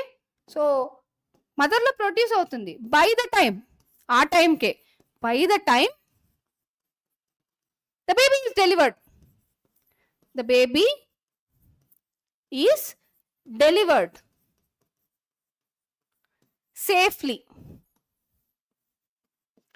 Safe గా deliver అయిపోతుంది baby. Okay, ఇప్పుడు నెక్స్ట్ సెకండ్ ప్రెగ్నెన్సీ. ఫస్ట్ ప్రెగ్నెన్సీలో బేబీ బయటికి వెళ్ళిన తర్వాతే ఫీటల్ బ్లడ్ మదర్ కి ఎక్స్పోజ్ అవుతుంది. అప్పుడు ప్రొడ్యూస్ అయినా లాభమే ఉంది, బేబీ బయటికి వెళ్ళిపోయి ఉంటుంది కాబట్టి it's a safe delivery and it's a safe pregnancy first delivery. Okay, అదే నెక్స్ట్ సెకండ్ డెలివరీకి వద్దాం, సెకండ్ ప్రెగ్నెన్సీ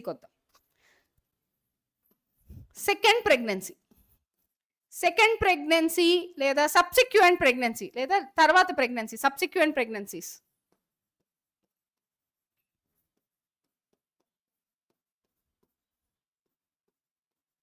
అంటే లేటర్ తర్వాత వచ్చే ప్రెగ్నెన్సీస్ లో ఏం జరుగుతుంది, సబ్సిక్వెంట్ ప్రెగ్నెన్సీస్ లో ఏమవుతుందంటే the mother blood contains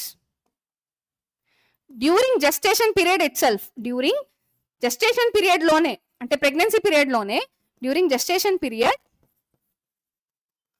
the mother's blood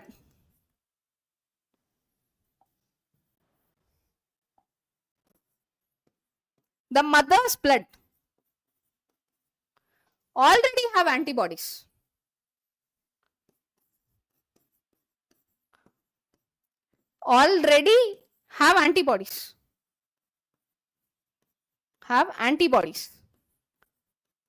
so now ఈ యాంటీబాడీస్ ఎలా ఉంటాయి, ఐజీజీ యాంటీబాడీస్ అంత చిన్నగా ఉంటాయి. These antibodies are like IgG. These antibodies are like same కాదు, ఆర్ లైక్ IgG.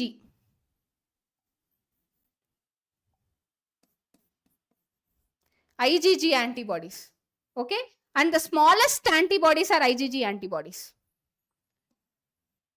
Smallest. అందుకే like IgG అన్నాను. The smallest antibodies are the IgG antibodies. So they can easily cross through the placental blood.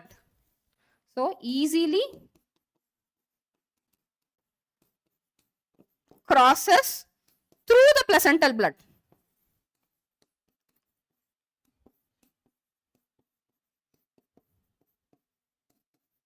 Okay, got it. మీకు ఇప్పుడు ఈజీగా అర్థమవుతుంది అనుకుంటాను. ఈజీగా placental బ్లడ్ని క్రాస్ చేయగలుగుతుంది. Okay, right. సెషన్ ఇంకొంతసేపట్లో అయిపోతుంది. And next only coagulation, lymph రేపు చెప్తాను. రేపు లింఫ్తో స్టార్ట్ చేద్దాం. ఓకే, సో ఈరోజు కోయాగులేషన్ వరకు ఉంటుంది. Okay, easily crosses through the, లాస్ట్లో క్వశ్చన్స్ కూడా ఉన్నాయి కాబట్టి. Okay, easily crosses through the placental blood. Placental blood నుంచి ఈజీగా క్రాస్ అయిపోయి వెళ్ళిపోతుంది. ఎందుకు ఈజీగా క్రాస్ అవుతుందంటే, మీరు ఇక్కడ చూస్తే యాంటీబాడీస్ ఎక్కడ ప్రొడ్యూస్ అవుతాయి? ప్లాస్మాలో ప్రొడ్యూస్ అవుతాయి. నేను ఇందాక ఏం చెప్పాను? ప్లాస్మా మాత్రమే ఎక్స్పోజ్ అవుతుందని చెప్పానా లేదా? అంటే ఇప్పుడు ఆల్రెడీ ఫస్ట్ డెలివరీ తర్వాత మదర్ ఆల్రెడీ ప్లాస్మాలో యాంటీబాడీస్ అన్నింటినీ ప్రొడ్యూస్ చేసి పెట్టేసుకున్నారు. సో నెక్స్ట్ సెకండ్ ప్రెగ్నెన్సీలో ఇప్పుడు మదర్ బ్లడ్ లో నుంచి ఫీటల్ బ్లడ్ కి ప్లాస్మా వెళ్తుంది అంటే యాంటీబాడీస్ కూడా వెళ్తున్నాయి కదా. అది కూడా IgG type antibodies. IgG type antibodies అంటే స్మాలెస్ట్ యాంటీబాడీస్. అది ఈజీగా ఈ క్యాపిలరీ ఎండోథీలియం స్పేసెస్ లో నుంచి ఈజీగా ఎస్కేప్ అయిపోయి లోపలికి వెళ్ళిపోతాయి. సో ఇప్పుడు దీనివల్ల ఏం జరుగుతుందంటే, the second baby is Born with second Born with severe anemia, and jaundice.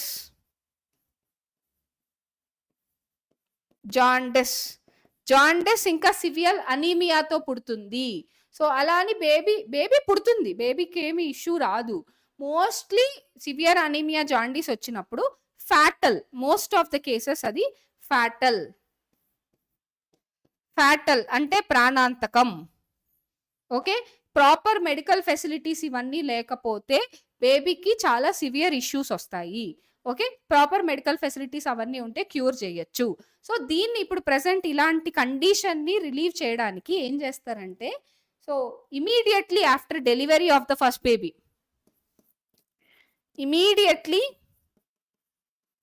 After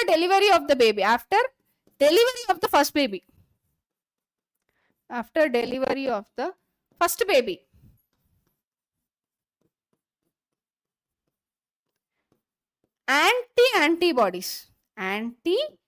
antibodies are administered అంటే given.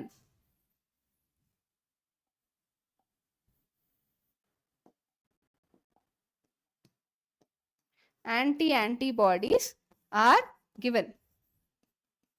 And not only immediate గా కాదు, డ్యూరింగ్ యాంటీబాడీస్ ఇస్తే కొంచెం దాని ఎఫెక్ట్ తగ్గిపోతుంది కదా. సో సెకండ్ ప్రెగ్నెన్సీ అప్పుడు ఏంటంటే, సెకండ్ ప్రెగ్నెన్సీ థర్డ్ ప్రెగ్నెన్సీ ఏదైనా అవ్వచ్చు. ఓకే, సో ఎవ్రీ 3 months ఒకసారి యాంటీబాడీస్ ఇస్తారు, ఎవ్రీ 3 months ఒకసారి. సో సెకండ్ ప్రెగ్నెన్సీ థర్డ్ ప్రెగ్నెన్సీలో ఖచ్చితంగా యాంటీబాడీస్ ఇవ్వాల్సిందే. సో రిమెంబర్, ఇది ప్యాసివ్ ఆర్టిఫిషియల్ ఇమ్యూనిటీ కిందకు వస్తుంది. ఈ ఇమ్యూనిటీ దేని కిందకు వస్తుంది? Passive artificial immunity. Remember this, ఇది కూడా ఒక important question. Passive artificial immunity. Okay, దీన్నే మనం ఎరిథ్రోబ్లాస్టోసిస్ ఫీటాలిస్ అంటాం. ఈ కండిషన్నే ఇప్పుడు మనం డిస్కస్ చేసిన కండిషనే. ఇది జెనెటికల్ గాను మీకు చాలా ఇంపార్టెంట్ టాపిక్, అలానే బాడీ ఫ్లూయిడ్స్ అండ్ సర్క్యులేషన్లోను బ్లడ్ గ్రూప్ వైజ్ చాలా ఇంపార్టెంట్ టాపిక్ మనం అర్థం చేసుకోవడానికి. ఓన్లీ చిన్నపిల్లల్లోనూ వాళ్ళల్లోనే కాదు, ఎప్పుడు కూడా నెగటివ్ వాళ్ళకి పాజిటివ్ బ్లడ్ ఇచ్చినప్పుడు వాళ్ళకి కూడా అనీమిక్ అవుతారు, నెగటివ్ వాళ్ళు అనీమిక్ అవుతారు. ఓకే, సో నెక్స్ట్ అలాగే మళ్ళీ పాజిటివ్ వాళ్ళకి నెగటివ్ బ్లడ్ ఇవ్వచ్చు, దానివల్ల ఏం ఇష్యూ లేదు. సో రిమెంబర్, ఎప్పుడు పాజిటివ్ వాళ్ళ బ్లడ్ పాజిటివ్ వాళ్ళకే ఇవ్వాలి, కానీ నెగటివ్ వాళ్ళ బ్లడ్ పాజిటివ్ వాళ్ళకి ఇవ్వచ్చు, నెగటివ్ వాళ్ళకి ఇవ్వచ్చు. Okay, negative can goes to positive and negative, but positive will always go to only positive. ఈ లాజిక్ గుర్తుపెట్టుకోండి. రైట్. సో ఇప్పుడు మీకు అర్థమైంది కదా, ఎరిథ్రోబ్లాస్టోసిస్ ఫీటాలిస్ ఈ కండిషన్ ఎప్పుడు పాసిబుల్ అవుతుంది? మదర్ RH నెగటివ్ అవ్వాలి, బేబీ RH పాజిటివ్ అవ్వాలి. లేదా ఈ క్వశ్చన్ ఇంకోసారి కూడా ఇంకోలా కూడా అడగచ్చు. In case RH negative women married to a RH positive baby, sorry RH negative women married to a RH positive person, RH positive person ని మ్యారేజ్ చేసుకుంటే they can it be a case of erythroblastosis fetalis? Yes, it can be a case of erythroblastosis fetalis అవ్వచ్చు. Okay, right. మీకు logic అర్థమైంది కదా, డీటెయిల్డ్గా ఉంది కదా. First baby సేఫ్గా డెలివరీ అయిపోతుంది. ఫస్ట్ బేబీ డెలివరీ అయిన తర్వాత ఎప్పుడైతే అంబిలికల్ కార్డ్ కట్ చేసినప్పుడు ఫీటల్ బ్లడ్ అనేది ఫస్ట్ టైం ఎక్స్పోజ్ అవుతుంది. అది కూడా after delivery of first baby expose అవుతుంది. బై ద టైం బేబీ సేఫ్గా డెలివరీ అయిపోతుంది. సో ఇప్పుడు ఏంటి, ఇమీడియట్గా మదర్ ఈ RH యాంటీజెన్స్కి తగ్గట్టు RH యాంటీబాడీస్ని ప్రొడ్యూస్ చేసి పెట్టుకుంటుంది. ప్రొడ్యూస్ చేసుకోవడం వల్ల సెకండ్ ప్రెగ్నెన్సీ అప్పుడు ఈ యాంటీబాడీస్ అనేవి ప్లాస్మాలో ఉంటుంది కాబట్టి, ప్లాస్మా మాత్రమే మదర్ టు బేబీ షేర్ అవుతుంది కాబట్టి ఈజీగా ఈ యాంటీబాడీస్, అవి కూడా IgG యాంటీబాడీస్ ఉంటాయి, అంత చిన్న యాంటీబాడీస్ ఈజీగా క్రాస్ అయిపోతాయి. Rich can take from all but poor can only take from poor. Okay, RH negative RH పాజిటివ్నా? Okay, right. సో ఇప్పుడు నెక్స్ట్ మనం కోయాగులేషన్ చూసేద్దాం. So last topic coagulation, right. దీని తర్వాత మీకు క్వశ్చన్స్ ఉన్నాయి. Okay, coagulation. ఓకే, పార్ట్ 2లో నేను లింఫ్ కవర్ చేస్తాను డీటెయిల్డ్గా మీకు. So what is coagulation? Coagulation అనగానే మీకు కొన్ని కంటెంట్స్ కావాలి. ఇప్పుడు మనం ఏదైనా కుకింగ్ చేయాలనుకోండి, ఏదన్నా ఒకటి ప్రిపేర్ చేయాలనుకోండి, ఒక ఆర్టే వేద్దాం అనుకుంటే కొన్ని కార్డ్బోర్డ్స్ కావాలి, కలర్స్ కావాలి, పేపర్స్ కావాలి, వేస్ట్ క్లాత్ కావాలి, బ్రష్ కావాలి, ఇలా కొన్ని కంటెంట్స్ రాసుకుంటాం కదా. అలానే ఇక్కడ కూడా ఏమేమి కంటెంట్స్ కావాలో ఒకసారి చూద్దాం. కోయాగులేషన్ అంటే బ్లడ్ క్లాట్ లేదా బ్లడ్ స్కమ్ లేదా కోయాగులం అంటే సింగులర్. ఒక రెడ్డిష్ బ్రౌన్, ఫర్ ఎగ్జాంపుల్ పొరపాటుగా ఏదన్నా ఒక పర్సన్కి వేలు కట్ అయింది, ఆ కట్ అయిన దగ్గర మనకి కొంతసేపటికి బ్లీడింగ్ ఆగిపోవడానికి ఒక red colour, dark brown red colour scum ఒకటి ఫామ్ అవుతుంది. దాన్నే కోయాగులం అంటాం లేదా క్లాట్ అంటాం. ఈ క్లాట్ అవ్వడానికి అర్జునలో రివిజన్ స్టార్ట్ అవుతుందా? స్టార్ట్ అవుతుంది సింధు, స్టార్ట్ అవుతుంది. Okay, right. ఏమేం కావాలంటే first thing, very first thing, prothrombin చాలా చాలా ఇంపార్టెంట్. ఓకే, ఫస్ట్ ప్లేట్లెట్స్ కావాలి, అన్నిటికంటే ముందు ప్లేట్లెట్స్ కావాలి, ఫిబ్రినోజన్ కావాలి, ప్రోథ్రాంబిన్ కావాలి, అలానే క్లాటింగ్ ఫ్యాక్టర్స్ కావాలి. సో టోటల్గా మనకి ఎన్ని క్లాటింగ్ ఫ్యాక్టర్స్ ఉంటాయి? 13 క్లాటింగ్ ఫ్యాక్టర్స్ ఉంటాయి. So 13 clotting factors, right. 13 clotting factors, right. మనకి అలానే వీటికి ఒక అయాన్స్ కావాలి, మినరల్స్, ఒక కాల్షియం అయాన్స్ కావాలి, Ca+ అయాన్స్ కావాలి. అలానే వైటమిన్ ఒకటి కావాలి, అదే vitamin K. Okay, so vitamin K ఏమో కోయాగులేషన్కి కావాలి, మెచ్యురేషన్ ఆఫ్ RBCకి ఏమో వైటమిన్ B12, వైటమిన్ B9 కావాలి. రిమెంబర్ దిస్, ఇందాక చెప్పడం మర్చిపోయాను నేను. సో మిథైల్ కోబాలమిన్, అలానే ఫోలిక్ యాసిడ్, వైటమిన్ B12 ఇంకా వైటమిన్ B9. సో ఈ 2 వైటమిన్స్ ఎందుకంటే మెచ్యురేషన్ ఆఫ్ RBC కోసం. ఇన్ కేస్ ఈ వైటమిన్స్ కానీ తగ్గినట్టయితే అనీమిక్ అవుతారు వాళ్ళు. అలానే ఇక్కడ వైటమిన్ K ఇంకా కాల్షియం కానీ ప్రాబ్లం వస్తే వాళ్ళకి కోయాగులేషన్. వైటమిన్ K ఆ పేరు ఎందుకు పెట్టారు తెలుసా? ఈ వైటమిన్ K కోయాగులేషన్కి కావాలి కాబట్టి వైటమిన్ K అని పెట్టారు. వెరీ సింపుల్ లాజిక్ ఏంటంటే, ఈ వైటమిన్ K ఉపయోగించి లివర్ ప్రోథ్రాంబిన్ని ప్రొడ్యూస్ చేస్తుంది. సో వైటమిన్ K లేదనుకోండి, ప్రోథ్రాంబిన్ రాదు. So vitamin K is very very important. So vitamin K deficiency ఉంటే వాళ్ళకి సివియర్ బ్లీడింగ్ అవుతుంది, కంటిన్యూస్గా బ్లీడ్ అవుతూనే ఉంటుంది, క్లాట్ అవ్వదు. సో ఇప్పుడు అసలు ఫస్ట్ కోయాగులేషన్ అనేది ఎలా ఇనిషియేట్ అవుతుందో ఒకసారి చూసేద్దాం. ఫస్ట్ థింగ్, ప్లేట్లెట్స్, అలానే డెడ్ సెల్స్. ప్లేట్లెట్స్ అలానే డ్యామేజ్డ్ టిష్యూస్ అనొచ్చు, సెల్స్ అనొచ్చు, damage tissues. Okay, so initiates లేదా రిలీజెస్ కెమికల్స్ ఆర్ స్టిమ్యులేట్స్ అనకూడదు, యాక్టివేట్స్ అనాలి ఇక్కడ, sorry, activates the clotting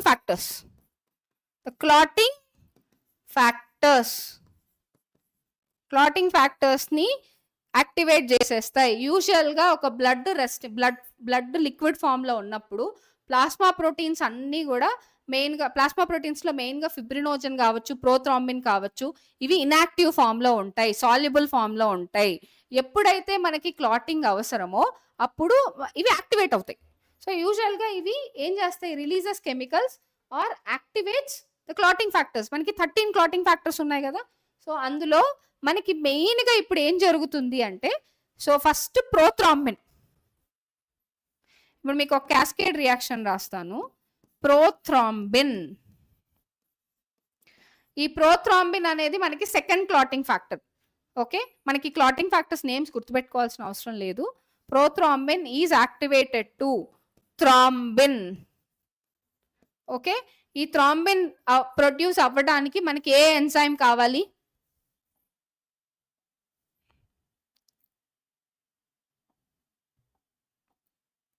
so థ్రాంబోకైనేస్ కావాలి. ఓకే, సో ఈ thrombokinase, with the help of thrombokinase prothrombin ఏమవుతుంది? థ్రాంబిన్ అవుతుంది. ఓకే, ఈ థ్రాంబిన్ ఏమవుతుంది? Very good, mesh like structure, right Vamsikrishna. So thrombin ఏం చేస్తుంది?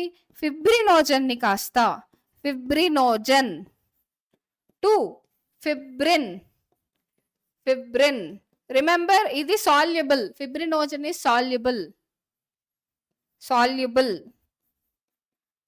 ఫిబ్రిన్ సాల్యుబుల్ అవ్వదు. సాల్యుబుల్ ఫిబ్రినోజన్ కాస్త ఇన్సాల్యుబుల్ ఫిబ్రిన్ గా మారుస్తుంది. ఏం మారుస్తుంది? థ్రాంబిన్ మారుస్తుంది. అసలు ఈ థ్రాంబిన్ ఎక్కడి నుంచి స్టార్ట్ అయింది? ప్రోథ్రాంబిన్ నుంచి థ్రాంబిన్ గా ప్రొడ్యూస్ అయింది. ఈ రియాక్షన్ ని, మొత్తం రియాక్షన్ ని ఇప్పుడు మీరు రాశారు కదా, ఈ మొత్తం రియాక్షన్ ని మనం ఏమంటామంటే లింక్డ్ ఎంజైమాటిక్ రియాక్షన్ అంటారు, లేదా క్యాస్కేడ్ రియాక్షన్ అంటారు. ఓకే, దీన్నే లింక్డ్ ఎంజైమాటిక్ రియాక్షన్, లేదా దీన్నే మనం ఏమంటాం? క్యాస్కేడ్ రియాక్షన్ అంటారు. లింక్డ్ ఎంజైమాటిక్ రియాక్షన్ లేదా క్యాస్కేడ్ రియాక్షన్ అంటే, ఇప్పుడు ఈ రియాక్షన్ జరగాలంటే పైన రియాక్షన్ జరగాల్సిందే. పైన రియాక్షన్ జరగలేదంటే ఈ రియాక్షన్ జరగదు. ఎందుకంటే థ్రాంబిన్ కావాలి కదా. థ్రాంబిన్ కావాలంటే ఫస్ట్ రియాక్షన్ జరగాలి. ఓకే, సో ఇప్పుడు ఈ ఫైబ్రిన్ మొత్తం ఏమవుతుంది? సో మీరు ఒక బ్లడ్ వెసల్ తీసుకున్నారు, ఒక ఏరియా తీసుకున్నారు. బ్లడ్ వెసల్ అనగానే రెడ్ కలర్లో వేయాలి కదా. ఈ కలర్స్ ఎందుకంటే మీరు అనాటమీ బుక్లో చూసారనుకోండి, రెగ్యులర్ అనాటమీ బుక్లో కలర్స్ అనేవి చాలా ఇంపార్టెంట్ రోల్ ప్లే చేస్తాయి. నిజం, ఎందుకంటే కలర్స్ వల్లే మనకు అక్కడ మెయిన్గా ఆ పర్టికులర్ నర్వా, ఆర్టరీనా, వెయినా, ఏంటి లివరా ఏంటో తెలుస్తుంది అనమాట. సో ఇలా ఫిబ్రిన్ ఏం చేస్తుంది? మనకి మెష్ వర్క్ లాగా ఫామ్ చేసేస్తుంది. ఓకే, సో ఈ మెష్ వర్క్లో, ఫిబ్రిన్ మెష్ వర్క్లో మనకి మెయిన్గా సో ప్లేట్లెట్స్ ఉంటాయి. ఓకే, డెడ్ ఎలిమెంట్స్ ఉంటాయి, డెడ్ సెల్స్, ప్లేట్లెట్స్ అన్నీ ఇలా మెష్ వర్క్లో ఉంటాయి. Okay, right. మిగతా క్లాటింగ్ ఫ్యాక్టర్స్ అన్నీ కూడా దీని తర్వాత, ఈ రియాక్షన్ తర్వాత మిగతా క్లాటింగ్ ఫ్యాక్టర్స్ అన్నీ కూడా యాక్టివేట్ అయ్యి క్లాట్ని చాలా థిక్కెన్ చేస్తుంది. ఈ మొత్తం ఇదంతా కలిసి మిగతా క్లాటింగ్ ఫ్యాక్టర్స్ అన్నీ కూడా యాక్టివేట్ అవ్వాలి దీని తర్వాత, ఫిబ్రిన్ తర్వాత. అప్పుడే మనకి క్లాట్ అనేది చాలా స్ట్రాంగ్ అవుతుంది, రైట్. సో ఈ మెష్ని ఫామ్ చేసింది ఎవరు?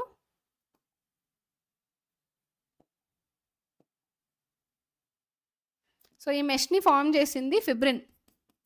ఈ ఫిబ్రిన్ మెష్, అసలు ఈ ఫిబ్రిన్ రావాలంటే ఏం జరగాలి? ఫిబ్రినోజన్ ఫిబ్రిన్గా కన్వర్ట్ అవ్వాలి అంటే థ్రాంబిన్ కావాలి. థ్రాంబిన్ ఎలా వచ్చింది? ప్రోథ్రాంబిన్ కాస్త థ్రాంబోకైనేస్ ద్వారా థ్రాంబిన్ గా యాక్టివేట్ అయింది. ఈ ఫిబ్రిన్ తర్వాత క్లాటింగ్ ఫ్యాక్టర్స్ అన్నిటిని యాక్టివేట్ చేస్తుంది. క్లాటింగ్ ఫ్యాక్టర్స్ అన్నిటిని అసలు first of all clotting factors activate చేయాలంటేనే మనకి ప్లేట్లెట్స్ ఇంకా మనకి డ్యామేజ్డ్ టిష్యూ, డ్యామేజ్డ్ సెల్స్ కానీ సో ఇవి ప్రైమరీగా ప్లేట్లెట్స్ క్లాటింగ్ ఫ్యాక్టర్స్ని యాక్టివేట్ చేస్తాయి. అలానే డ్యామేజ్డ్ టిష్యూ కూడా క్లాటింగ్ ఫ్యాక్టర్స్ని యాక్టివేట్ చేస్తుంది. ఓకే, సో మనకి ప్లేట్లెట్స్ అవ్వచ్చు, అలానే మధ్య మధ్యలో RBCs, dead cells, RBC, WBC అన్నీ ఉంటాయి ఇక్కడ. ఓకే, సో అన్నిటినీ కలిపి మనం ఒక స్కమ్ అంటాం. ఈ మొత్తం ఉంది కదా, ఈ మొత్తాన్ని స్కమ్ లేదా క్లాట్ లేదా కొయాగులం. రైట్, క్లియర్గా ఉందా ఇప్పుడు? రైట్, ఇదే మొత్తం క్లాటింగ్ మెకానిజం అన్నమాట, ఇన్ డీటెయిల్ క్లాటింగ్ మెకానిజం మనకి. సో ఓకే, మీకు అర్థమైంది కదా.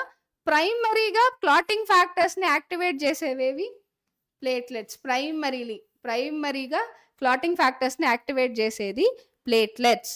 తర్వాత డ్యామేజ్డ్ టిష్యూస్ కూడా యాక్టివేట్ చేస్తాయి. సో ఈ ప్లేస్లో మనకి మెయిన్గా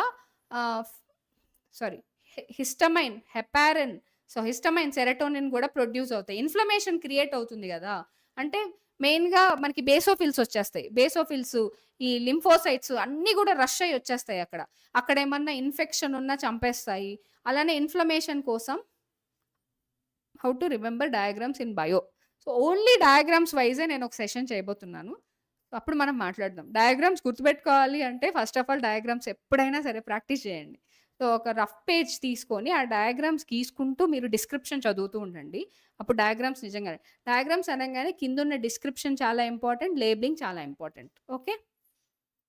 ఓకే రైట్. సో ఈరోజు మన టాపిక్లో ఇన్ డీటెయిల్డ్గా ఏమేమి తెలుసుకున్నాం మనం? సో ఏమేమి కంటెంట్స్ కావాలి మనకి కోయాగులేషన్కి? ప్లేట్లెట్స్ కావాలి.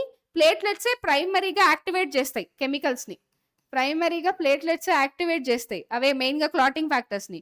ఫిబ్రిన్గా కన్వర్ట్ అవ్వాలంటే ప్రోథ్రాంబిన్ థ్రాంబిన్గా కన్వర్ట్ అవ్వాలి. ఇంకా క్లాటింగ్ ఫ్యాక్టర్స్, దాని తర్వాత ఫైనల్గా 13 క్లాటింగ్ ఫ్యాక్టర్స్ యాక్టివేట్ అవుతుంది. రిమెంబర్ మనకి హీమోఫీలియా ఉంది కదా, X linked recessive disorder. Haemophilia కూడా మెయిన్గా మనకి 8th clotting factor, 9th clotting factor disorder వల్ల వస్తాయి. 8th క్లాటింగ్ ఫ్యాక్టర్ని యాంటీ హీమోఫిలిక్ క్లాటింగ్ ఫ్యాక్టర్ అంటాం. ఆ క్లాటింగ్ ఫ్యాక్టర్ లేకపోవడం వల్ల వాళ్ళకి క్లాటింగ్ టైం అనేది పెరుగుద్ది, చాలా టైం పడుతుంది క్లాట్ అవ్వడానికి. Right, haemophilia X linked disorder ఉంది కదా, పర్టికులర్గా 8th లేదా 9th క్లాటింగ్ ఫ్యాక్టర్ అఫెక్ట్ అవ్వడం వల్ల జరుగుతుంది. 8th క్లాటింగ్ ఫ్యాక్టర్ పేరు anti haemophilic clotting factor, 9th clotting factor పేరు క్రిస్మస్ ఫ్యాక్టర్. రైట్, సో మీకు ఇప్పుడు డీటెయిల్డ్గా ఉంది కదా. రైట్, ఇప్పుడు నెక్స్ట్ మనం క్వశ్చన్స్కి వచ్చేద్దాం. గైస్, ఈరోజు మన టాపిక్లో డీటెయిల్డ్గా బాడీ ఫ్లూయిడ్స్ ఇంకా సర్క్యులేషన్లో యానిమల్ కింగ్డమ్ నుంచి ఫైలోజెనెటిక్ రిలేషన్షిప్తో పాటు డీటెయిల్డ్గా స్టార్ట్ చేసి మొత్తం స్పాంజెస్లో, నిడేరియా, టీనోఫోరా, వీటన్నిటిలో ఎలా సర్క్యులేటరీ సిస్టమ్ అనేది ఉంది. సో ఎలా ఒక ఓపెన్ సర్క్యులేటరీ సిస్టమ్ అంటే ఏంటి, క్లోజ్డ్ సర్క్యులేటరీ సిస్టమ్ అంటే ఏంటి అంటే డీటెయిల్డ్గా కవర్ చేసి, దాని తర్వాత బ్లడ్ ఇంకా వాటి కంపోనెంట్స్, వీటిని కూడా డీటెయిల్డ్గా కంప్లీట్ చేసాం. Blood groups, ABO blood group system, RH blood group system. ఫైనల్గా అలానే కోయాగులేషన్తో ఎండప్ చేస్తున్నాం. నెక్స్ట్ రేపు లింఫ్ నుంచి స్టార్ట్ చేస్తాం. ఓకే, సో ఇప్పుడైతే మనం లేట్ చేయకుండా ఒక్కసారి క్వశ్చన్స్కి వెళ్ళిపోదాం. ఓకే, ఇప్పటి వరకు మీరు చూసిన టాపిక్ అన్నిట్లో డీటెయిల్డ్గా క్వశ్చన్స్ చూసేద్దాం. రైట్,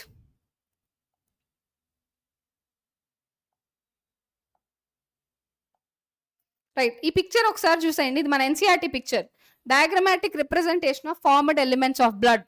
ఫార్మ్డ్ ఎలిమెంట్స్ అంటే మనకు తెలుసు అన్ని సెల్యులర్ ఎలిమెంట్స్. సో మీరు ఇక్కడ చూసేయండి ఆర్బీసీ. సో ఇది బైకాన్కేవ్ షేప్ అండ్ అలానే న్యూక్లియస్ ఏమీ ఉండదు కాబట్టి ఈ న్యూక్లియేటెడ్ అంటాం. సో అన్ని బ్లడ్ సెల్స్ కల్లా ఈ పిక్చర్లో కూడా మీరు ఈజీగా కనుక్కోవచ్చు. స్మాలెస్ట్ బ్లడ్ సెల్ ఏది? ప్లేట్లెట్స్. అన్నిటికంటే చిన్న స్మాలెస్ట్ బ్లడ్ సెల్ ఇది. మెగా క్యారియోసైట్స్లోని ఫ్రాగ్మెంటేషన్ ప్రాసెస్ వల్ల వస్తుంది కదా, చిన్న చిన్న చిన్న చిన్న పార్టికల్స్ లా ఉంది చూడండి, వీటిలో కూడా న్యూక్లియస్ ఉండదు. ఈ రెండిట్లోనూ న్యూక్లియస్ ఉండదు, ఆర్బీసీలో ఉండదు,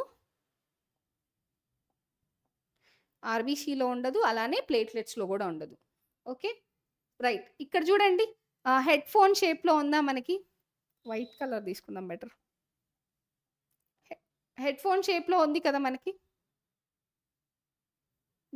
న్యూక్లియస్. సో ఇది ఇసినోఫిల్. మనకి ఎన్సీఆర్టీలోనే డీటెయిల్డ్గా డయాగ్రామ్లో ఇచ్చేస్తున్నారు. ఇక్కడ బేసోఫిల్స్, ఇక్కడ అంత క్లియర్గా లేదు, గ్రాన్యూల్స్తో కవర్ అయిపోయింది కాబట్టి రిమెంబర్ ఎస్ షేప్డ్ న్యూక్లియస్. ఓకేనా? ఎస్ షేప్డ్ న్యూక్లియస్, బైలోబ్డే కానీ ఎస్ షేప్. ఈ రెండు బైలోబ్డే కానీ ఇది స్పెక్టకల్ షేప్ అంటాం లేదా హెడ్ ఫోన్ షేప్ అంటారు. దీన్ని మనం పర్టికులర్గా ఎస్ షేప్ అంటాం. నెక్స్ట్ ఇక్కడ చూస్తే మనకి మల్టీ పాలిమార్ఫో న్యూక్లియర్, అంటే లోబ్స్ చాలా ఉంటాయి. మీకు చూడండి ఎన్ని లోబ్స్ ఉన్నాయో.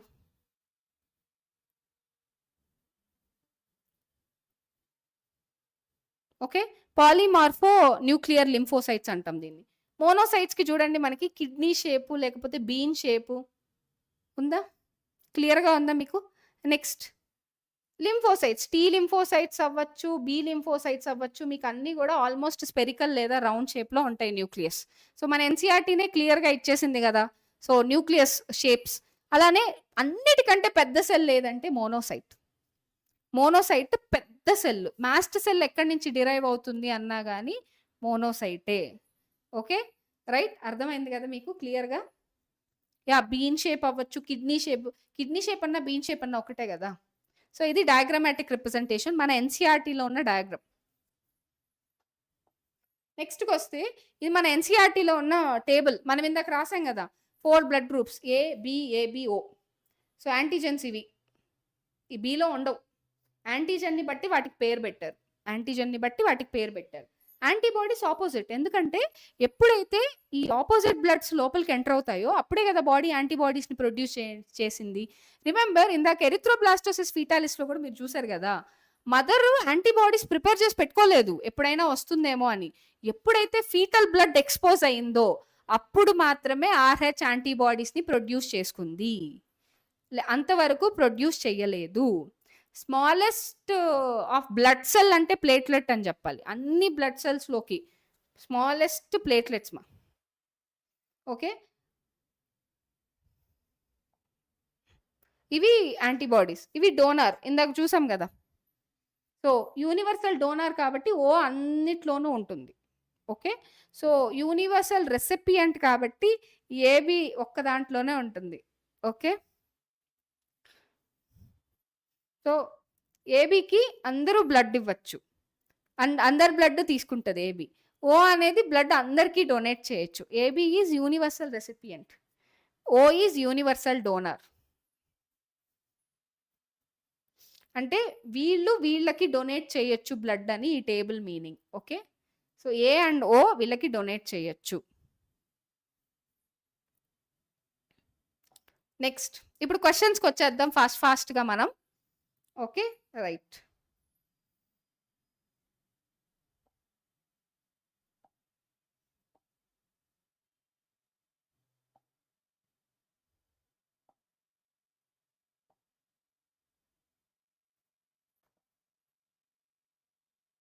రైట్, ఇప్పుడు ఒకసారి క్వశ్చన్ చూసేయండి.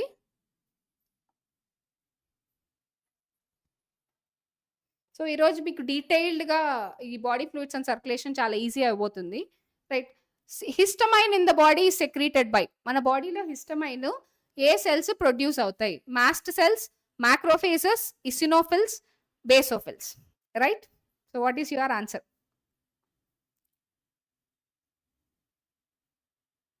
So histamine in the blood, line క్లియర్గా చూడండి. Histamine in the blood. అదే ఇక్కడ హిస్టమైన్ ఇన్ ద టిష్యూ అంటే మాస్ట్ సెల్కి వెళ్ళిపోండి. Remember, histamine in the tissue అంటే mast cell, histamine in the blood అంటే బేసోఫిల్. అర్థమైందా? క్లారిటీ వచ్చిందా? You got it? Histamine in the tissue is mast cell, in the connective tissue is mast cell. Histamine in the blood is basophil.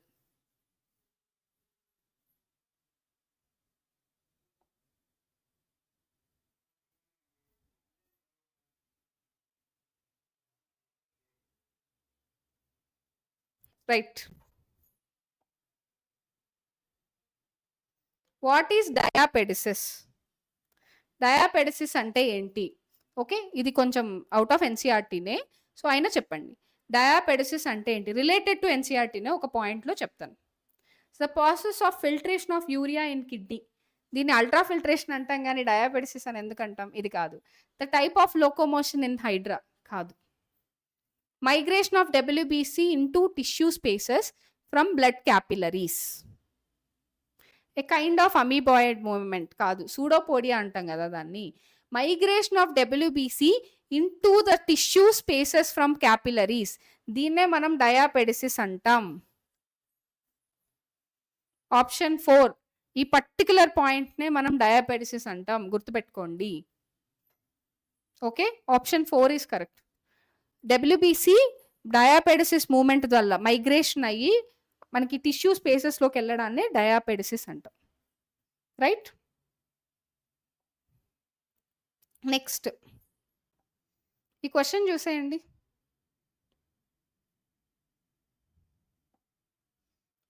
Identify the figure, select the correct option. మీరు ఒక figure, ఈ ఫిగర్ని identify చేసి correct option కావాలి మనకి. Neutrophil, phagocyte, ఇది న్యూట్రోఫిల్లా, ఇసినోఫిల్లా, లింఫోసైటా, మోనోసైటా? Nucleus ని బట్టి కనుక్కోవాలి మీరు. ఓకే, సో ఈ న్యూక్లియస్ ఎలా ఉంది?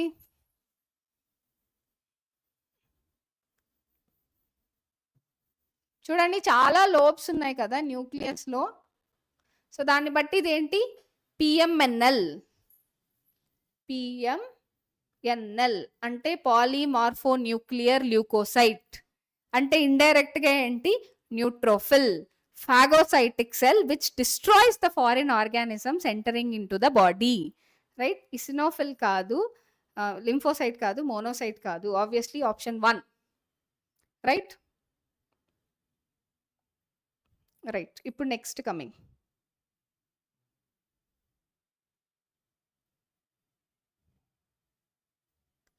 Leukocytes are dash and dash. Leukocytes are dash and dash. Colorless and enucleated. Enucleated ante lack of nucleus. Colored and nucleus. Colorless and nucleated. Colored and enucleated. Got it? Colorless ఇంకా కానీ nucleated. Nucleus ని బట్టే కదా అవి different గా ఉన్నాయి.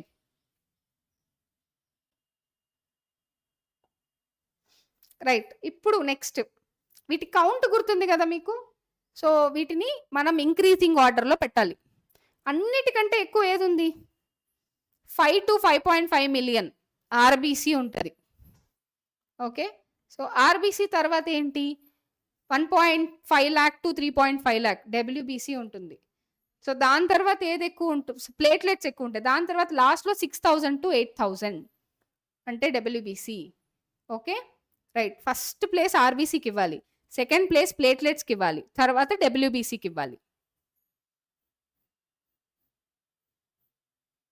Got it?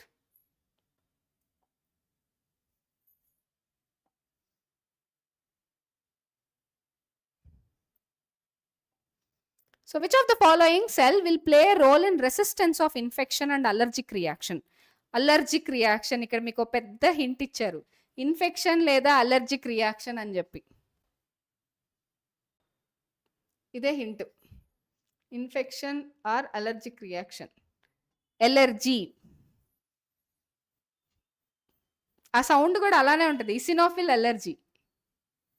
Okay, remember IgE ఒకటి, అలానే ఇసినోఫిల్ ఒకటి. ఇమ్యునోగ్లోబులిన్స్ లో ఐజీఈ, అలానే ఇసినోఫిల్స్, ఈ రెండు కూడా ఎలర్జిక్ రియాక్షన్ లోనే రిలీజ్ అవుతాయి ఎక్కువగా. Very good. Next,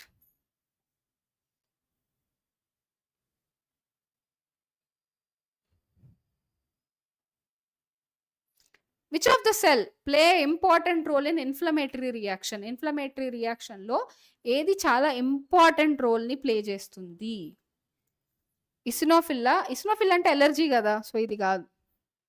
lymphocyte immunity, so ఇది కూడా కాదు. న్యూట్రోఫిల్ ఫాగోసైటోసిస్, ఇది కూడా కాదు. బేసోఫిల్ హిస్టమైన్, సెరటోనిన్, హెపారిన్ ని రిలీజ్ చేస్తుంది కదా.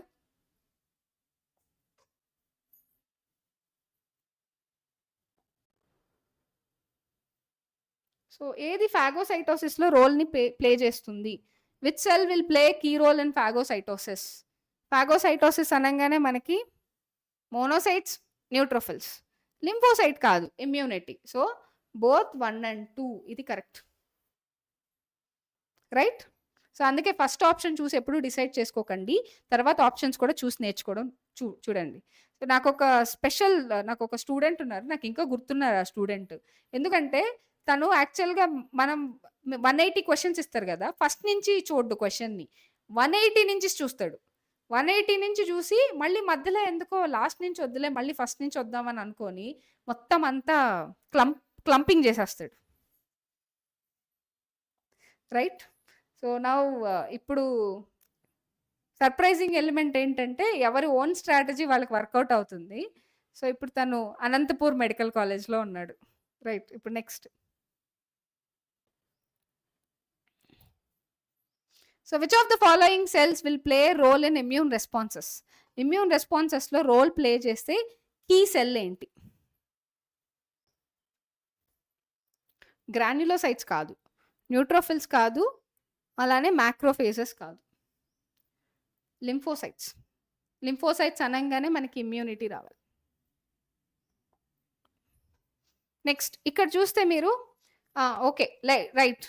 సో నేను చెప్పిన న్యూమోనిక్ గుర్తుంది కదా, never let monkeys eat bananas, అది గుర్తుపెట్టేసుకోండి, మీకు చాలా ఈజీగా ఉంటుంది. Never let monkeys eat bananas. So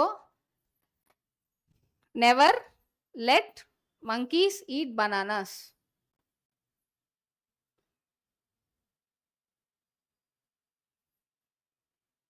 so ఆరో మార్క్స్ కూడా ఒకసారి చూసుకోండి,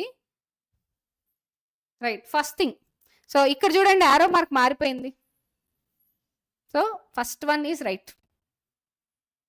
సో న్యూట్రోఫిల్స్ తర్వాత లింఫోసైట్స్, లింఫోసైట్స్ తర్వాత మోనోసైట్స్, మోనోసైట్స్ తర్వాత ఇసినోఫిల్స్, దాని తర్వాత basophils, right? Which of the following cells are not granulocyte? ఈ నాలుగిట్లో గ్రాన్యులోసైట్ కానిది ఏది? సో లింఫోసైట్ కాదు, మనకి ఈజీ అయ్యింది. మిగతా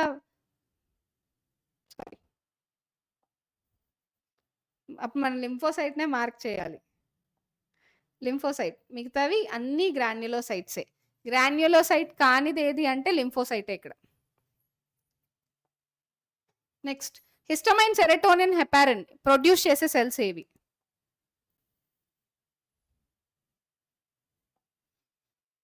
థ్రాంబోసైట్స్, లింఫోసైట్స్, మోనోసైట్స్, బేసోఫిల్స్. ఏవి హిస్టమైన్, సెరోటోనిన్, హెపారిన్ ని ప్రొడ్యూస్ చేస్తాయి? Basophils.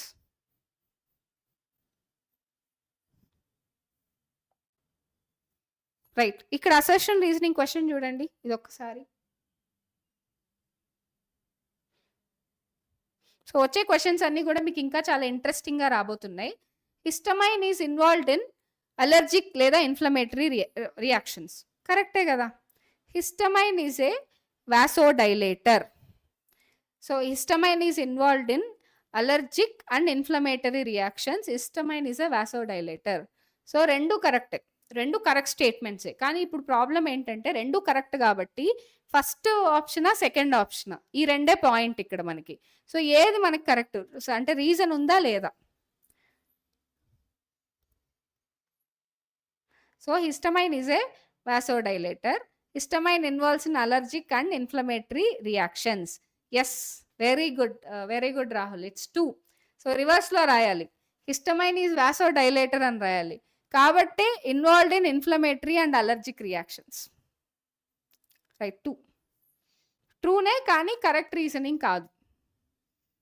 Involved in allergic and inflammatory ఎందుకు? So histamine is a vasodilator కాబట్టి అది అలర్జిక్ ఇంకా ఇన్ఫ్లమేటరీ రియాక్షన్స్లో ఉంటుంది, రివర్స్లో రావాలి, రైట్? సో ఇప్పుడు ఇక్కడ మనం చూస్తే మ్యాచ్ ద ఫాలోయింగ్ చేసేయాలి. ఇక్కడ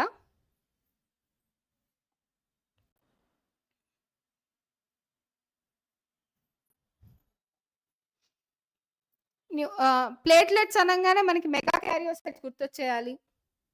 మోనోసైట్స్ నుంచే మ్యాక్రోఫేజెస్ వస్తాయి. Neutrophils 2 to 3 lobes.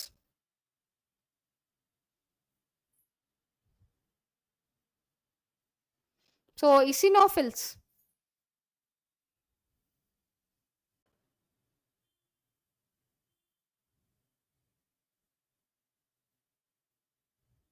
సో ఇది correct answer. Okay, eosinophils allergic reactions కదా. సో పారాసైట్స్ వామ్స్ కి మనం అలర్జిక్ కదా. Okay, 2 to 7 lobes, polymorphonuclear. Platelets అంటే మెగా క్యారియోసైట్స్, మోనోసైట్స్ నుంచే మనకి మ్యాక్రోఫేజెస్ మాస్ట్ సెల్స్ వస్తాయి. Next, which type of WBC are connected with the release of histamine and the natural anticoagulant heparin. ఈ question already ఇందాక వచ్చింది కదా మనకి, so don't worry. So బేసోఫిల్.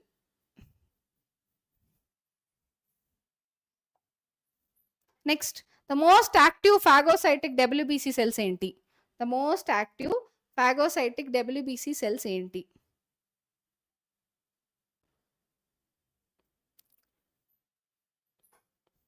Neutrophils ఇంకా మోనోసైట్స్. ఎన్సీఆర్టీలో చాలా క్లియర్గా ఇచ్చారు, ఇది ఎన్సీఆర్టీ ఫ్రేజ్ ఇది.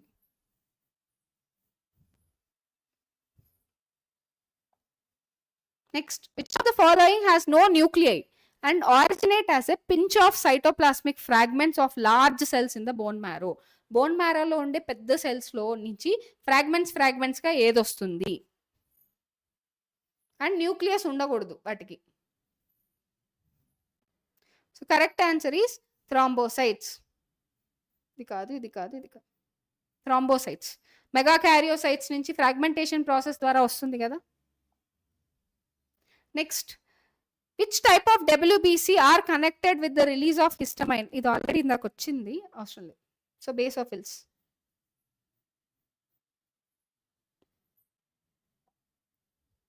Okay, right. సో ఇప్పుడు ఇక్కడ match the following.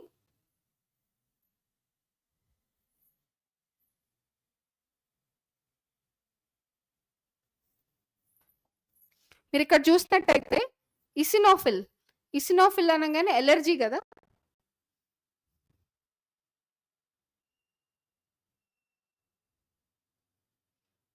So lymphocytes immune response, basophils release of histamine and destructive enzymes, neutrophils phagocytosis, eosinophils కూడా మనకి హిస్టమైన్ నే రిలీజ్ చేస్తాయి. ఎక్కువ హిస్టమైన్ వే ఉన్నాయా? Right, okay. సో ఈ సెల్ చూసారు కదా, ఈ సెల్ ఏంటి?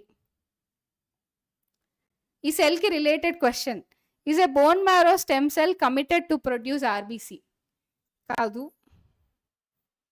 మెగా క్యారియోసైట్? కాదు. Commonest WBC and phagocyte? Correct, neutrophil. అది రెస్పాన్సిబుల్ ఫర్ అక్వైర్డ్ ఇమ్యూనిటీ? కాదు.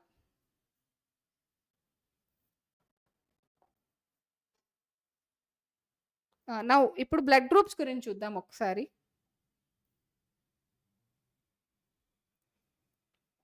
ఈ క్వశ్చన్ చూడండి, కొంచెం ఇంట్రెస్టింగ్ గా ఉంటుంది. If your blood group is not agglutinated with monoclonal anti A anti B, test చేసేటప్పుడు యాంటీబాడీ ఏ యాంటీబాడీ బితో క్లంపింగ్ జరగకపోతే అప్పుడు మన బ్లడ్ గ్రూప్ ఏంటి? A blood group? సో ఏది కరెక్ట్ ఆప్షన్? మోనోక్లోనల్ యాంటీబాడీస్ అంటే కమర్షియల్లీ ప్రిపేర్డ్ యాంటీబాడీస్. ఈ monoclonal యాంటీబాడీస్తో ఎటువంటి రియాక్షన్ జరగకపోతే ఆ బ్లడ్ గ్రూప్ ఏంటి? No antigens AB are present, కాబట్టి మనకి రియాక్షన్ జరగలేదు. ఇదే right answer.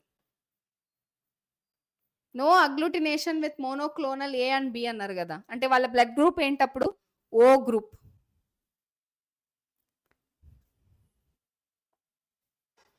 Next, so platelets ఏం చేస్తాయి?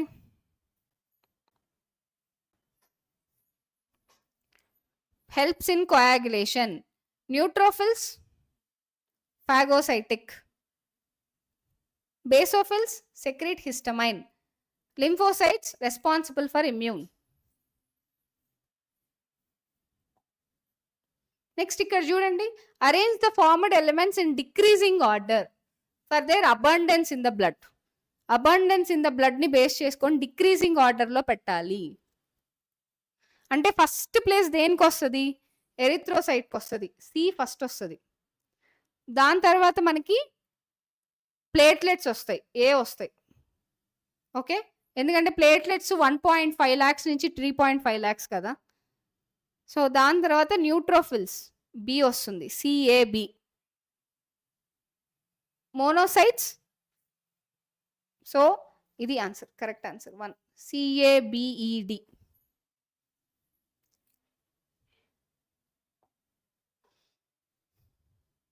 నెక్స్ట్ ఇక్కడ పర్సంటేజెస్ ఇచ్చారు చూడండి.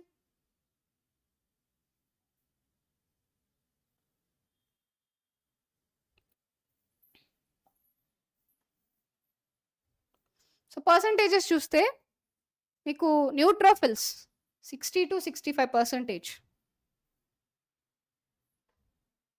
అన్నిటికంటే లీస్ట్ బేసోఫిల్స్ కదా, 0.5 to 1. So eosinophils 2 to 3. And ఫైనల్గా మోనోసైట్స్ 6 to 8. రైట్. సో గుర్తుంది కదా, mnemonic never let monkeys eat bananas, దాన్ని బట్టి గుర్తుపెట్టేసుకోండి order.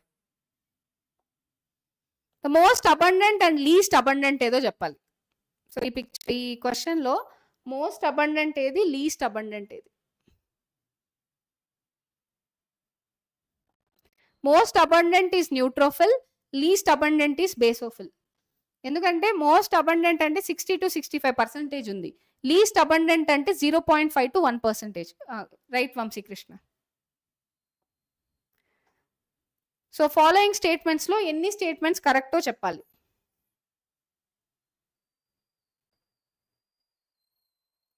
Basophils are the most abundant of the total WBC. ఈ స్టేట్మెంట్ కరెక్టే. Basophil secrete histamine, serotonin, heparin, ఈ statement కూడా కరెక్టే.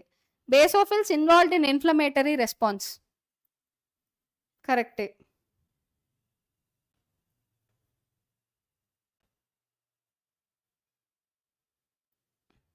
Okay, next basophils have kidney shaped nucleus, no, తప్పు. Basophils are a granulocytes, తప్పు.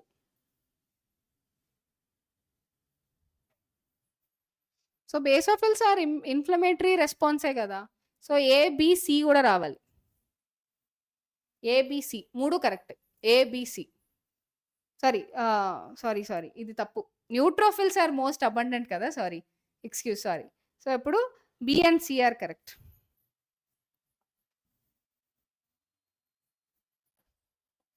So B and C are correct, మిగతావన్నీ తప్పు. First statement wrong, sorry, సరిగ్గా చూసుకోలేదు. రైట్, ఇందాకే ఈ పర్సంటేజ్ వచ్చింది కదా. Leucocytes contain which of the following in larger quantity? Yeah, neutrophil the most abundant.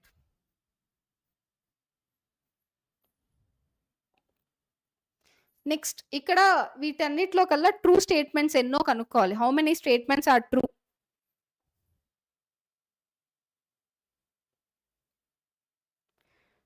Neutrophils are the most abundant cells, 60 to 65% of the WBC. ఈ statement కరెక్టే, 1. Basophils are the least of total WBC, 2. Second statement కూడా కరెక్టే.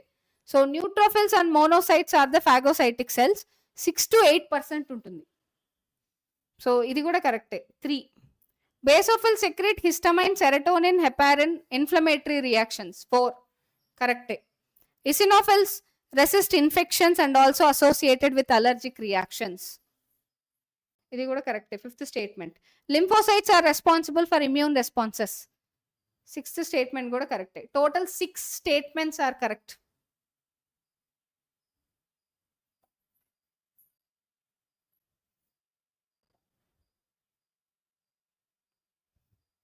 So ఎప్పుడైనా pollen grains release అయితే ఏ WBC cells ఎక్కువగా release అవుతాయి?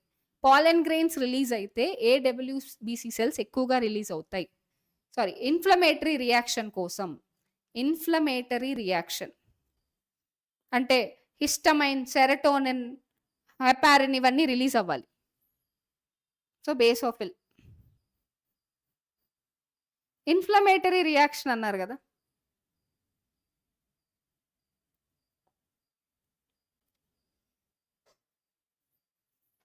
So మనం ఈ మూడిటిని కలపాలి. ఓకే.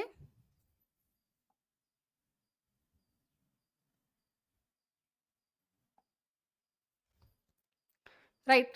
మోనోసైట్. సో న్యూక్లియస్ ఒక్కసారి. సో మోనోసైట్కి వచ్చేసరికి మనకి kidney shaped nucleus. Lymphocyte large round nucleus. బేసోఫిల్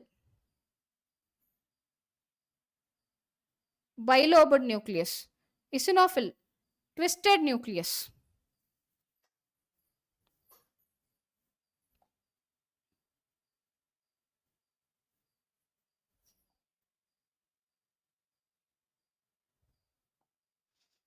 next మోనోసైట్కి వస్తే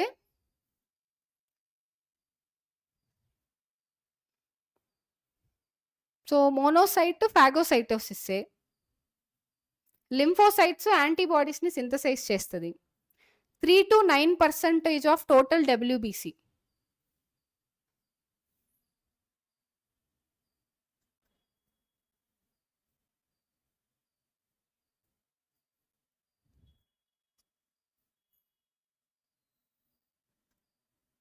so basophil non phagocytic.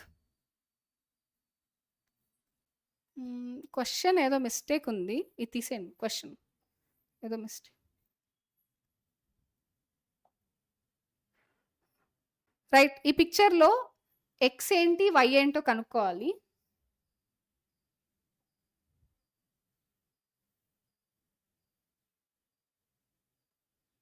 So ఇది ఎక్స్, ఇది వై. ఎక్స్లో మీకు కిడ్నీ షేప్డ్ న్యూక్లియస్ ఉంది. వైలో చాలా లోబ్స్ ఉండే న్యూక్లియస్ ఉంది. సో కిడ్నీ షేప్డ్ న్యూక్లియస్ దేనికి వర్క్ చేస్తుంది? కిడ్నీ షేప్డ్ న్యూక్లియస్ అంటే ఏంటి? మోనోసైట్స్.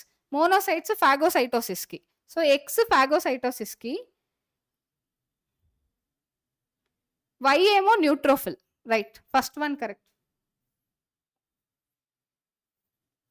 సో ఎక్స్ ఏమో ఫాగోసైటోసిస్కి, వై ఏమో ఇది వై ఏమో న్యూట్రోఫిల్స్కి. సో మనం ఇక్కడ పిక్చర్ చూస్తున్నాం కదా, దీనికి రిలేటెడ్గా ఏ ఏంటి బి ఏంటో కనుక్కోవాలి.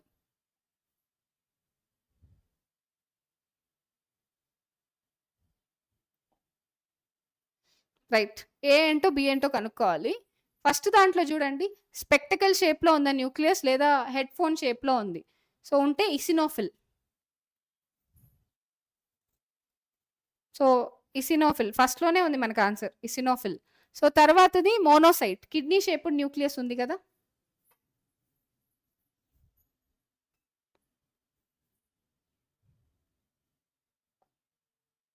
సో ఈ న్యూక్లియస్ చూసి వీటిని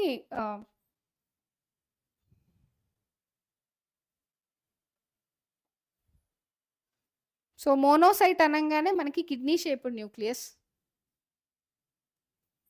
ఇసినోఫిల్ spectacle shaped nucleus, lymphocyte almost spherical nucleus, neutrophil పాలిమార్ఫో nuclear.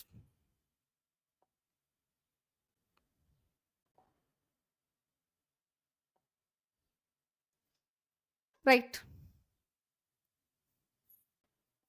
So ఈ క్వశ్చన్ చూడండి, when type B agglutinogen is not present on the surface of RBC. Surface of RBC మీద type B agglutinogen లేకపోతే his plasma would contain dash agglutinins. Agglutinogen అన్న antigen అన్న ఒకటే, అగ్లూటినిన్ అన్న antibodies అన్న ఒకటే. సో వాటి సర్ఫేస్ మీద, వాటి ఆర్బీసీ మీద ఏ లేదు. ఏ లేకపోతే ప్లాస్మాలో ఏ యాంటీబాడీస్ ఉంటాయి?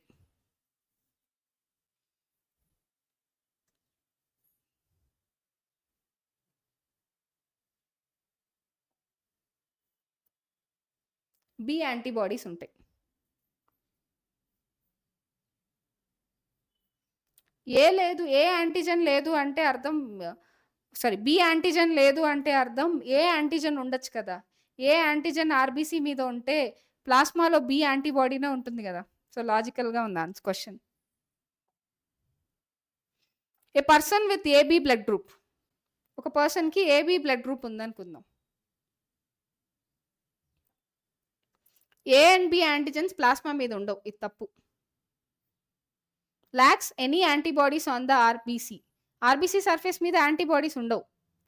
Can receive the blood transfusion from a person of his own group. No, ఏ గ్రూప్నైనా తీసుకోవచ్చు. Can donate to all the other group recipients.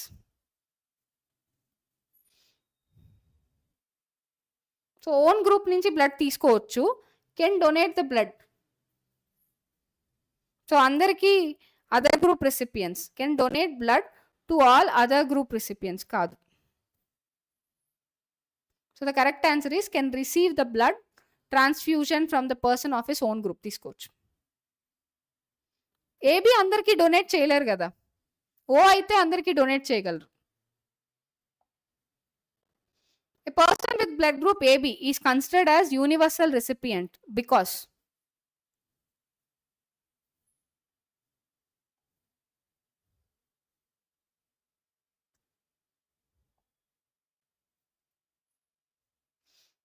both antigen A and antigen B and RBC but no antibodies in the plasma. ఈ reason వల్ల.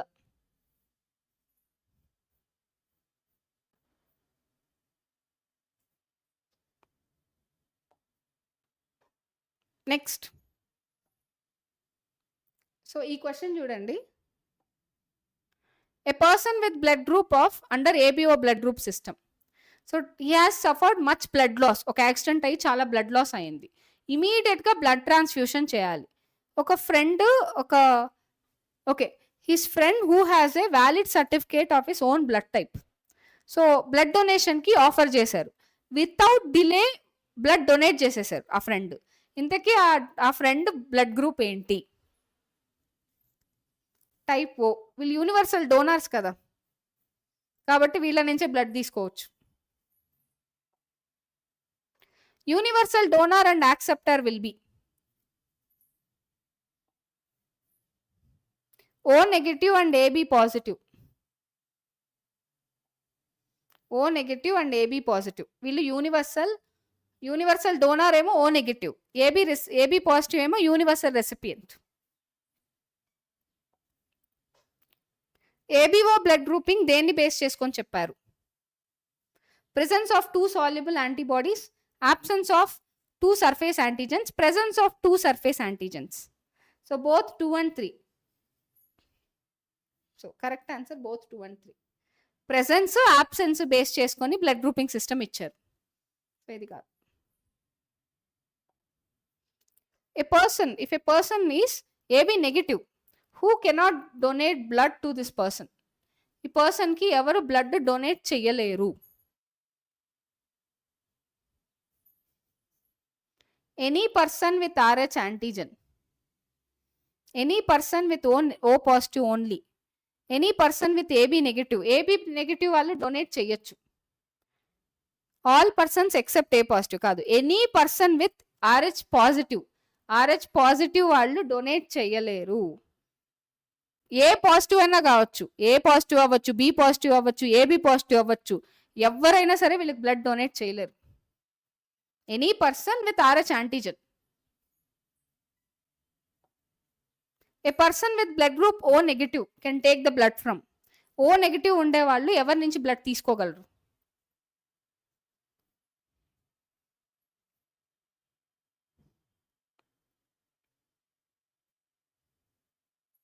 Only O negative నుంచే తీసుకోగలరు.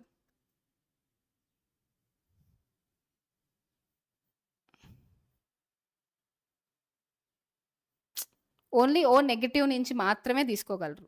Negative వాళ్ళు only negative నుంచే తీసుకోగలరు, positive నుంచి తీసుకోలేరు. When a plasma of a person has both anti-A and anti-B, bodies donates the blood group of this person would be. వాళ్ళ ప్లాస్మాలో 2 antibodies ఉంటే వాళ్ళ బ్లడ్ గ్రూప్ ఏంటి? ఓ.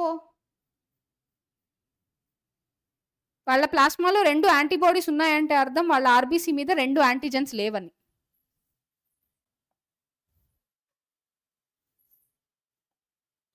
The most popularly known blood group in the ABO blood grouping It is named as ABO, not ABC, because O is the refers to having. O ante enti? No antigens on the RBC, అందుకని దానికి O అని పెట్టారు. The blood group with antibody A and antibody B is, రెండు antibodies ఉంటే ఆ blood group ఏంటి? రెండు antibodies ఉండాలి. O.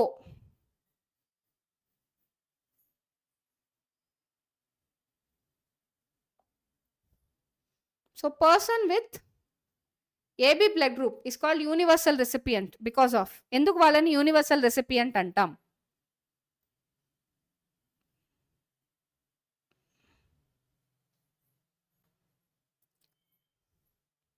Absence of antibodies both A and B in plasma. ఎందుకు? యాంటీబాడీస్ రెండు ఉండవు కాబట్టి, అందుకే వాళ్ళని యూనివర్సల్ రెసిపియంట్ అంటాం. అంటే ఇండైరెక్ట్ గా వాళ్ళ ఆర్బీసీలో రెండు యాంటీజెన్స్ ఉంటాయని కూడా అర్థం. సో ఇక్కడ స్టేట్మెంట్ బేస్డ్ క్వశ్చన్ ఒకటి వచ్చింది. The type of antigen present on RBC of a person of a blood group A is A. Right, కరెక్టే. The type of antibodies present in the plasma of that person of a type is anti A. తప్పు. Only statement 1 is correct. వాళ్ళ ప్లాస్మాలో B ఉండాలి కదా, ఏ కాదు. So వాళ్ళ RBC మీద A ఉంటే వాళ్ళ ప్లాస్మాలో బి యాంటీబాడీస్ ఉండాలి. సో ఇది తప్పు. If your blood group is not agglutinated with monoclonal A and B while testing, రెండిటితోనూ అగ్లూటినేట్ అవ్వట్లేదు. సో అప్పుడు ఆ పర్సన్, అప్పుడు మీ బ్లడ్ గ్రూప్ ఏంటి? రెండిటిలోనూ అగ్లూటినేట్ అవ్వలేదు అంటే అర్థం no antigen A and B are present, అంటే ఓ బ్లడ్ గ్రూప్ అని అర్థం. ఓ బ్లడ్ గ్రూప్ అయితేనే రెండిటితోనూ అగ్లూటినేట్ అవ్వదు. The plasma of a person has both antigen A and B, sorry, plasma of a person have రెండు యాంటీబాడీస్ ఉంటే ఆ పర్సన్ బ్లడ్ గ్రూప్ ఏంటి? Type oh.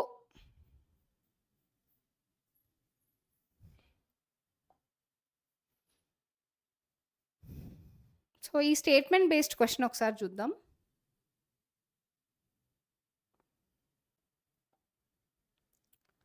How many statements are correct in this? అయిపోయింది, last 2 questions. The largest constituent of plasma are plasma proteins. No, water. So ఇది తప్పు statement. If kidneys receive 1200 ml per minute, then renal plasma flows is 660 ml per minute.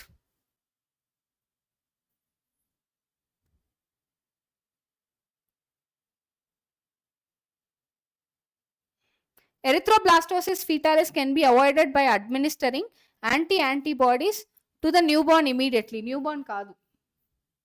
Calcium plays a very important role in clotting. Correct. Exchange of nutrients, gases between blood and the cells always occurs through intestinal fluid. No.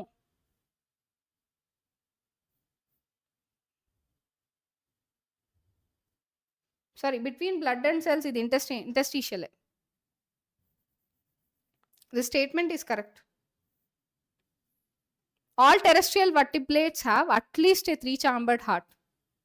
At least 3-chambered heart అయితే ఖచ్చితంగా ఉంటుంది all terrestrial vertebrates కి, amphibians కి, reptiles కి.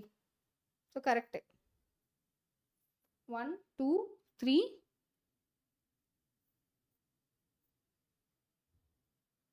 So ఇది కూడా కరెక్టే.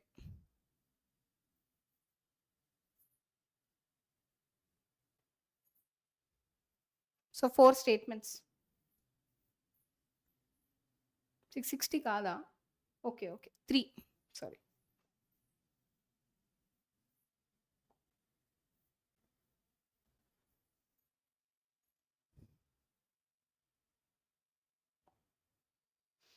So consider the 2 statements, assertion and reasoning. Group O is universal donor and can be donated to person with any other blood groups, right? Person AB can accept the blood from the persons with AB as well as other groups. రెండు కరెక్టే, కానీ assertion reason linked లో ఉన్నాయా? రెండు correct స్టేట్మెంటే. Both assertion and reason are true, but reason doesn't correctly explain the assertion. Okay, but reason కరెక్ట్గా explain చేయట్లేదు.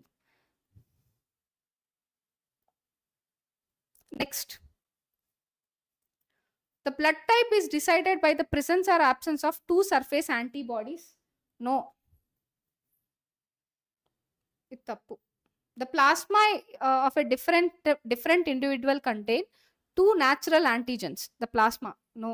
ప్లాస్మాలో అసలు యాంటీజెన్సే ఉండవు.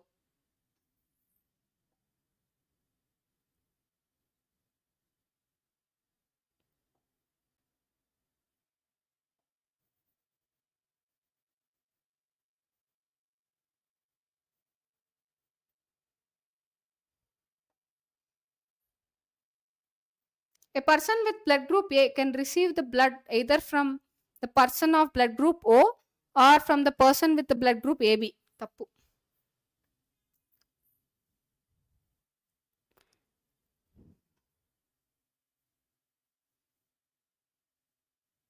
Okay, a person with blood group A can donate the person either to the person with blood group or to the person with blood group A.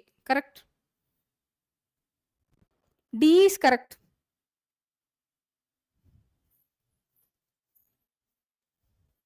A person with blood group A can donate the blood. No, sorry. Anni correct. Anni incorrect. All are incorrect.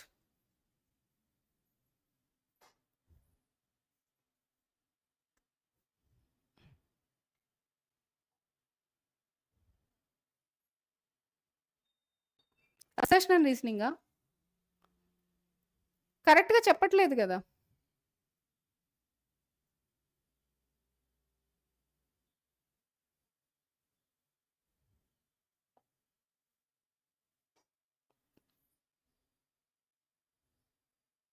A question అది? ఒకసారి question చెప్పండి.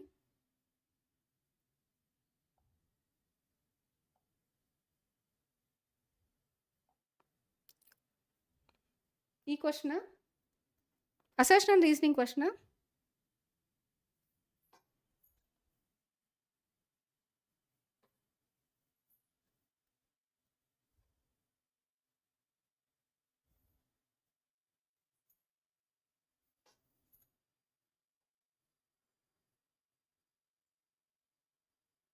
ఈ question.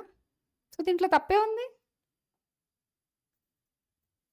So group O is a universal donor. కరెక్టే కదా. Can donate the blood to the person with other blood groups. O నెగటివా అంటే జనరల్గా తీసుకోవాలి. ఓ నెగటివ్ డొనేట్ చేయొచ్చు, కాదని చెప్పలేదు, జనరల్గా తీసుకోవాలి. ఓకే. సో ఏబి అనేది accept from persons with A B as well as other blood groups. అందుకే యూనివర్సల్ రెసిపియంట్ అంటాం. జనరల్గా తీసుకోవాలి. ఓ నెగటివ్ ఏబి పాజిటివ్ అని కాదు. ఎందుకంటే ఎన్సీఆర్టీలో కూడా మనకి జనరలైజ్డ్ స్టేట్మెంట్స్ ఉన్నాయి కదా. ఓలో ఓ పాజిటివ్ నెగిటివ్ ఉంటాయి, కాదని చెప్పలేదు. కానీ నేను చెప్పేది ఏంటంటే ABO blood grouping system.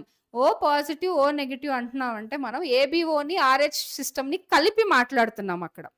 Okay, కలిపి మాట్లాడుతున్నాం. ఇప్పుడు నేను only ABO blood grouping system గురించి మాత్రమే మాట్లాడితే ఓ అనేది యూనివర్సల్ డోనార్ కదా, ఏబి అనేది యూనివర్సల్ రెసిపియంట్ కదా, అలా మాట్లాడాలి.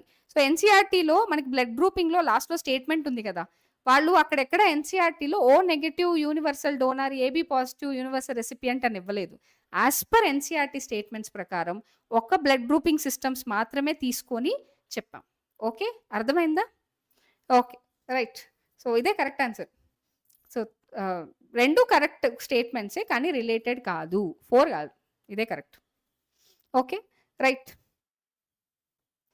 So guys, thank you very much. Till now మీకు ఈ సెషన్ క్లియర్గా అర్థమయ్యి ఇంకా ఏమైనా డౌట్స్ ఉంటే, ఓకే అర్థమైందా? సో ఎన్సీఆర్టీ లైన్ ఒకసారి చూడు, అప్పుడు క్లియర్గా వస్తుంది. ఓకే, ఇట్స్ ఓకే, పర్వాలేదు. డౌట్ వస్తేనే క్లారిఫై అవుతుంది తెలుసా. ఈవెన్ మాకు కూడా ఏదన్నా డౌట్ మీరు ఓపెన్గా అడిగితేనే క్లారిఫై చేసేటప్పుడు డెప్త్ అనేది ఏంటో తెలుస్తుంది. Okay, right. It's okay. Thank you for everything. Thank you for your doubt. Okay guys, రేపు continuation part of body fluids and circulation చూద్దాం. ఓకే, మీకు ఈ సెషన్ ఎలా అనిపించిందో ఒక్కసారి నాకు కమెంట్ బాక్స్లో పెట్టండి. ఈ సెషన్ మీకు నచ్చితే ఖచ్చితంగా లైక్ చేయండి. Okay, right. Okay Rahul, thank you so much. Okay, bye, take care and happy weekend మీ అందరికీ. అరిగతో గొజాయిమస్. జమతానే కియోచ్ కెతేనే. Bye bye Sindhu bye.